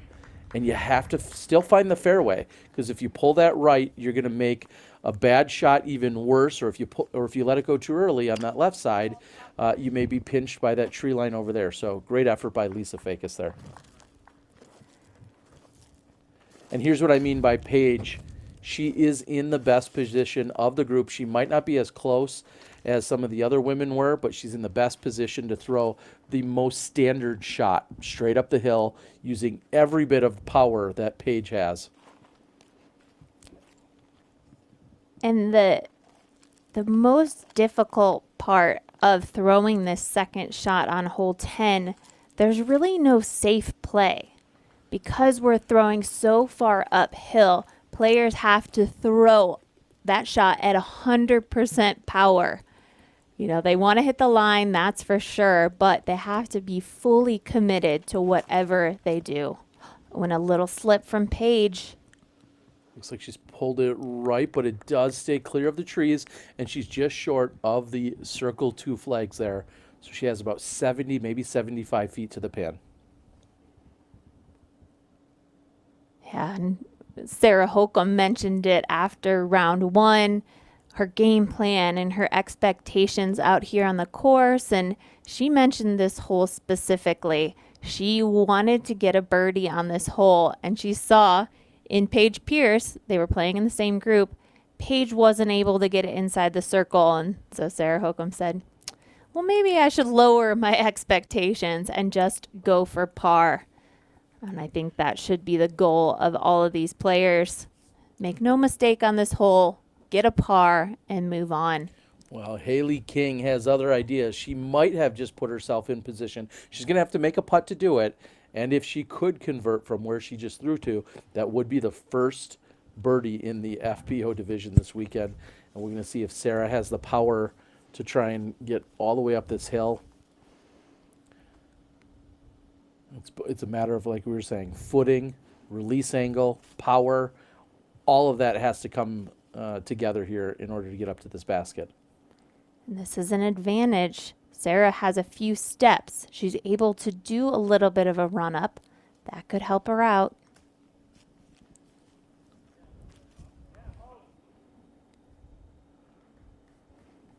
So maybe just inside circle 2 from what I could tell. A long uphill putt. Yeah, it's just such a steep incline as we climb our way to the basket. And from where these women landed on their drives, the men's tee is behind them about 50 feet. And I know that tee pad is 380 feet straight up the hill. So you know what a hill can do. It always makes the hole seem even farther. So yeah, they're throwing about 350, 400 feet up this hill. And Lisa, off on your right side of the screen, is lining up her shot. She was fortunate to not go any deeper. I know she had a very tough lie, and she was able to pitch up to this spot, but she's lucky she didn't go any more to the left because she would have had a much stiffer hyzer approach to the basket. Now she might even be able to stand still. She's still going to put at least 90% power into the shot. It needs to skip up, though.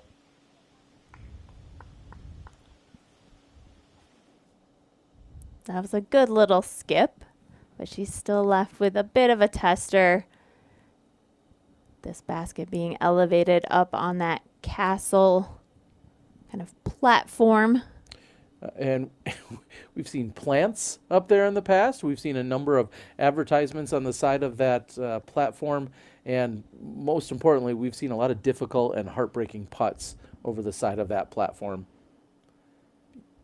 Paige needs to get this up and over the ridge, though, to make her last putt easy. Oh, she goes to the side, off to the right. Interesting. Just trying to take the platform entirely out of play, and that is a very smart play, because had she hit the side of the wall, it very easily could have come back down and then taken a roll and made her putt just equally as long. So smart play by Paige to take the wall out of play.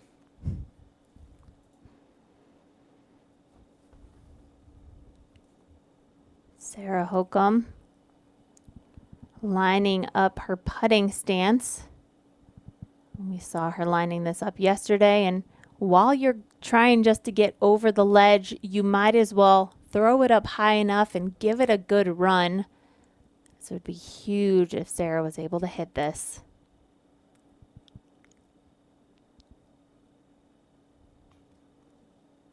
Oh, and just an inch short. Did all the work and just missing a little low. Regardless, I think it's a confidence builder for Sarah, knowing that she's got her putt lined up. She's able to kind of dial up those long distance putts, get that routine that really could come into play, saving herself as we see these holes start to stretch out. For the first birdie in the FPO division. Oh, just that much short. Great effort by Haley King. However, our hopes are dashed. We are not going to see a birdie on hole 10.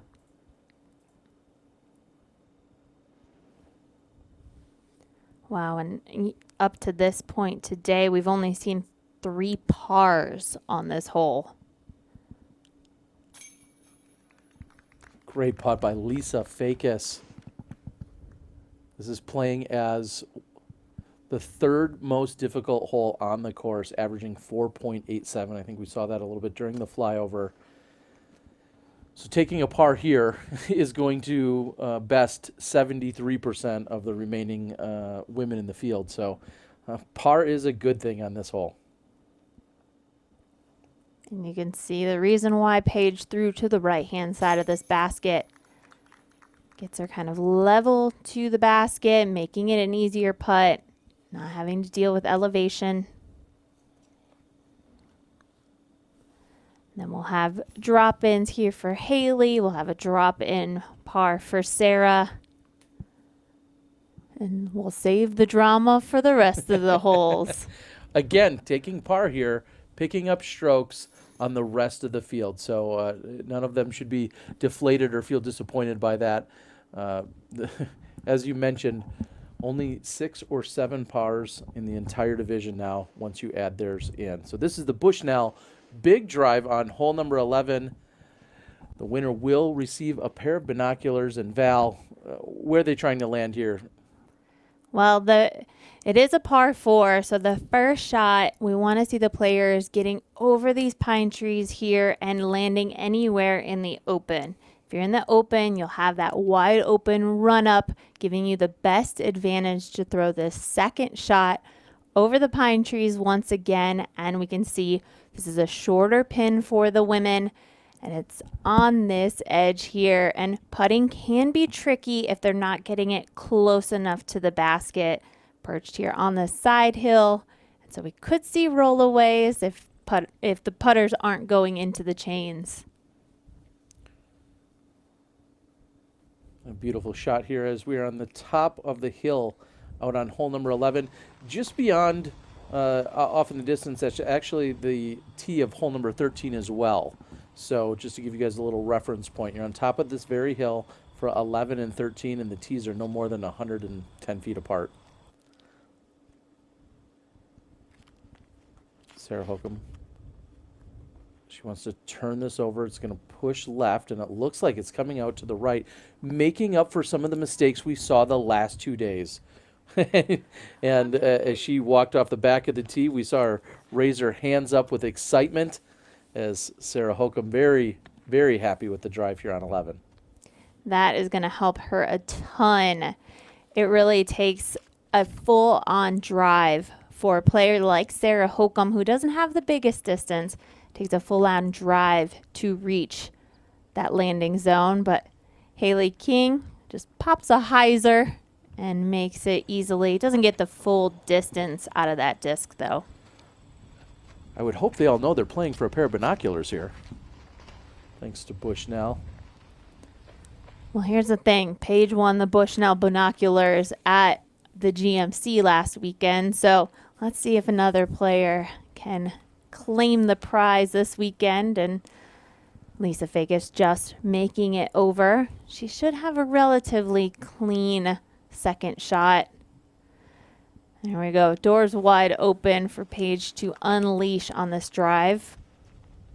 Looking at a little left to right wind, thanks to our Disc Golf Pro Tour feather banners. Yeah, switching up, maybe a little tail, but otherwise this is the perfect wind for distance. Paige rips her drive and puts it way back where the spotter once was. He's got to run all the way back, and thankfully that's in the short grass. A great shot by Paige. And that, in fact, is our Bushnell representative out there tracking it, so we can give you the exact footage, thanks to Bushnell and the new Sport Series 850 rangefinders. We can tell you the exact distance that they have in feet. Val, I know earlier we heard that your brother is, in fact, the human conversion chart for meters to feet, thanks to all his international disc golf travels, but well, for someone not so smart like myself, I'd rather just have it spit out the feet for me. It is a great technology, and especially on holes like this where the competition's getting so intense, they're expanding these courses and making them as long as possible, and so rangefinders do help out. We're seeing them used more frequently, and we will look at our leaderboard. Again, not much movement. I think we see a new name in Rebecca Cox jumping into our top 10. I believe it's the top 9 that will be receiving some form of payout here. So obviously they want to jockey for that position. Rebecca Cox has birdied her last 2 holes, 13 and 14, and that is putting her up just one more spot. Now, Holly Finley might be trying to claim that last payout spot as we're looking at it right now. She is 5 clear of Rebecca, but we know anything can happen, and there's plenty of golf to play for our 3rd and 4th card, and we'll continue to keep an eye on them as we traverse throughout the rest of this course. And Lisa finding herself on one of the roads here where people drive down and probably pick up their Christmas trees in the winter. Lisa with the full flex, but that finishes just short and left. She'll have a long-range putt from there. So we're going to see Sarah stepping up to her drive, I believe. And here's something I want to mention, because we keep talking about the front 9 and the back 9 and how players like Sarah Hokum and Paige Pierce attack these holes. As we see Sarah busting out her rangefinder. Sarah Hokum, her best back 9 for this weekend has been just at 1 under. Yesterday, we saw Paige kind of put her foot on the gas, and Paige ended up shooting a 5 under in the back 9. So, Sarah, if she's shooting her best, maybe we'll see her get better than the 1 under. I mean, this drive right here, this is going to help her out a ton on this second shot. We saw her tracking it in, and it looks like a great shot out and around the trees, and we'll see what she's left with for a putt, but that is a great approach shot there by Sarah Hokum. I feel like this hole has been dialed in the last few rounds by Paige Pierce. She had a great drive now, obviously making her approach that much easier with all the distance she was able to take off that drive.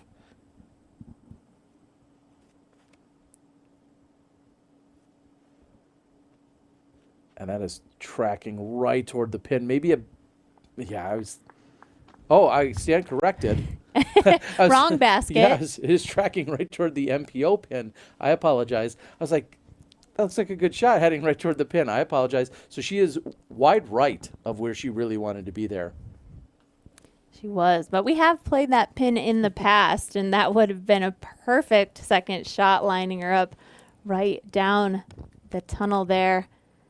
But yeah, she's going to have about 80 feet back to the basket. All right.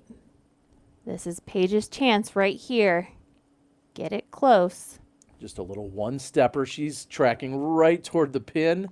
It looked like it hit the wall, and if it sat, she should have an easy drop in from there. That was a 478-foot drive. Congratulations, Paige. You are the Bushnell Big Drive winner here today. Going to take a pair of binoculars home. So thank you so much again to Bushnell. Not only changing the game for us here, but also partnering up with the Disc Golf Pro Tour, supporting us, and most importantly, supporting our players. Trying to make we know a course like Maple Hill provides plenty of challenge. One thing to make it a little bit easier is to dial in those distances. And thanks to the new sport rangefinders that we have from Bushnell, you'll be able to do so much more easily. I'm going to head back to the action here on hole number 11. And I gotta say, it is incredible to get those on the course calls of how far these women are throwing. I mean, just to get out into that landing zone off the drive, they're throwing about 350 feet. And to see and to calculate a player like Paige Pierce throwing nearly 500 feet is incredible.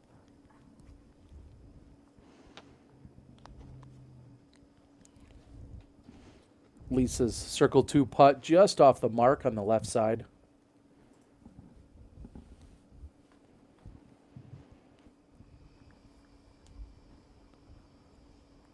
And here's Haley, pretty much directly right of the basket. And actually, she's far enough where she's past those trees and she has a clean look back to the basket. But this basket's on a ridge. Oh, and that's a good stick, because you could see that roll in to the right or to the left. But that was a decent run. I'm sure she wanted that putt to get into the basket. Yeah, coming in, that looked like a great run, and Haley is fortunate. Once it hit, it stopped right next to the pin, as you mentioned. This is Sarah Holcomb for birdie. Slightly uphill.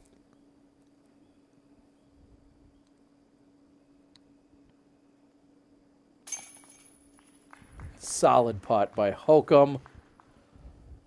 And she momentarily ties it up with Paige Pierce.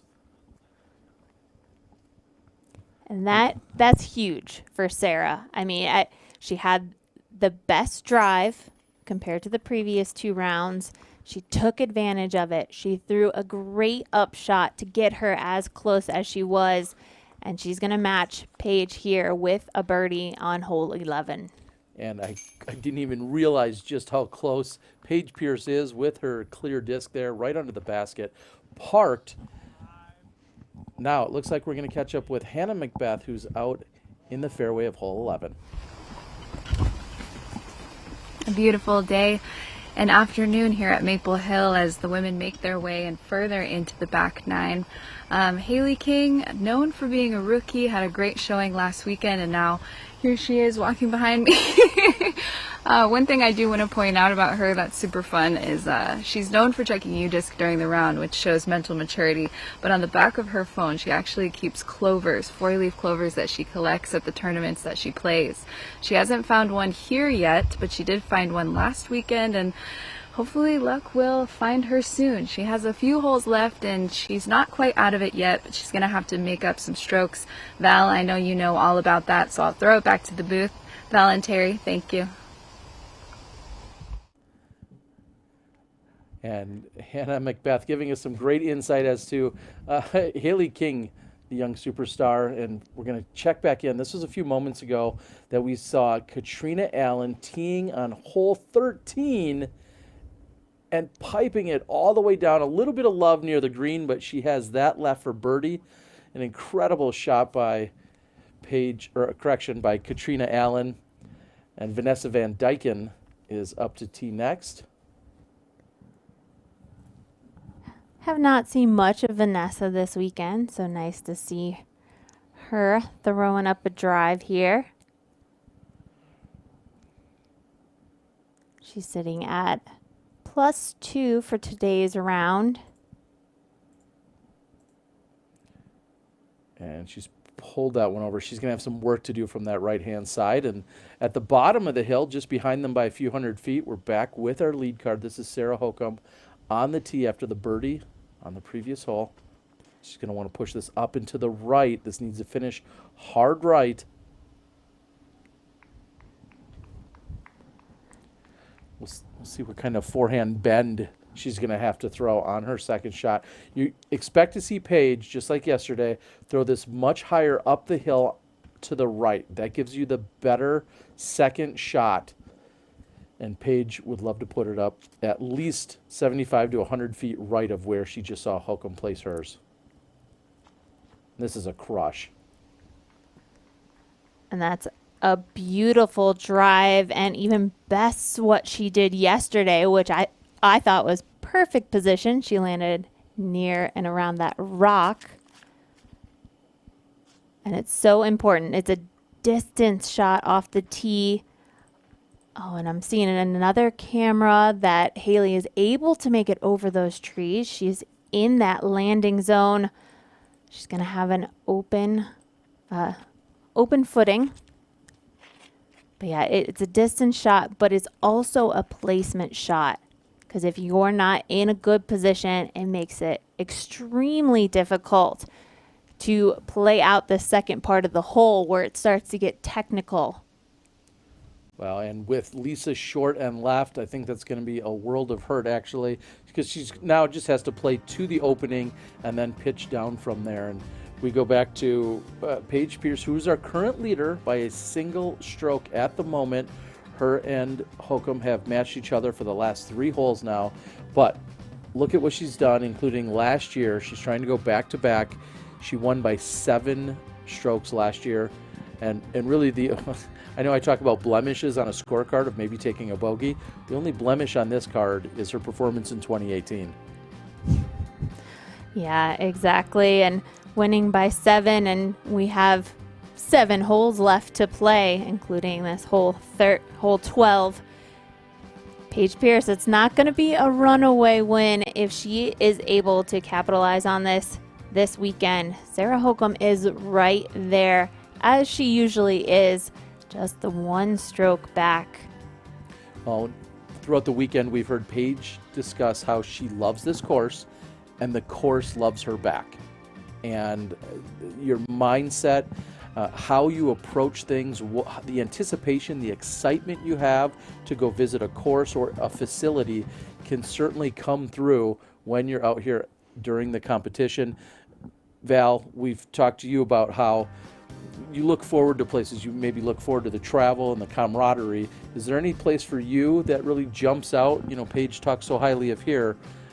You love Maple Hill. Is there anywhere else that comes to mind when you think about how majestic and beautiful or amazing a facility is? Well, we're lucky enough just to be a few hours from the happy place over at Milo McIver over in Estacada, Oregon. That's one of those places that's just magical to be at. Whether you're playing disc golf or camping or just visiting there for the weekend, it's a beautiful place to be. And now we're catching up. We're here back on hole 12. Very quickly, Haley King got up and through. We recognized throughout these last few years of coverage and interacting and watching her on film, sometimes she gets up and throws incredibly fast, just a part of the pace that she loves to throw. Also another disc just coming in there a moment ago. We know that the last 2 to throw, I'm guessing that was going to be, in fact, that was Lisa Fakis approach to there. Next will be Sarah Hokum. And then last to throw her approach shot will be Paige Pierce. And so this is showing the view from down where the basket is. You can see that the basket was there in frame, but there is one wide open gap that the players need to hit. This second shot, it filters downhill, and it is a steep decline all the way down to the basket. So even if players hit the line, it's difficult for that disc to remain on that kind of frozen rope because the elevation likes to pull the discs and make them hyzer out, whether it's backhand or forehand. So players really need to be aware of that if they want to hit the line and get down there where the pin is. Let's watch the angle. Oh, that looks really good. Does it stay clean is the question. And you see she got past the previous two approaches, but she is outside of the blue flag, so she's looking at probably 70, maybe 75 feet. Yeah, and I think that's a shot to be happy with. You know, Sarah put it out on the line. She hit the gap that she needed to, and sometimes it all comes down to luck. Will the disc find the gap through the trees? Will it make it all the way down to the basket? And I think she should be happy with that. And look at this. We can see Paige Pierce. She can almost view the basket from how far her drive went. That's huge. And a moment ago, she second-guessed herself. She almost threw the wrong disc. She went back to her bag. This is an unbelievable drive by Pierce. She's got the standstill. Okay, well, she did hit a tree, but it carried forward. It carried toward the pin. Yes, it kicked off to the right, but that will be an easy up and down. And if she's got a lane, she may even run that putt. If we know Paige, she's running it. Yeah, for sure. And if you've made it that far down this fairway already, you might as well go for it. But I don't know, that shot to me, that was coming in hot. So if it didn't hit that tree, I'm sure that would send it sailing just as far past the basket. But yep, we'll have some putts left in store for both Paige and Sarah.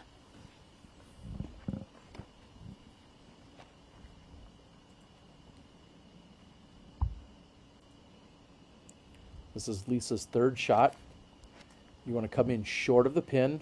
Let it just skip up on the wood chips. Or put it in. Oh! And there's the problem. When you're coming in basket high and you don't hit it, you're going to carry all the way back past the pin, and now you're looking at that uphill putt. This is going to be Lisa's putt to save her par that we're looking at right there. And as they get into position, I want to again thank everyone for joining us here on the Disc Golf Network, whether you're watching on Disc Golf Network or you're part of our live feed on YouTube here on the Disc Golf Pro Tours YouTube channel. We appreciate you guys for being here throughout the entire weekend. And if you haven't subscribed, please do so on Disc Golf Network. You can also find us on all of the major social media channels. Disc Golf Pro Tour can be found on Facebook, along with Twitter and Instagram, as Haley almost puts in that forehand.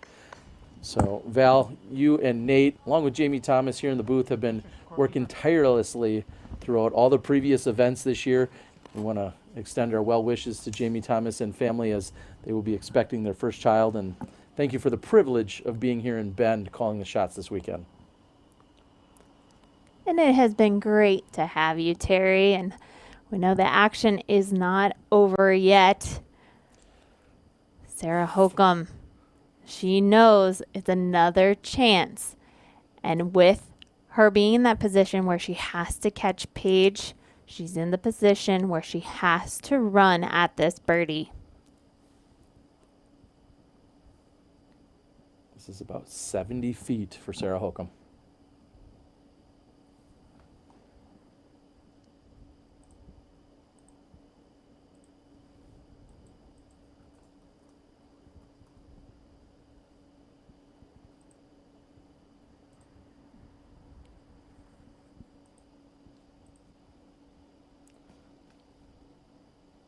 Very good speed. Of course, that did not go in for the birdie. However, that was a great speed. She will have a stress-free tap in. And I know we're looking for those birdies, but you never want to turn a birdie opportunity into a stressful par.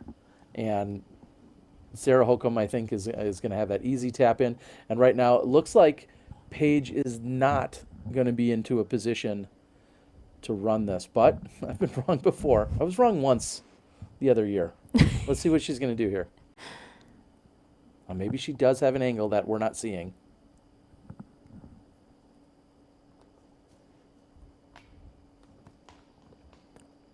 Whoa. And that carried just a little bit past the basket. Going to be slightly a tester, but Paige's putt has been really strong lately. But she's going to have to take a straddle. It's on a side hill.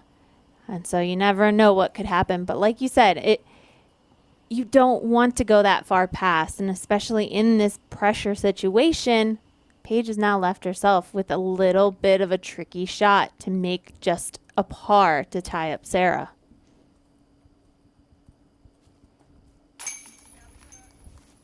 Great putt by Lisa Fakis. Lisa showing it's easily done. This is how you do it.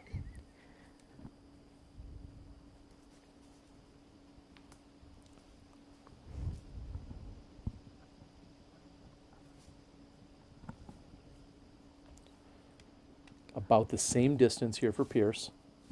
And this is what I'm talking about when I say a stressful par. She's going to need to make this to not give up the sole possession of the lead.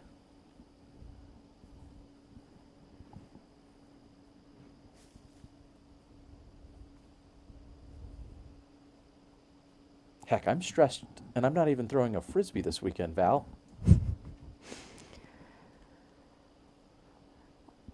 Paige getting her footing just to make sure she's giving this everything she can, slightly uphill, and again, footing on the side slope.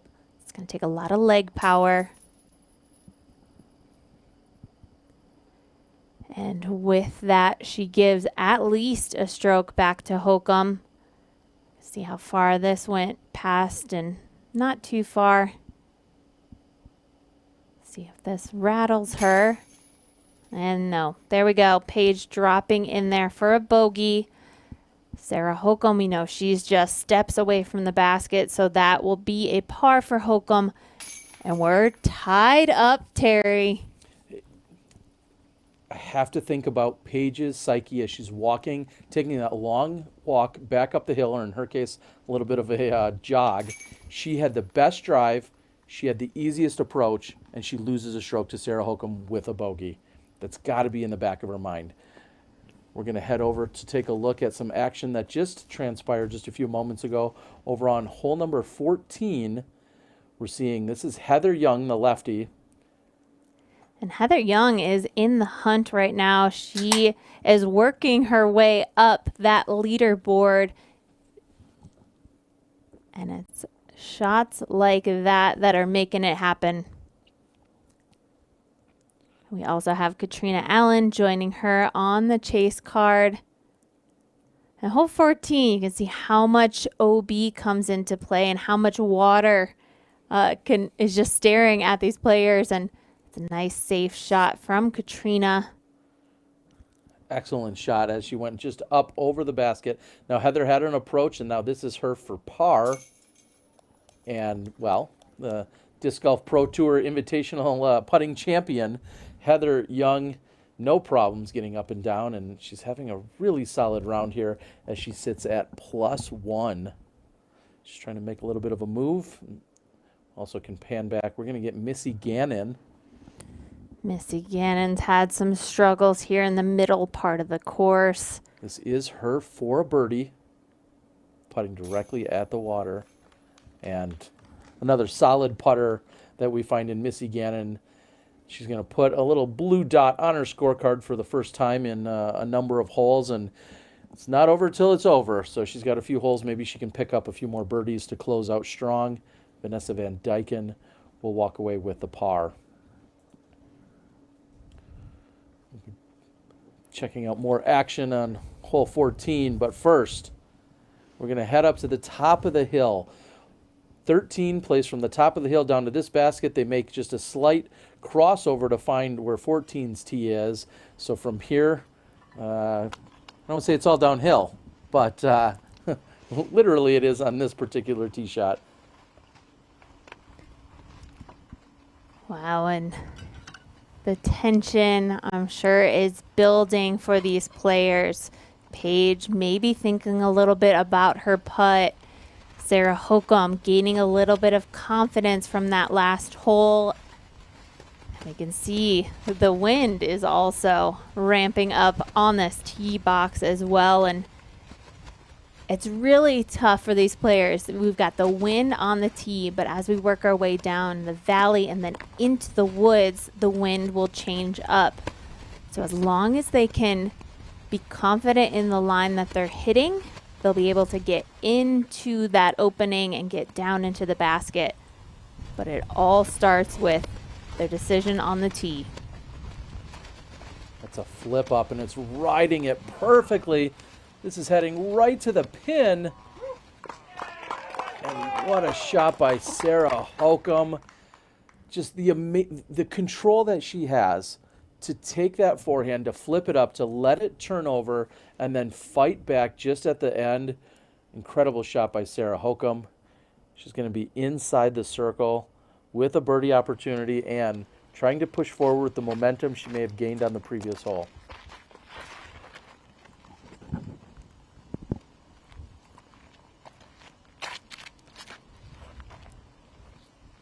And now we have Haley King with a laser. And Val, what I'm noticing is we've seen a few errant shots by Haley King, and they're all pulled to the right. And I don't know if there's some overcompensation there, if it's a stability issue. I'm not sure what's going on, but every time she's thrown an errant tee shot, it's been pulled to the right. We'll see. And Lisa, I might have gotten in Lisa's head with that comment as well. I'm sorry, Lisa. That might be near the MPOT of 14. That's going to be a lot of work from over there.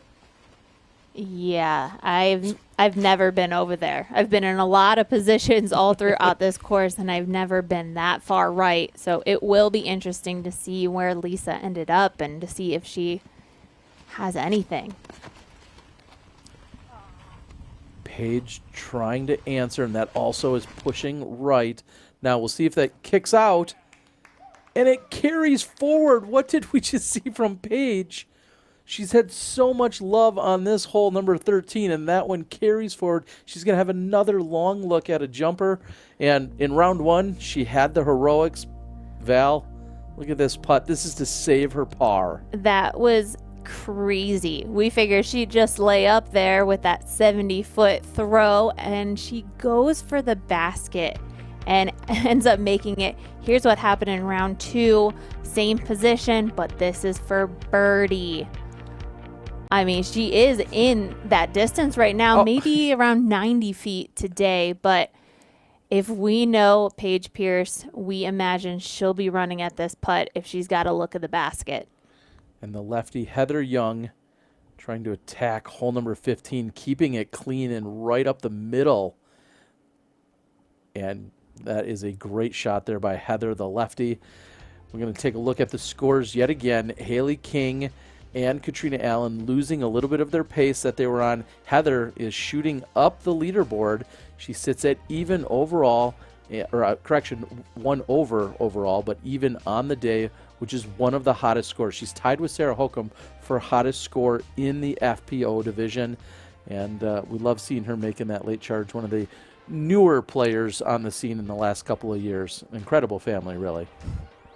That is great to see, and it's great to see this battle happening between Paige and Sarah. Just the way these two players attack this course, just completely different game plans. And see Haley pitching out and getting a good amount of distance far to the right of the green, so she'll have some trees in her way. But I was thinking about this hole yesterday and thinking about those putts that Paige went for. I mean, you're crazy. You're crazy to go for those putts. And she went for them and made them happen. And that is just kind of that next level that Paige is on compared to the rest of the division. Paige is out here to shoot the best round that she possibly can and ends up running shots that we wouldn't even ever dream of. And that can also get her in trouble. So we'll see how that all kind of shakes out as we head down the stretch. This is kind of one of those prime examples when we see Paige stepping up to where her drive ended up. If she goes for that, that will really be the judge. I mean, we've seen it work out for her well in the first 2 rounds, but we know how dangerous this pin is, and you can see the rollaways just as quick. Well, and that's where I feel like there's an intersection of confidence and killer instinct. She doesn't let up. She never lets her foot off the gas. She'll openly admit that. She even talks about how aggressive she is as a player, but it's something she'll live and die by. That has burned her a few times, but more often than not, it leads to a victory for her. So here we are, and Paige Pierce. I'm not sure she has. She's shorter than where she's been the previous 2 days. I don't know that she could pull this off for a 3rd day in a row. But there's still a chance.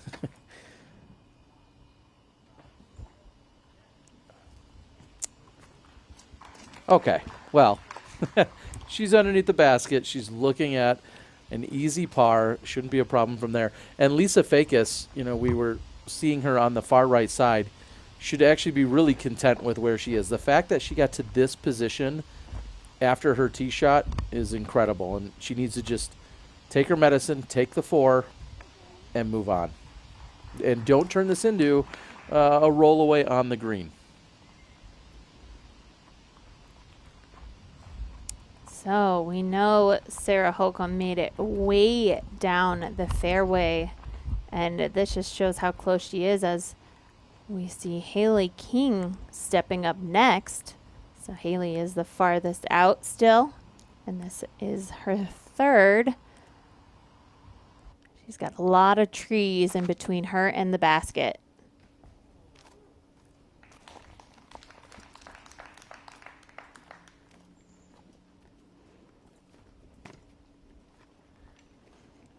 The obstructed putt by King is going to hopefully leave her close enough. It was tough to tell if that got any ground player action. And here's Sarah Holcomb, just short of the bridge. There is so much pressure on this putt for Sarah. It's a great chance to take a stroke from Paige to get back on top. Been in this position hundreds of times before. Let's see if she's got it. Oh, and she thought she had it again just outside the circle. That is her comfort zone. She loves that 35, 36-foot range. She's such an incredible jump putter. I'd say from like 42 to 36 feet is just, it's her sweet spot. She thought she had it. She started to run it down, but just off the front of the rim. So it looks like both her and Paige should match pars.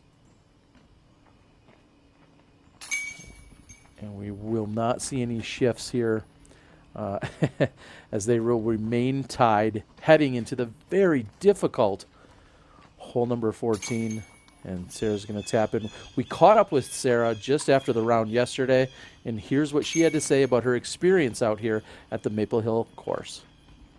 It's mostly just makes me more comfortable. I've thrown the shots so many times. I mean, my first few years and most of the years I've played this tournament, almost every one of those drives, you're worried or nervous or trying to block out the ways it can go bad, because it can go bad in so many ways. Right. I lost my whole bag in the water the first year I played this tournament and had to go buy all new Frisbees and play the tournament with a brand new set of discs. So I've had a lot of trying to block that stuff out, but in general, I know that life goes on even if you lose a disc in the water, and so I feel pretty comfortable throwing all the shots. 14 though, that one I'm gonna do something different tomorrow. Well, they have a saying around here, it's just the pond, get over it. So we wish you that luck tomorrow. And Thank you. We're looking forward to see what you can do out here. Thanks for tuning in, everybody. And so great to hear the insight here. And now hole number 14, she said she's going to do something different. Pressure pack moment. Oh, she goes much straighter, lower. Get a skip. Heiser. Yes, and what a shot by Holcomb.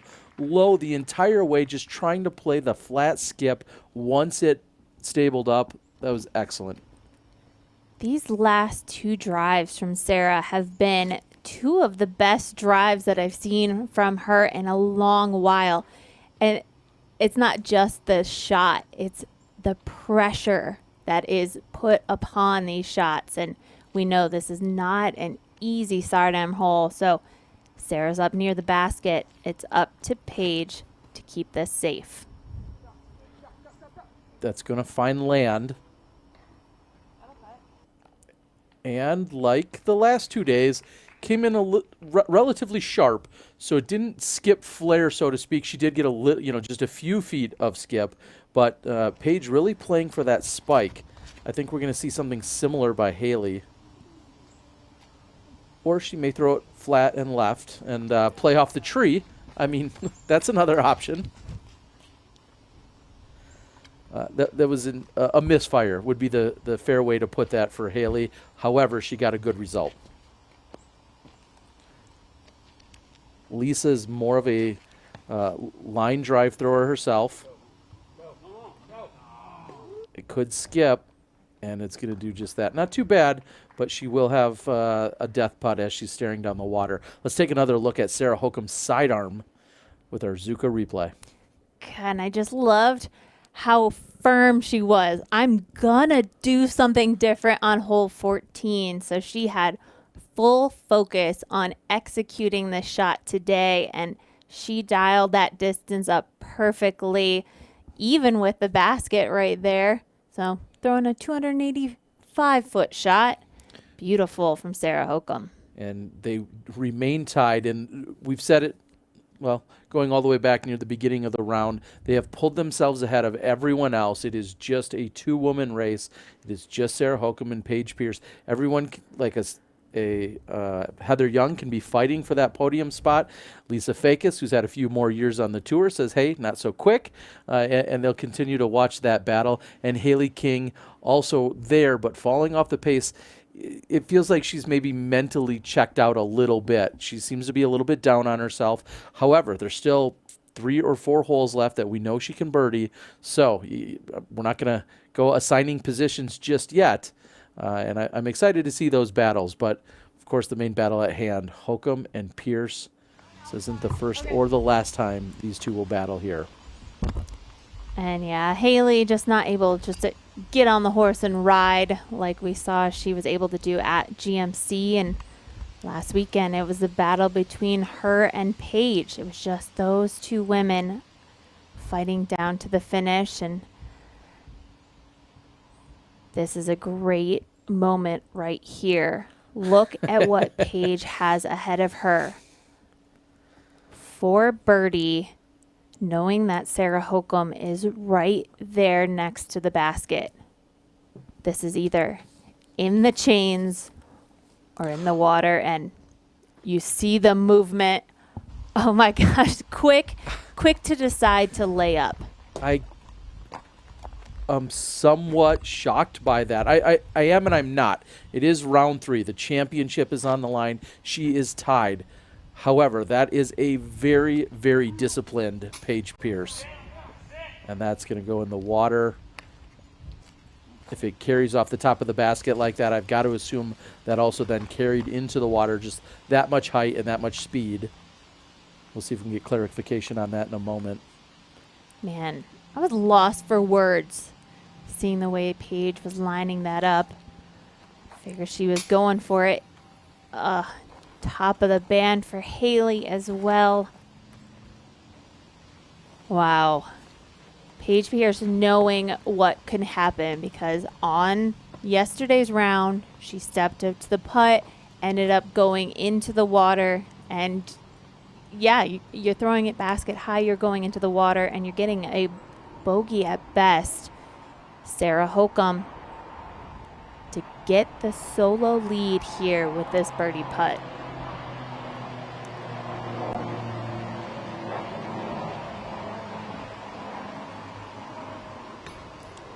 Short. Hokum tentative on that putt. She'll walk away with the par that's with the tap in, but we will not see a new outright leader here. They will remain tied.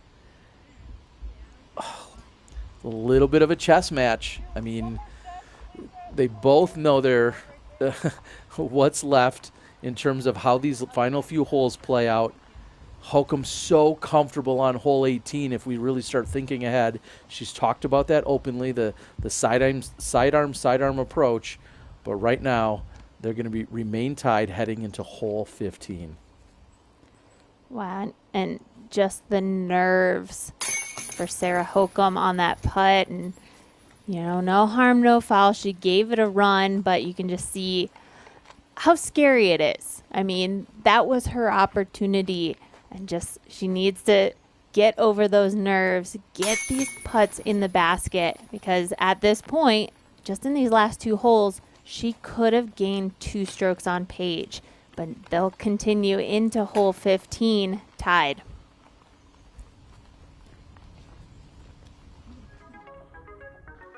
Well, and speaking of winning here at Maple Hill, I think, that looks like a nice, easy approach. Right up to the pin, and Valerie Jenkins, champion. Hey, check that out. Look at you hoisting up the trophy. And then you, Mr. McBath. Yep, this makes it all worth it. Cannonball into the pond. I was there trying to do a little bit of the coverage and help out, and here you are as the champion, signing the discs, and those are so many volunteers and helpers that have come up. And you thought, hey, I didn't bring a towel. I'm going to use good old Terry here to try and dry off. Thanks a lot. Terry cloth. I didn't know I was your human towel, but I couldn't be more honored to do so. What a moment for you. Congratulations on what you and Paul have continued to do throughout all these years. We're looking at the battle as it's unfolding. And Sarah Hokum, Paige Pierce may be playing a little bit of chess match there. Hokum didn't convert on that birdie putt after Paige said, here you go, take the lead if you want it. You've been talking about the pressure here. Just 4 holes left to play.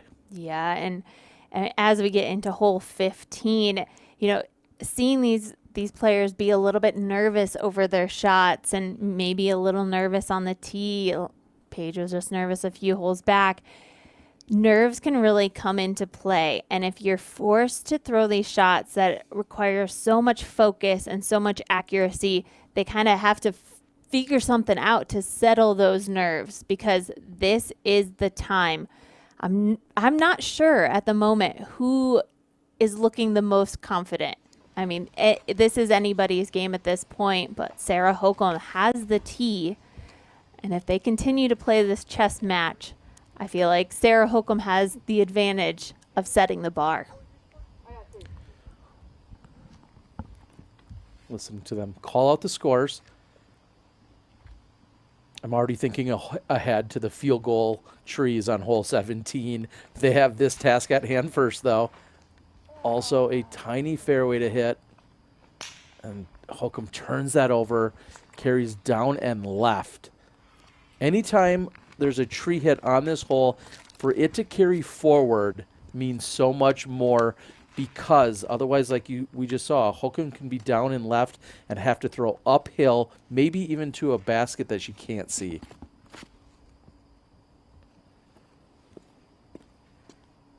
So the chess match continues. Sarah's down in the ditch. Doors wide open for Paige to pipe this down the fairway, and she makes it most of the way. She makes it to the other hillside. It's going to be an easier approach for her on her second compared to where Sarah is.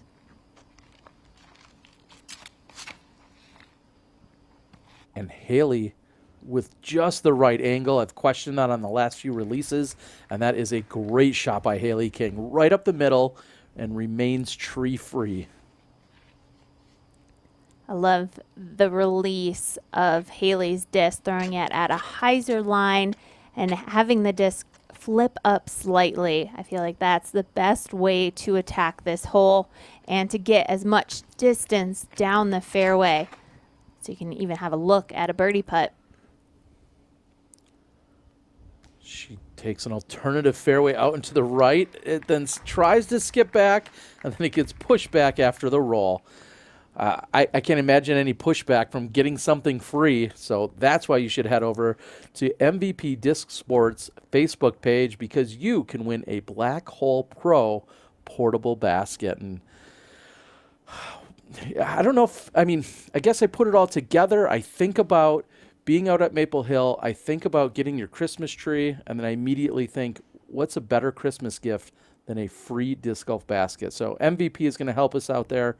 Head over to the MVP Disc Sports Facebook page, and you can even put some lights on that thing. Use it as a Christmas tree if you really need to. Maybe you can't make it to Maple Hill to claim your own, so instead light up your disc golf basket. And MVP wants to give you a free one, as we're going to move over to look at Heather Young. This is her approach on 16.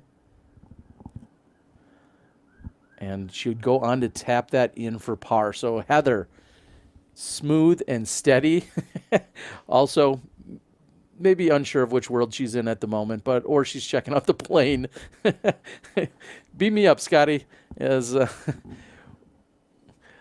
little additional action out there. And let's take a look at the scores.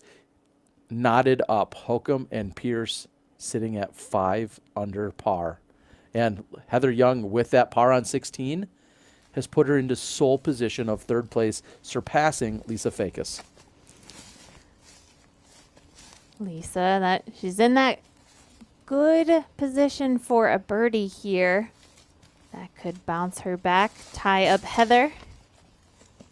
But yep, they've got a little battle going on. And we're back to the battle with where Sarah Holcomb's drive ended up. It's a blind shot up and over the hill. Sarah felt like she missed her line. We heard her little self-commentary right after the shot. She did not love it, and we'll see how much work she has to do to try and save her par.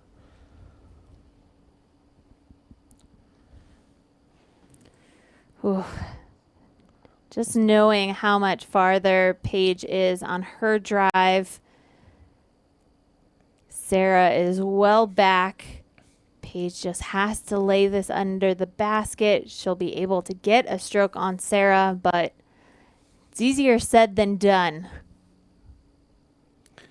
Looks like we've got Paige ready to throw her approach shot here.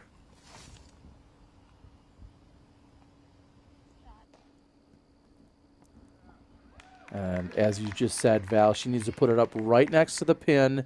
She's done just that. That should be an easy tap-in par for her. And right now, advantage Pierce.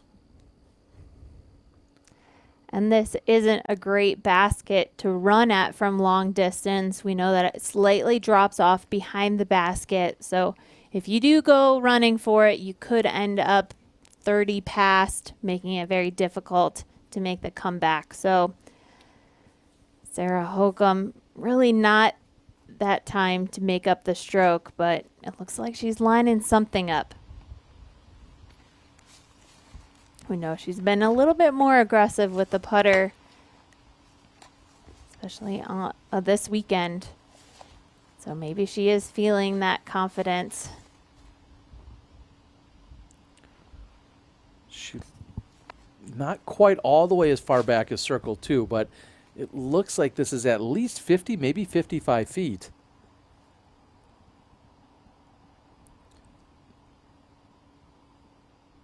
This would be huge if Sarah Holcomb could match Pierce on hole 15.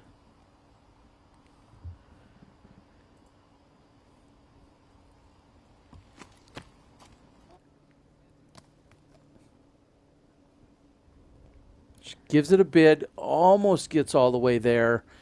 She'll have that left, and will be walking away with a bogey and probably relinquishing the lead here to Paige Pierce. That is Sarah's 8th putt from circle 2 today. She's not been able to hit any one of those 8 putts. Oh, that's not a great percentage, but just shows how many opportunities she really has had. King with a solid putting stroke, just a bit high. It kind of pushed it out. And I believe that's back-to-back that we've seen her throw just a bit high on her putt. If she can lower that, she's going to cash in a few of these birdies. Haley has not been able to pick up any birdies since holes 5 or 6. She's taken quite a few pars.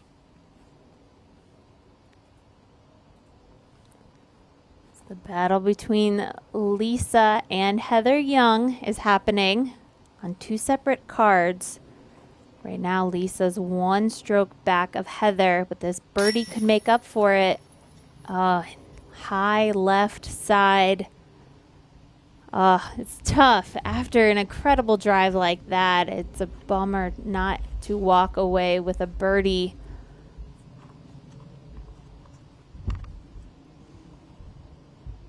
And so far today, we've only seen 1 birdie on this hole. That was out of Jessica Weiss. Here's Sarah Hokum putting for her bogey.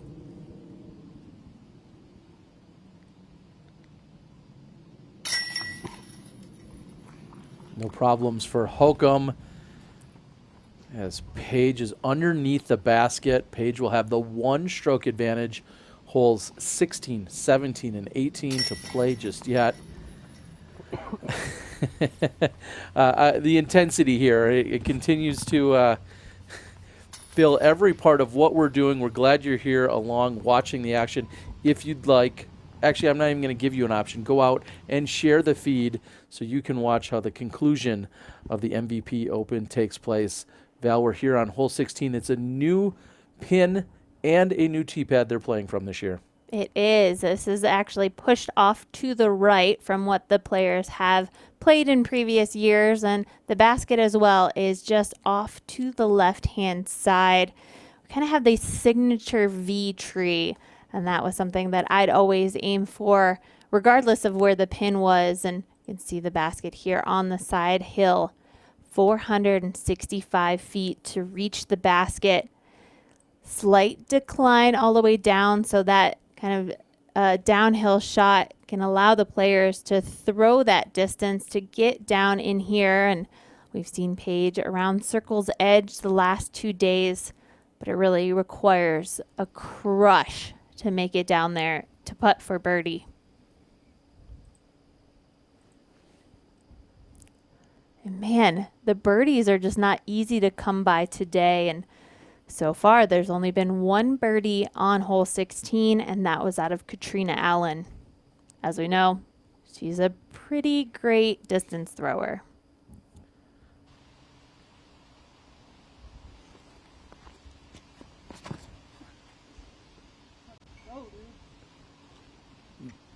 We hear Paige say, "Let's go." And what a drive by Pierce. She is inside circle 1, putting straight uphill in perfect position. Unbelievable. It's incredible to just see how intense of a competitor Paige is. To step up and nail that drive with such focus, such power, and such accuracy. She knows she has the advantage just by 1 stroke, and how important each one of these shots will be down the stretch.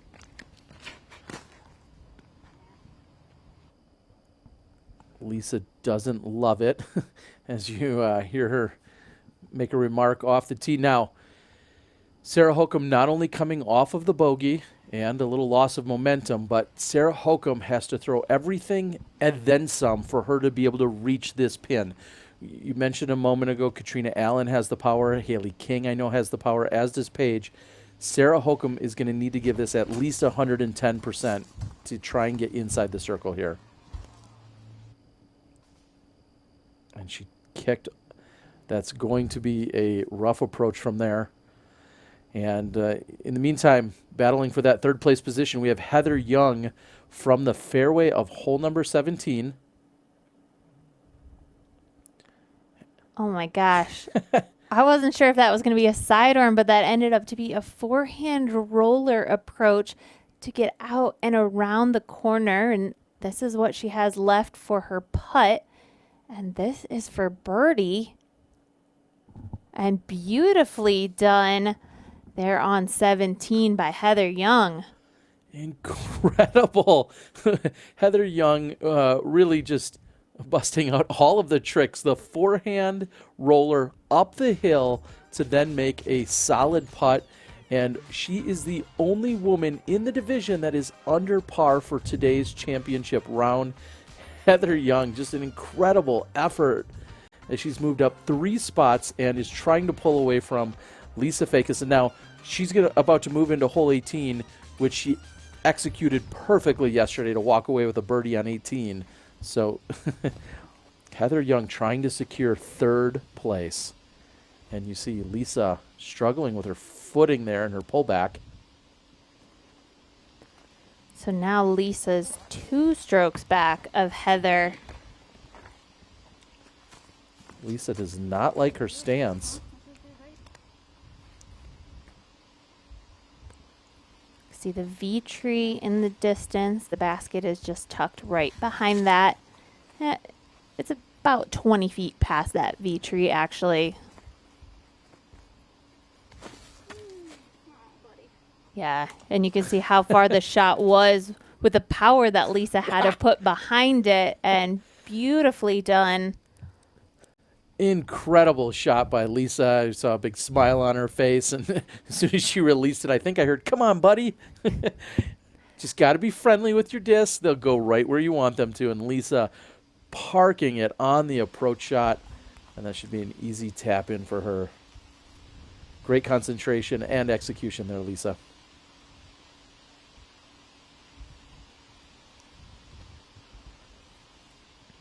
Haley has the standstill forehand coming up and hitting the pole. Also a perfect approach shot there by Haley King.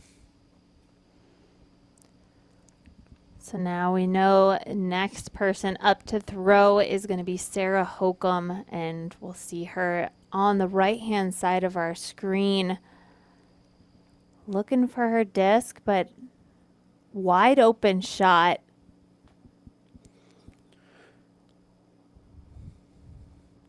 She's got to be careful that she doesn't hit the basket and possibly roll away. She's got to come in with just the right angle and speed. And she kind of flops it up there. That was a great shot by Sarah Holcomb. And I know it sounds funny that you don't want to get it too close, but when you're on a hillside like that, the worst thing that could happen is draw metal and then have it pop up and possibly roll down. So I love the play she just made there. Or hit the pole koozie and roll back Trademark. down. Well, yeah, that could happen as well.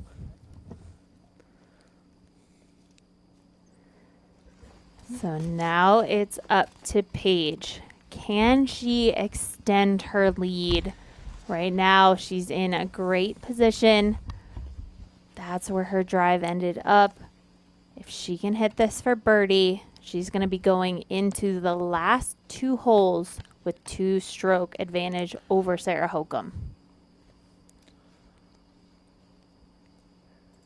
In years past, I would have said a 2-stroke lead going into 17 and 18 is a done deal. Not with 17's new tee placement. So this is huge. And Paige Pierce birdieing hole 16. Incredible. That is her first birdie since hole number 11, and that will give her a 2-stroke advantage over Sarah Holcomb. It's a good position to be in, Terry, and I'm kind of shrugging my shoulders and going, I'm not sure that Sarah Holcomb can catch her at this point. We do know that there is that new tee on 17, as you were mentioning, and it's tough to get out that gap, so that could be some trouble. And then, of course, 18, if players throw out of bounds, strokes can start to add up. So not the easiest 2 holes to finish on, and Sarah Hokom really has to make up some ground if she wants to catch Paige. We're going to roll the Zuka replay, and this birdie could potentially be what seals the deal for Paige Pierce.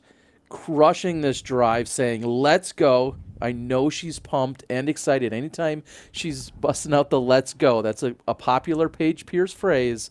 Puts herself in position for this short uphill putt, and then as she gets to it, she cans it. Now, it all comes down to this drive. If this is a clean drive here, you have to hit those uprights, Val. As we both motion to them, you have to hit those uprights. I don't care where she lands, but if she hits these uprights and makes it clean through this gap, even if it's left or right, Paige is going to be able to, I don't want to say walk this in, but Paige is going to have a huge advantage. She just has to hit the gap. And now here's the turn as you pull down to this gentle decline. You usually want to come in short, ride the wood chips down to the elevated basket. My heart is racing because the entire tournament relies on the 2 tee shots here by both Sarah and Paige. This is Paige Pierce. It's a big moment right now for Paige, and you can see she's hyping herself up.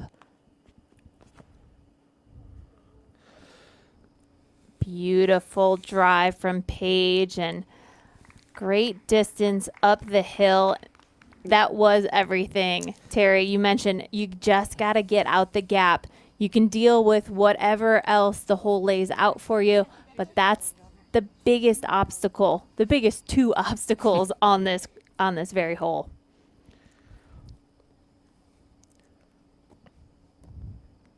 Haley King with a great forehand. She should have an easy approach from there. Sarah's a fierce competitor. Sarah has won here before. Sarah has a world championship belt that she's worn before. There's not going to be enough. Paige Pierce is going to be able to approach from here. I just don't think Sarah has the distance to get where she needs to get an easy birdie here. And then she's going to need a little help from Paige faltering. And I do not see that happening. Here's Lisa Fickus. Talk about some body language. That made Lisa jump. Barely making it through that gap. Just a little imaginary jumping rope out there.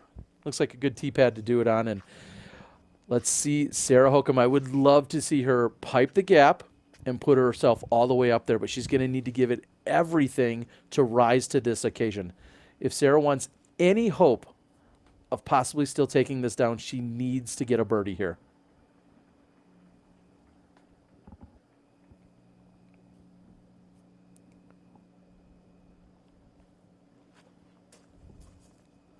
Piers it.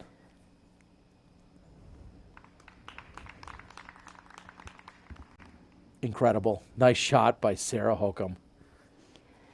And I'm going to argue with a little bit on this. Sarah, she can still get a par, and I really think it all comes down to 18 at this point. We know she feels confident. Here's 18's new tee pad, and Heather Young giving it a big crush. Sarah says she's so comfortable even on this second shot here as we see Heather approaching with a big lefty backhand shot. And she gets the green flag. And we know that if Sarah can maybe birdie this hole, maybe have the potential to birdie 18, that just means that Paige needs to do that or at least par to win. If Paige ends up with a bogey on either one of these holes, Sarah does have that potential to sneak back up in there. So it's not written down yet. Of course not. The champion is not crowned. I am always pulling for the best possible battle. So make no mistake out there, everyone. I'm just trying to put it in perspective of what does need to happen if Sarah wants to be here challenging Paige on this last hole. I can't say enough about Heather Young, who we did see a few moments ago. Again, great approach shot onto the 18th green, and now we'll see who is out. It looks like they're kind of directing traffic. Little game of, we'll say, chess out there. And this is crucial because if somebody were to hit a tree or to miss a line or to possibly, not execute the shot, that might give a little extra confidence in one of their other competitors. And I sound like a broken record, but hole 17 has only been birdied once so far today, and that was that big putt from Heather Young.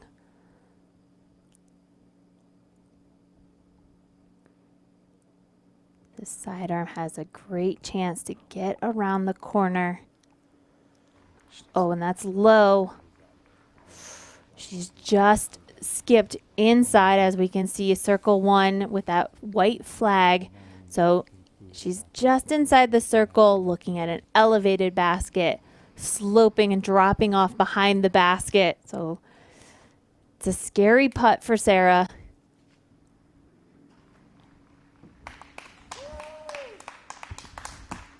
The crowd likes it. At least one member, a very excited member of the crowd. Crucial moment for Pierce. Can she get inside Sarah Hokum's approach shot? And she has done that.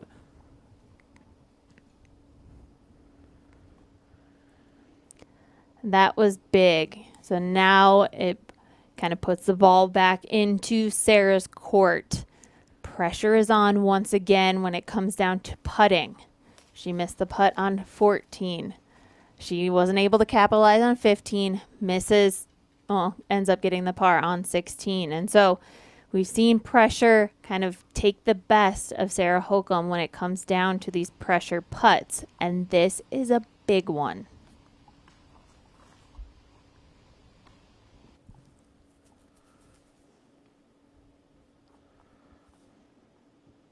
Sarah just inside the circle. This is all or nothing for Hokum.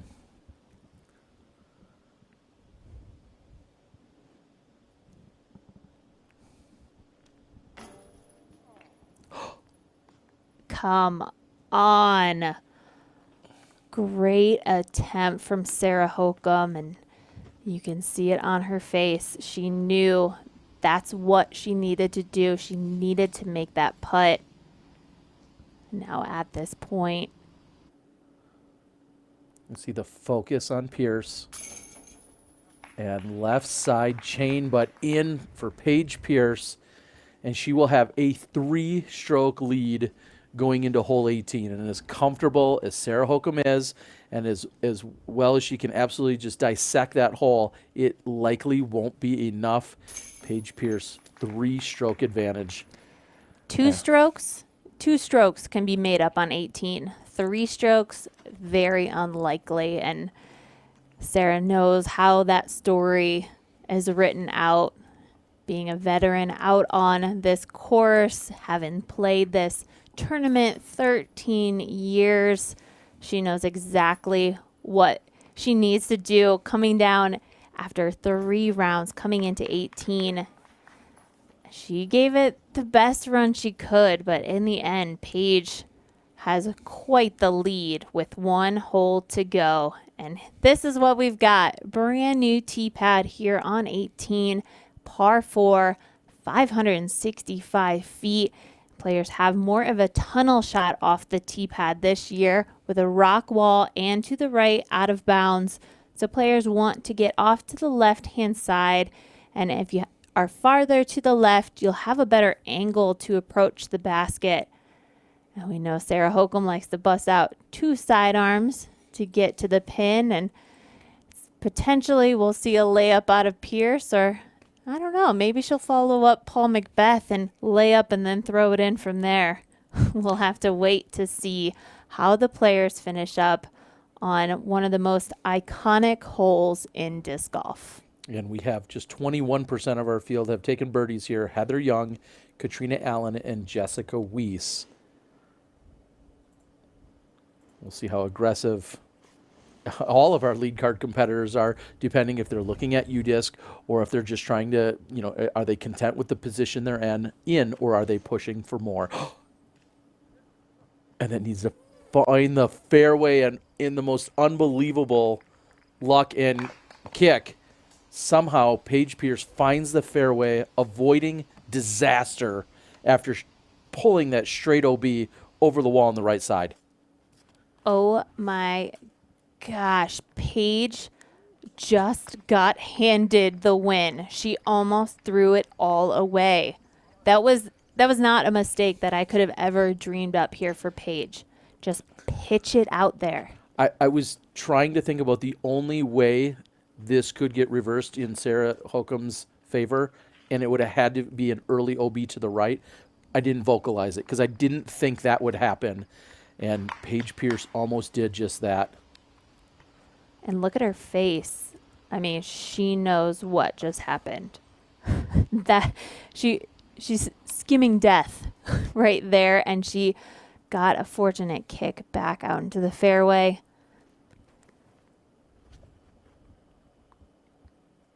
Hokum not quite the height she had the previous 2 days.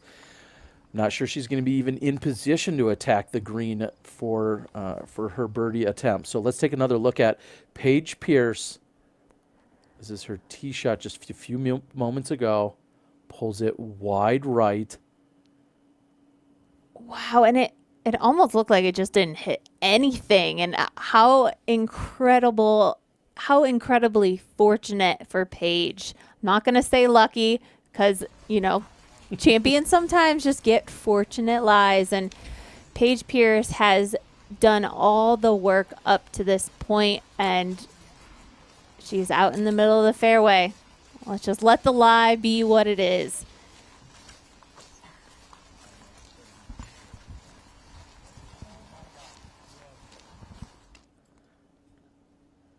As you head up toward the building there off in the background with the MVP banner that's referred to as the Sap House. So many memories have taken place up there throughout the years at this beautiful facility as we are welcomed by the Dodge family and cousins and partners of Maple Hill property. It's been such an amazing place to be for all of these years. Sarah Hokum now is going for the green. She sits comfortably in second place, so she has nothing to lose by going for this.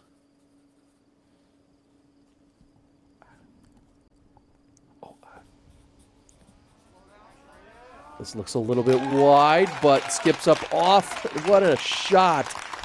Sarah Hokum just putting a nail in it when she says, I am comfortable on hole 18. I thought she might have been out of position. She said she's not, clearly, and she goes after that and parks the approach shot. Phenomenal tournament, Sarah Hokum. Lisa Fakis kind of out of it at this point to catch up to Heather Young, and that out of bounds stroke right there is going to kind of solidify that. She's actually tied with Katrina at this point. She's going to have to throw it in from the drop zone. But here is Paige Pierce. Paige simply approaching, just edging up the fairway. That looked a little bit low. She should be in perfectly fine position, but Paige having no reason to, of course, go for that approach shot, try and find the green. And she's going to double check her scores right now. She wants to make sure of where she is and what she needs to do. This is not an advertisement for UDisc Live, although we do appreciate their partnership and all the hard work since the inception of the Disc Golf Pro Tour. It was actually interesting to see Paige pulling out the phone after her second shot. Normally we see the players doing that after their drive to determine whether they have to go for it or not. I think she's just trying to triple check with Hokum, with the presumed birdie, what she needs to do to secure this victory. Maybe getting a little nervous, thinking, well, I think I had 2 or 3, or what do I need to do? Well, she knows now. No, she's maybe going to check yet again. And I do not fault her for being absolutely certain. She's going to lay up again so that she can then pitch over onto the green. She's just trying to take everything out of play about possibly going out of bounds. So, I mean, it can be catastrophic. If you were to go out of bounds and not make it onto the island, you go from a drop zone. And it's not a guarantee that you'll even make it onto the island from the drop zone. So great on Paige for checking the scores, triple checking the scores. And now she has this left to get back onto the island. And she does not need to make this. She just needs to put it next to the pin. And she has done just that. So at this point, it doesn't matter. It doesn't even matter what the score is ending up on this hole for her. She will be taking home the win. As we know, Sarah Hokum's up there putting for her birdie. Whew. We're looking at Sarah Hokum pushing to ultimately 5 under if she taps in for the birdie. Paige looking to take the bogey and to get to 6 under. So Paige just trying to secure that one-stroke victory, and whether it's 1 or 100, it doesn't matter. A win is a win. Lisa from up on the rock wall side. So with a bogey, Lisa will be dropping down to 5th place. Heather Young was able to, Katrina Allen in 4th place. Heather Young sneaking up into solid 3rd place. And that is a 3-position move for Heather Young. Congratulations. Shooting hot today at 2 under, which will be the best round in the FPO division. And Paige just waiting for the formality. Here's Hokum after putting up a great fight, finishing with a birdie and 5 under par. That does not appear to be enough. And what a battle. And serious congratulations to Sarah Hokum for putting up the fight and keeping that pressure on Paige all the way down to these last 2 holes. But it's kind of like what happened last weekend. Paige Pierce taking home the win again this weekend. The winner of an extremely close battle.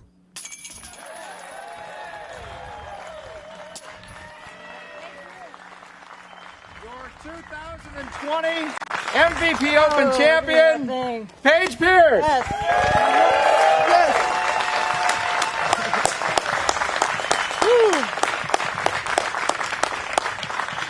I would take that. Okay. Thank you. Paige, congratulations. What a big Thank you. Another tight race. You pull ahead again in the end. What are your emotions right now? Oh man, my heart's beating really fast. It was intense the whole way.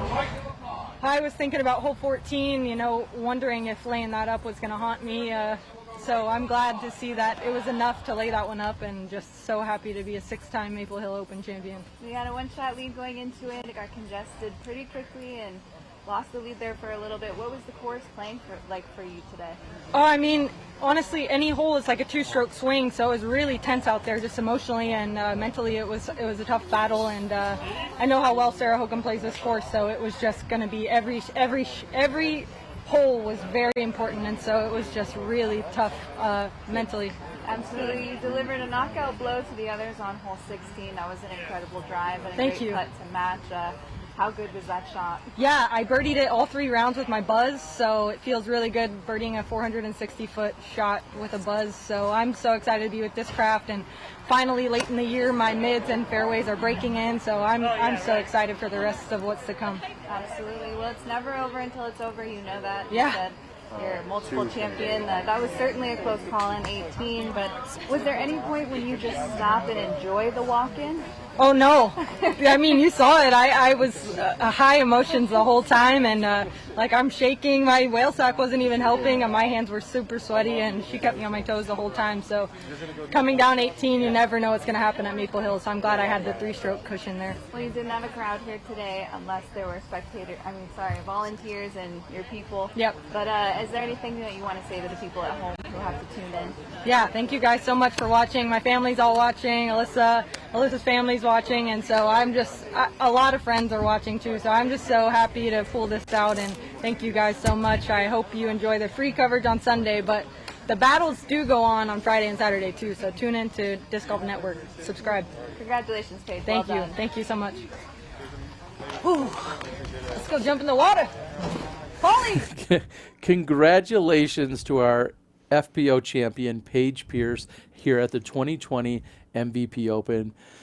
Val, you heard Paige just a moment ago. She said, let's go jump in the water. That's what they've been playing for all weekend. It might not be, maybe it's the checks, maybe it's the beautiful scenery, maybe it's some bonuses, but I really think it's for the pond jump, don't you? I mean, it's an incredible way to celebrate.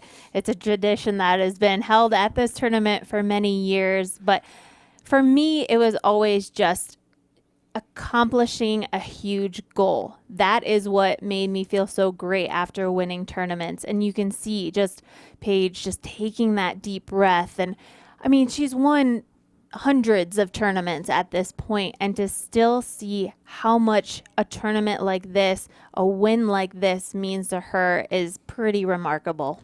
Well, in the fact that she has now won 6 of the last 7 events here at this course, and the dominance that she has shown, she talks a lot about how she loves the course and how the course loves her back. And I don't know if there's a better indication of that other than hole number 18 and the drive that she had. The course was certainly loving her then. Paul Macbeth, I see Paul Macbeth and good friend Nick Carl. Looks like Macbeth already has his swimming trunks on. He's prepped for this, and confirming that we've got all the cameras in place and ready, and we do, because not often are we able to give you the pond jump live, but thanks to Disc Golf Network and all the advancements that we've had over the last few years. Now, I got a note, thanks to Matt Graham over at Kids Disc Golf. He was telling me that they had to install the additional platform out here for the pond jump because it's so unseasonably low out there for the water. So thanks for the tip and the insight, Matt. Got to say, that's some thinking ahead by Steve and the rest of the crew, knowing that our water's low. Let's give them a better place to jump into the pond, and how refreshing. And or not. These two players that are going to be cannonballing into this pond, they've done it before. They know where to go from, but to see this little diving board addition here on the lake, and again, this is the pond on hole 1. So it's incredible that players start off each and every round throwing over this pond, and you know you've accomplished everything you came here to do when you're jumping back in that pond here after the tournament. I've got to be the first to admit, as we're seeing a little bit of the crew head over, if there's one and only one major thing that I miss by not being on site, it is being there for the experience of the pond jump, watching all of our champions over the past decade jump into this pond. Everybody seems to get a little smarter each year in terms of the anticipation for it. I think to Macbeth putting on swimming trunks, so he knew for quite some time that he'd be running in there. They've all taken, hopefully, their cell phones out of their pockets, any keys, any money. And usually there are hundreds of people as they make their way down this down the fairway of hole 1. And this is disc golf, Terry. These are the moments that disc golfers dream about. And we've seen this happen so many years in a row. And I believe it was Kevin McCoy that started this tradition many moons ago. But it's amazing to see this continue on. And, you know, sometimes we catch award ceremonies at tournaments and hear players' speech. This is one of the best celebrations of champions. A pond jump. And Paul handing off any valuables to Hannah.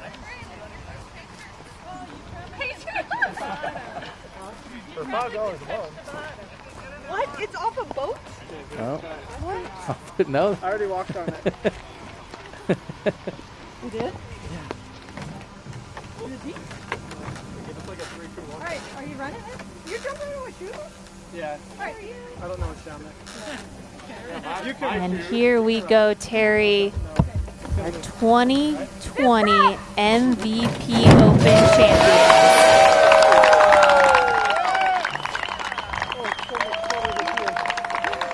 What a moment.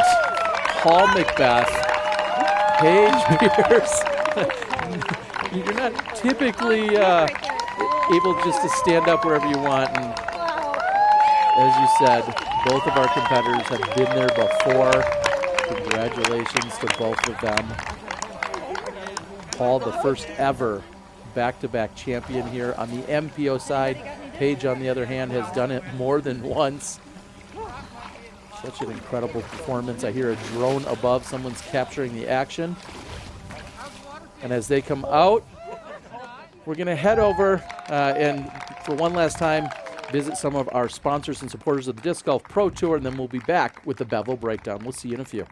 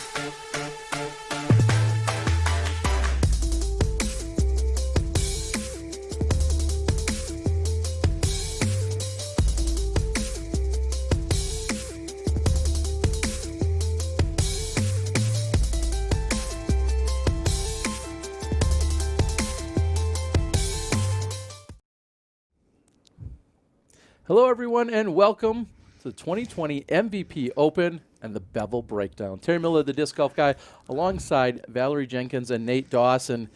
Guys, if I haven't nailed it yet, now's the time. We open with a cheers. Yes. All right. Cheers to the champions.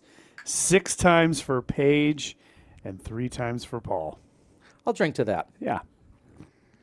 Incredible. I mean, what a weekend that we've had, and it's going to be great to recap everything that we just saw over the last 3 days. Incredible battles on both the FPO and the MPO sides. So we just watched Paige Pierce crowned and then taking a little dip in the pond. And Val, what did you make of the battle between Paige Pierce and Sarah Hokom? man, it is so much fun to watch, but it is so much fun to be in battles like that and to see these two players who have been battling it out for a decade. I probably even longer than that, but to see them battling it out and for it to come down to the last few holes. I mentioned we saw this at GMC, but Paige was up against Haley King trying to make a name for herself, but Sarah Hokom, she is a fierce competitor and she was hanging in there tough all the way down to the stretch and even pushing her games to limits that we haven't seen in quite some time. So Sarah Hokom put that pressure on, and you can see that there was a lot of pressure and a lot of nerves out of both of these players, even though they've been in this position before. And it's amazing to see Paige come out again on top. Great to have the battle, but it's always the best thing to be the winner after a hard-fought battle. Well, and as we watched the battle unfold, it was some back and forth, just as we would expect. Do you feel like there was a turning point? Whether it was with a score that they actually took or maybe even something mentally that you saw out there. Do you feel like there was any turning point between Paige and Sarah as they were coming down the stretch, anywhere in the middle or near the end of the course? I would say this really came down closer to the end of the course because it was really back and forth. And all right, now it's your chance to make a birdie putt or your chance to make that crucial drive.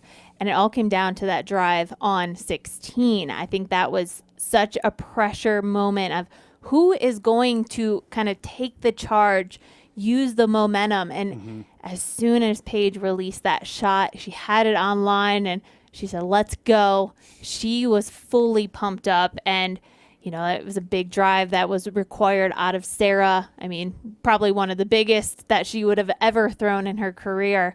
And yeah, I think that was a big moment for Paige.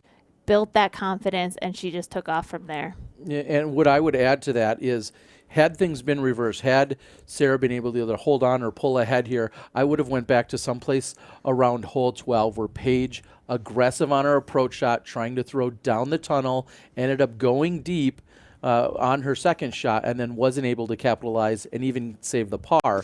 But as we saw, she came back even after that mistake. She took birdies on 16 and 17.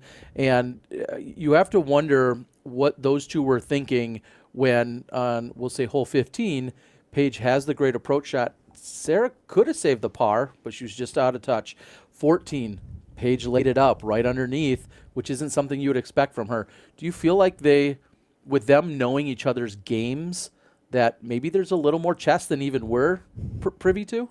I think so. And I kind of mentioned it when we headed into 13, just this other level that Paige is on. She's been so aggressive, and she goes for shots that we just think you must be nuts to even think about going for those shots. And she goes for them.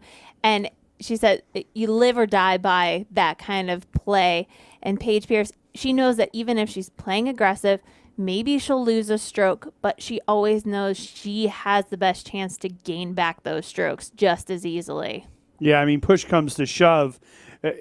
I kind of go back to hole number 11. That's where I kind of feel like it all started to kind of happen. We get the 2 birdies on 11. Paige makes the mistake on 12. And then the layup on number 14. And this is when it was all of a sudden, okay, what's going on? We're back to tied. And it was on the MPO side where you really felt as if 15 and 17 were must-gets for the men. But 15 is a tricky little hole, and if you don't get down the fairway, you're going to get caught up. That's what happened to Hokom. She was left down in the depths, and from from down there, it's just a really, really tough save. And I kind of had a feeling on hole number 16, especially the way we've seen Paige play it, that she was just going to take it and run with it. She did it yet again, had the tap-in birdie.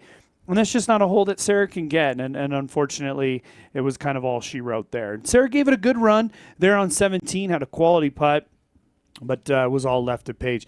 Boy, what happened on 18, though? That tee shot by Paige, oh, my goodness. Right. I was almost falling over in my chair out there because you were right. We didn't want to say it. It was the only thing that could have gone wrong. She goes OB only 40, 50 feet off the tee, and now it's a battle to get up and in, and Holcomb obviously does what she does there. And, man, I think it really it was all a payoff to wait all day long to see a phenomenal battle between two great champions. Well, I'll go to 18 for just a moment. You've got 3 world titles. You have 4 world titles.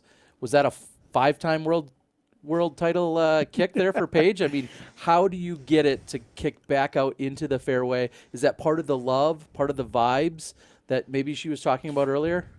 Maybe. I mean, that a 5-time kick? Yeah, I mean, clearly we don't know anything yeah, about we have that, no idea. But, yeah, that was extremely fortunate. And they even panned back to Paige's emotions as she's sitting there and just knowing how close she came to failure. I mean, she had such a close call as we're seeing that shot. I mean, yeah, that was the chance for her to lose it all. And really, for 18, I don't even think of that, but with this new tee pad, that OB on the right really does come into play, and a little bit of nerves, even if it is just an easy hyzer out there. That's all she needed to throw. Nerves kind of probably had the best of her on that shot, and thankfully the trees were very nice. Yeah, and it was kind of throw all the stats out the window, really, because from 11 on, it was just that. It was a battle match, and at the end of the day, Paige won. She was able to double lay up on 18. Yeah. That's why we talk about so important.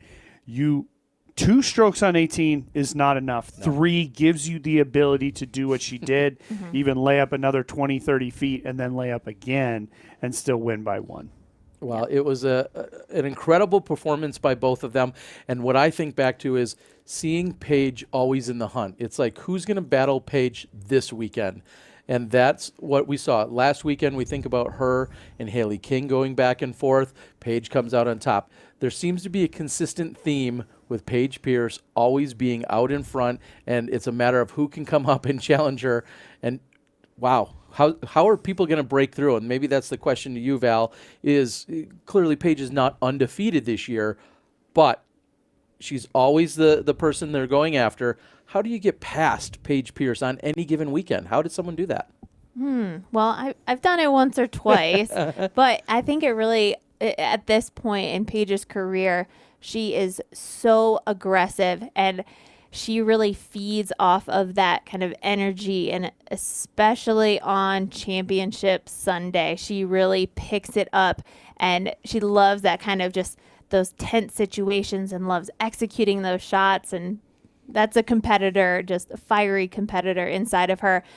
So for these players, they need to come out of the gates just shooting as incredible as they can. And the first 2 or 3 rounds, whatever the tournament gives you before Championship Sunday, those are the most important for the rest of the field. Get the strokes while you can, and then wherever Paige Pierce is, even if she's on the 3rd or 4th card, she's going to be firing back. So I think those first couple of rounds are extremely important to kind of get a little bit of an advantage going into the final round. Well, and I would follow that up with a question for you, Nate. Maybe some parity between our MPO and our FPO champions this weekend. Everything you just said about Paige Pierce, we could say about Paul McBeth. If somehow you could maybe get some strokes on him, you're going to need to bank a lot of them. It might be 6 or 8 or 10, but he's going to always show up on the final day. He's going to always play aggressively. Are those the keys to success? Because those 2 players are the top players in our sport right now, and they're 2 of the most aggressive players week in and week out. Yeah, and I mean, talking about Paige, I fully agree with Val. And what she's doing is she's asking the rest of the field and basically saying, hey, look, I get to go out and do what I want to do. I can be crazy aggressive. I can take bogeys, double bogeys, get a ton of birdies, go for big jump putts. The other ladies have to stay focused. They have to ignore all that noise. And the one thing Paige is forcing on them is the fact that they cannot make mistakes. They cannot give away strokes. You can't miss a 15-foot putt. And I don't care if it's for par, birdie, or double bogey. You cannot miss it because one of those strokes could be the one that Sarah was behind today. And Sarah did a very valiant job doing that. But let's face it, the tee shot on hole number 1 for Sarah Hokum, in my opinion, could have cost her the entire tournament. You got to get over that pond. You got to chip it down there, and you take no worse than par on hole number 1. She takes a double bogey, loses by a stroke. That's what I'm talking about.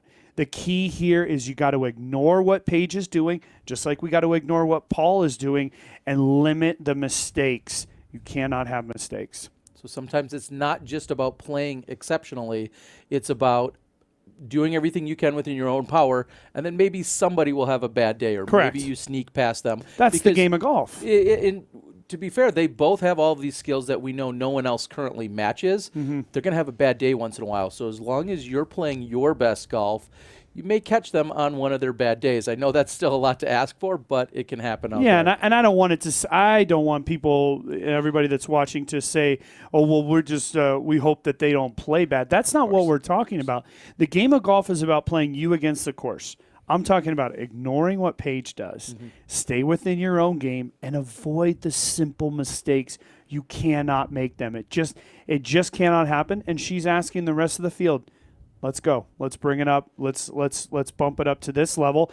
Last weekend it was Haley King, as you mentioned, and this weekend Sarah Hokum. But I will say this, Heather Young once again comes out on a Sunday, a final round, and plays exceptionally well. She's done this a few times this year. Well, she birdied 3 out of the last 6 holes. That's going to push her up 3 positions for her finish here, a podium spot, and she had the best round out of the entire FPO field today. I believe the hottest round of the weekend was 4 under. That's what opened our tournament. She shot a 2 under today, so just being 2 strokes off the hot round of the overall weekend.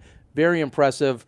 Good things to come from Heather Young and what she's got in store, Val? Oh, yeah. And there was kind of a lull in about a few tournaments back of Heather Young. She was on this mission. She was just a rising star and then kind of flattened out a bit. But it's nice to see her back on top and gaining confidence in a time where you need it. We're finishing up the season. We just have we're headed out to Arkansas. We got the championship still ahead of us, and I expect to see Heather out at those tournaments. And I think this is a great chance for all these players to kind of feed off of that confidence, feed off of the finishes that they did, or maybe come back for a redemption. But this is a good charge as we finish up the season. Well, and Nate, I want to maybe just put a nail in the coffin about what you just said to really drive the point home. I'm glancing over at UDisc, and I see Heather Young had 3 bogey strokes today. Mm-hmm. That was the fewest in the entire FPO division. So you just got done telling us you need to minimize the mistakes. We look at Heather, her hot round today in the entire field. She had just 3 bogey strokes of the entire day. That was less than Sarah Hokum. That was less than Paige Pierce. Now, maybe she didn't have as many birdies as the rest, but she minimized her mistakes. Yeah. And that is exactly the key to success for Heather Young. At least here at the MVP course, she can, of course, take that lesson to every single course out there. But out here, strokes can stack up very quickly. Be an errant shot, whatever the case might be. But we can't say enough. Heather, phenomenal performance out there. Great job. We look forward to continuing to see you up there on the leaderboard. And then, as we said, our second podium spot, Sarah Hokum, fierce competitor, great champion of years past, just not enough this weekend to get past Paige Pierce. And speaking of Paige Pierce, Val, go ahead and call it off for us. Oh, man. Now this is 3 OTB shots, and I'm giving all 3 of them to Paige this weekend, but I'm changing up the hole. I think this was a clutch moment for Paige here on the tee of 16 with this drive. And I am incredibly shocked to not only know that, she's able to park that basket, but that was with a buzz. Yes, it was. And this is the shot of the tournament. I absolutely lost my mind. Thank goodness we have a limiter on our mics because I was going nuts in the studio here. He did what he needed to do. He put himself in position, and here on 16, he lines this shot up over 400 feet, keeps it low, which he did on the previous hole, and then takes the big skip. Watch this. Watch him. Oh, baby. There it is. A little fist pump right in front of Wysocki, and that is what sealed the deal for Paul McBeth. Sometimes you got to get a little bit lucky, and that is a swamp. You know, that's a swamp down there. We talked about it before. There's a lot of water in that area. Fallen He found logs. I called it a rock on the broadcast. I'm actually guessing it was a root. There's a lot of roots that come off those trees. He propelled right off it. It looked like it was going to go into the chains, and he ends up with a 6-inch putt. And dare I ask, would that have actually outdone the Kevin Jones ace earlier in the weekend when he slipped and fell on the tee and then put it in? Had that actually skipped up, had that gone in at that moment, could that conceivably have been a better ace? I actually would say that it would eclipse it, not because Kevin's shot wasn't amazing, but because of the moment that it would happen in, coming down the stretch, final round, the two greatest players in recent history, and in a battle for the ages here. So yeah, it would have been amazing. Well, and going back to that specific moment, hole number 16, we were talking about the jockeying match back and forth with those two. You said he needs to get it at least 2/3 of the way down the fairway. I totally agree. That's all but secures the par at that point because things were very close and the battle was going to continue. However, he hits that, whatever it might have been, and it skips up underneath the basket. What a moment, really. What a moment for Paul. Could we equate that? Is that Paul's version of what Paige did in kicking back out on 18? Yes and no. Paige's was just a bit of good fortune. I mean, she almost pulled it OB and a foot right. It would have been back there. I think Paul, regardless, did what he needed to do. It was just a little bit of icing on the cake to find the route, to kick up to the par job. Wysocki could not follow up with the birdie and continue to give himself a chance. He got caught up early, took the par there, and with 4 strokes with 2 to play, especially with how easy 17 plays, it was definitely not going to be in the cards there. But let's go back to 14. This is where it was really all coming down. It was coming to a head at this point. Wysocki in the early going looked extremely good. He had laid the gauntlet down. He birdied 4 out of the first 5. He got through hole number 6, which is a hole that had given him trouble. But then he bogeys 7. He bogeys number 8 with a drive that landed in bounds. He just missed the putt and it kicked out of bounds. Yeah. And right then he did birdie number 9, but all of a sudden we hit the area where Ricky had played so well. And had he not played well in those holes, he wouldn't even be in the conversation and Paul McBeth would have a big lead. And he goes dark on those holes. He was great off the tee and just bad on upshots. He threw a phenomenal up drive on number 11. He missed that upshot. Phenomenal drive on number 12. He misses that upshot. Okay, he's unwilling to change his game plan on a windy number 13. Whatever, we push that hole. Then we get to 14. McBeth gets fortunate going long, and Wysocki's disc, as soon as it tipped a little, the headwind, crosswind picked it up, and it just went straight down into the water. He did well to get himself the bogey. But that was really, you said it on the air. It's all she wrote. I tried to pull it back and give him just a little bit of a chance, but it was going to take some greatness. And, 15 is just not easy enough of a hole to guarantee the birdie. And I just laid it all out for you. It was a phenomenal day between two fantastic champions. I'm remembering like I was in the round with them, which we kind of were. And, oh, boy, it was really amazing. It was, and not to harp on it too much on Ricky's behalf, but we talked about this. Through the last half of the course, 9 through 18, he played at 7 under the first day and 8 under the second day. Today he came out and played that same stretch of holes, just 2 under. Right. So he was kind of counting on those holes. I think we were all counting on those holes. Yes. And unfortunately, just Ricky couldn't get things moving in the right direction for him. He actually played them even par. I'm looking at it. I'm just looking at it. From 9 to 18, he was 1 under. Sorry, you one under I was par. right at 2 2 under. under. Yep. Thanks. Oh yeah, there you go. Take another sip. Yes. Take another one, Nate. My bad. What are we having here, just so everyone It's knows? your favorite, the barley wine, Tear Bear. We got to keep you happy over here. But you were right. He did only shoot just the 2 under. He had 2 under compared to the there. 7 and 8. Compared to, he's averaging 7.5 under for those previous 2 rounds. And then to come in with 2 under, and that's birdieing 17 and 18. So just. But pars. Yeah. That is the craziest thing to see him up so high and just par, and then have a bogey in the middle of some of those pars. That's the biggest shocker for Ricky Wysocki. And the 11 and 12. Perfect position. Yes. And he misses the upshots. Those 2 birdies win him potentially this tournament. Then if you do that, then all of a sudden the tee shot on 14 is not as important. You don't got to get on it as hard. It all comes down to the details. It always and does. It always does.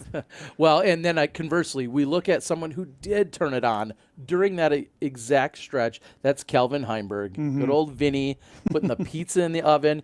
Calvin, you're welcome. I wasn't there. Nobody sent me out to watch you in person this weekend. A solid performance. A little bit of a rough patch there, holes 6 and 7. He goes 3 over for those 2 holes, but then he really turns it on. He picks up 6 birdies in those 7 holes in the middle, and which is really interesting to look at. He had 6 birdies. The rest of the card collectively 4 birdies. Wow. So, I mean, he was just embarrassing them out there at that point. Yeah, and we kept saying it was an unprecedented run because it was. He was absolutely eclipsing everybody on his card.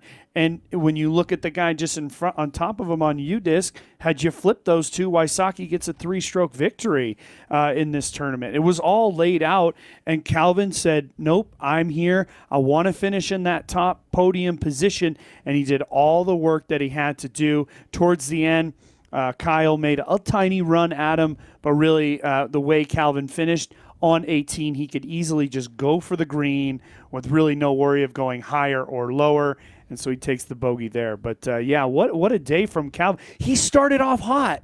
I mean, he was looking really good. He misses a super easy putt on number 2, and then on 6 and 7, those are horrible holes. They're tough, not horrible from a design standpoint, horrible for the players because they can take doubles and singles, which he did. But then he picked it up and he played well at the end. Very solid, just to show that resilience as he moved through, showing us why he is part of that next wave of players.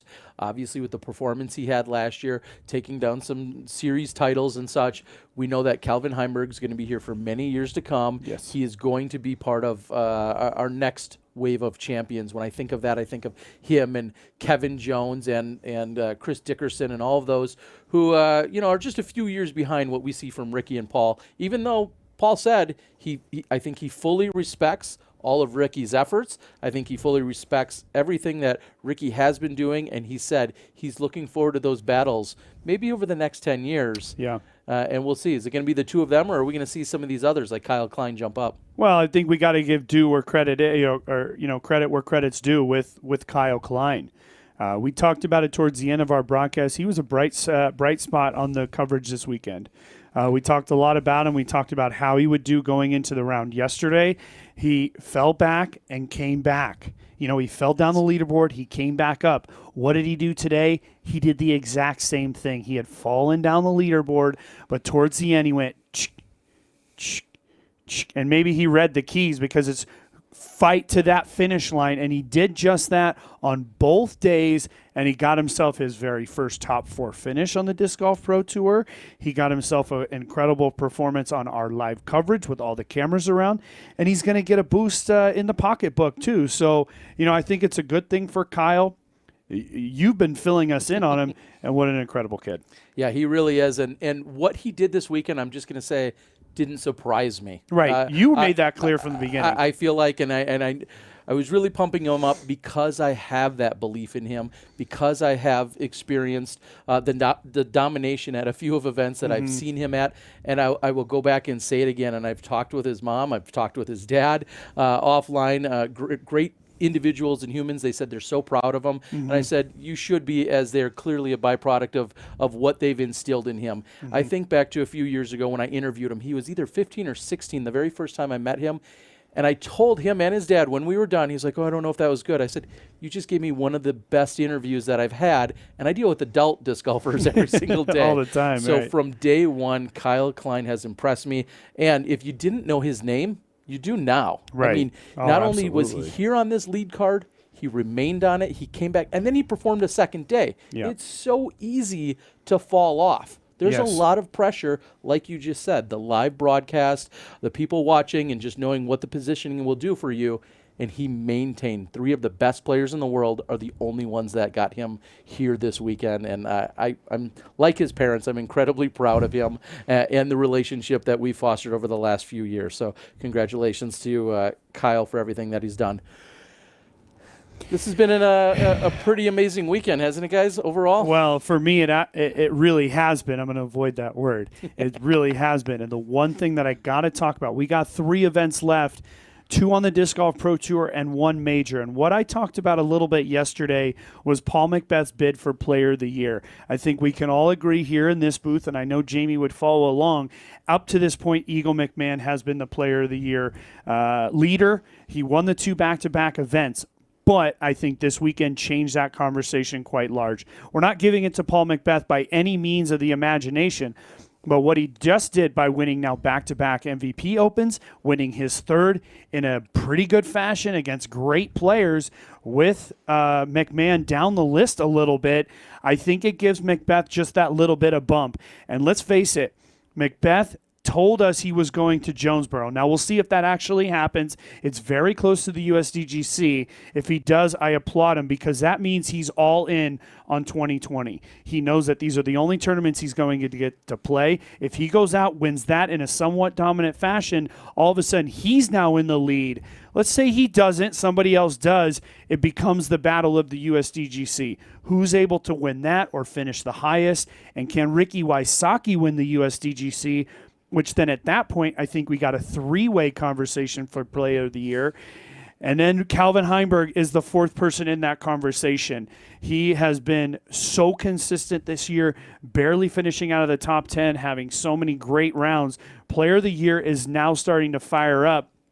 And these 4 guys, I think, are going to have a lot to say about it before the end of the year. As a player, I know they don't care that much, but I think it's very important to talk about who is the Player of the Year because every single year we have a bunch of guys that are vying to say, yes, I won 2020, not just with individual titles, but with an overall view of the year. Val, I'm going to ask you to close out on the FPO side of things before we wrap up the entire show. Final thoughts, Paige Pierce, anything else as we start to close out here at the MVP Open? Well, I think it's a little bit easier conversation on the women's side. I mean, who has been the winner of most of the tournaments since the restart? I mean, and way back to when the world was normal back at the beginning of the year. I mean, Paige Pierce is without a doubt the Player of the Year. And again, winning this tournament this weekend. And I feel like GMC was kind of a bounce back from her after kind of falling short the previous 2 tournaments. This was her kind of striving back and perfect moment for her to finish out with a bang. We didn't have Worlds this year, but we still have a national tournament for the women, and I think Paige Pierce has to be the favorite going into the event.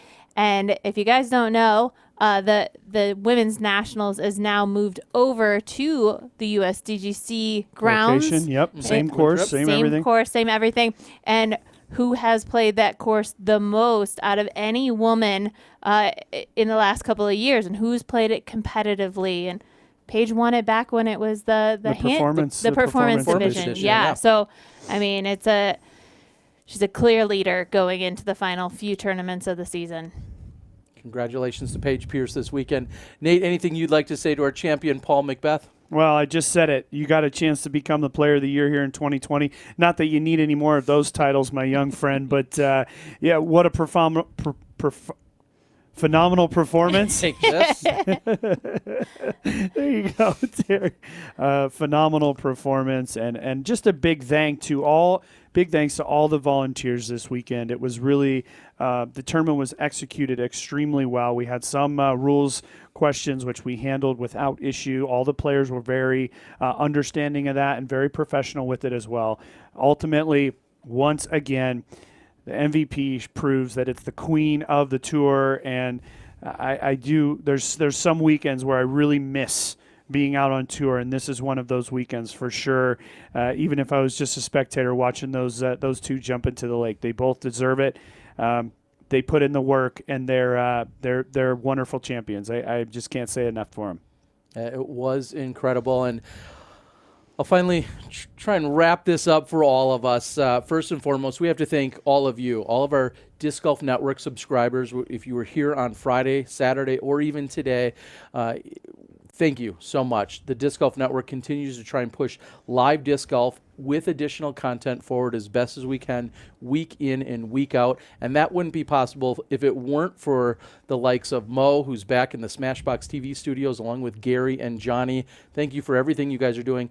And the guys hustling around giving you these angles. We have 4 cameramen, some doing posts, some doing live. GK Pro is a phenomenal partner that the Disc Golf Pro Tour has in providing that FPO coverage. Blaine and crew, thank you guys for all of that hustle, because we're intently looking, and we actually get to choose which angle is best on any given fairway, and it wouldn't be possible without all of the work. All of our Pro Tour partners, thank you, including the recent additions in Bushnell, along with our individual sponsors like the MVP Disc Sports, who gave away action all weekend long. We may even have one to close out because they've been so gracious and so kind.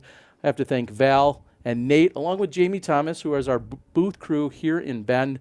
I've had a very fun weekend. You guys are the most gracious hosts I could ask for, and we wish you the best of luck as you make an addition to your family there, Jamie, over in San Francisco. So I think we're going to put it all to bed. Yep. All in the books. This is Valerie Jenkins, along with Nate Doss, Terry Miller, the Disc Golf Guy. Thank you guys for tuning in, enjoying the coverage of the MVP Open at Maple Hill. We're signing off, and we'll see you next time. The Three Stooges.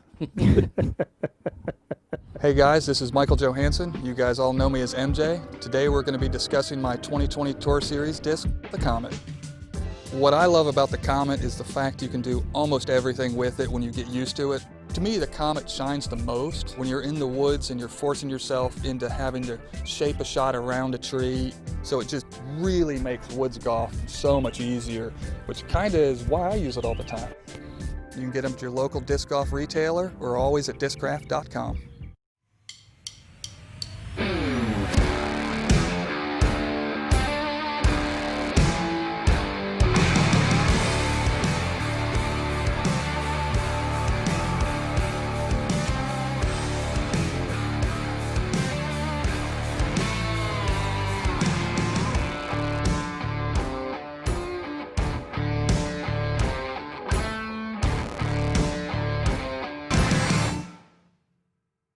At Dynamic Discs, we offer affordable custom stamping to help your company, club, event, or tour stand out from the rest. We can use your own design, or we'll work with you to design a stamp that captures the tone of your event. We'll get your discs stamped quickly and on their way within 3 weeks. If you're ordering for an event, you may qualify for one of our sponsorship tiers as well.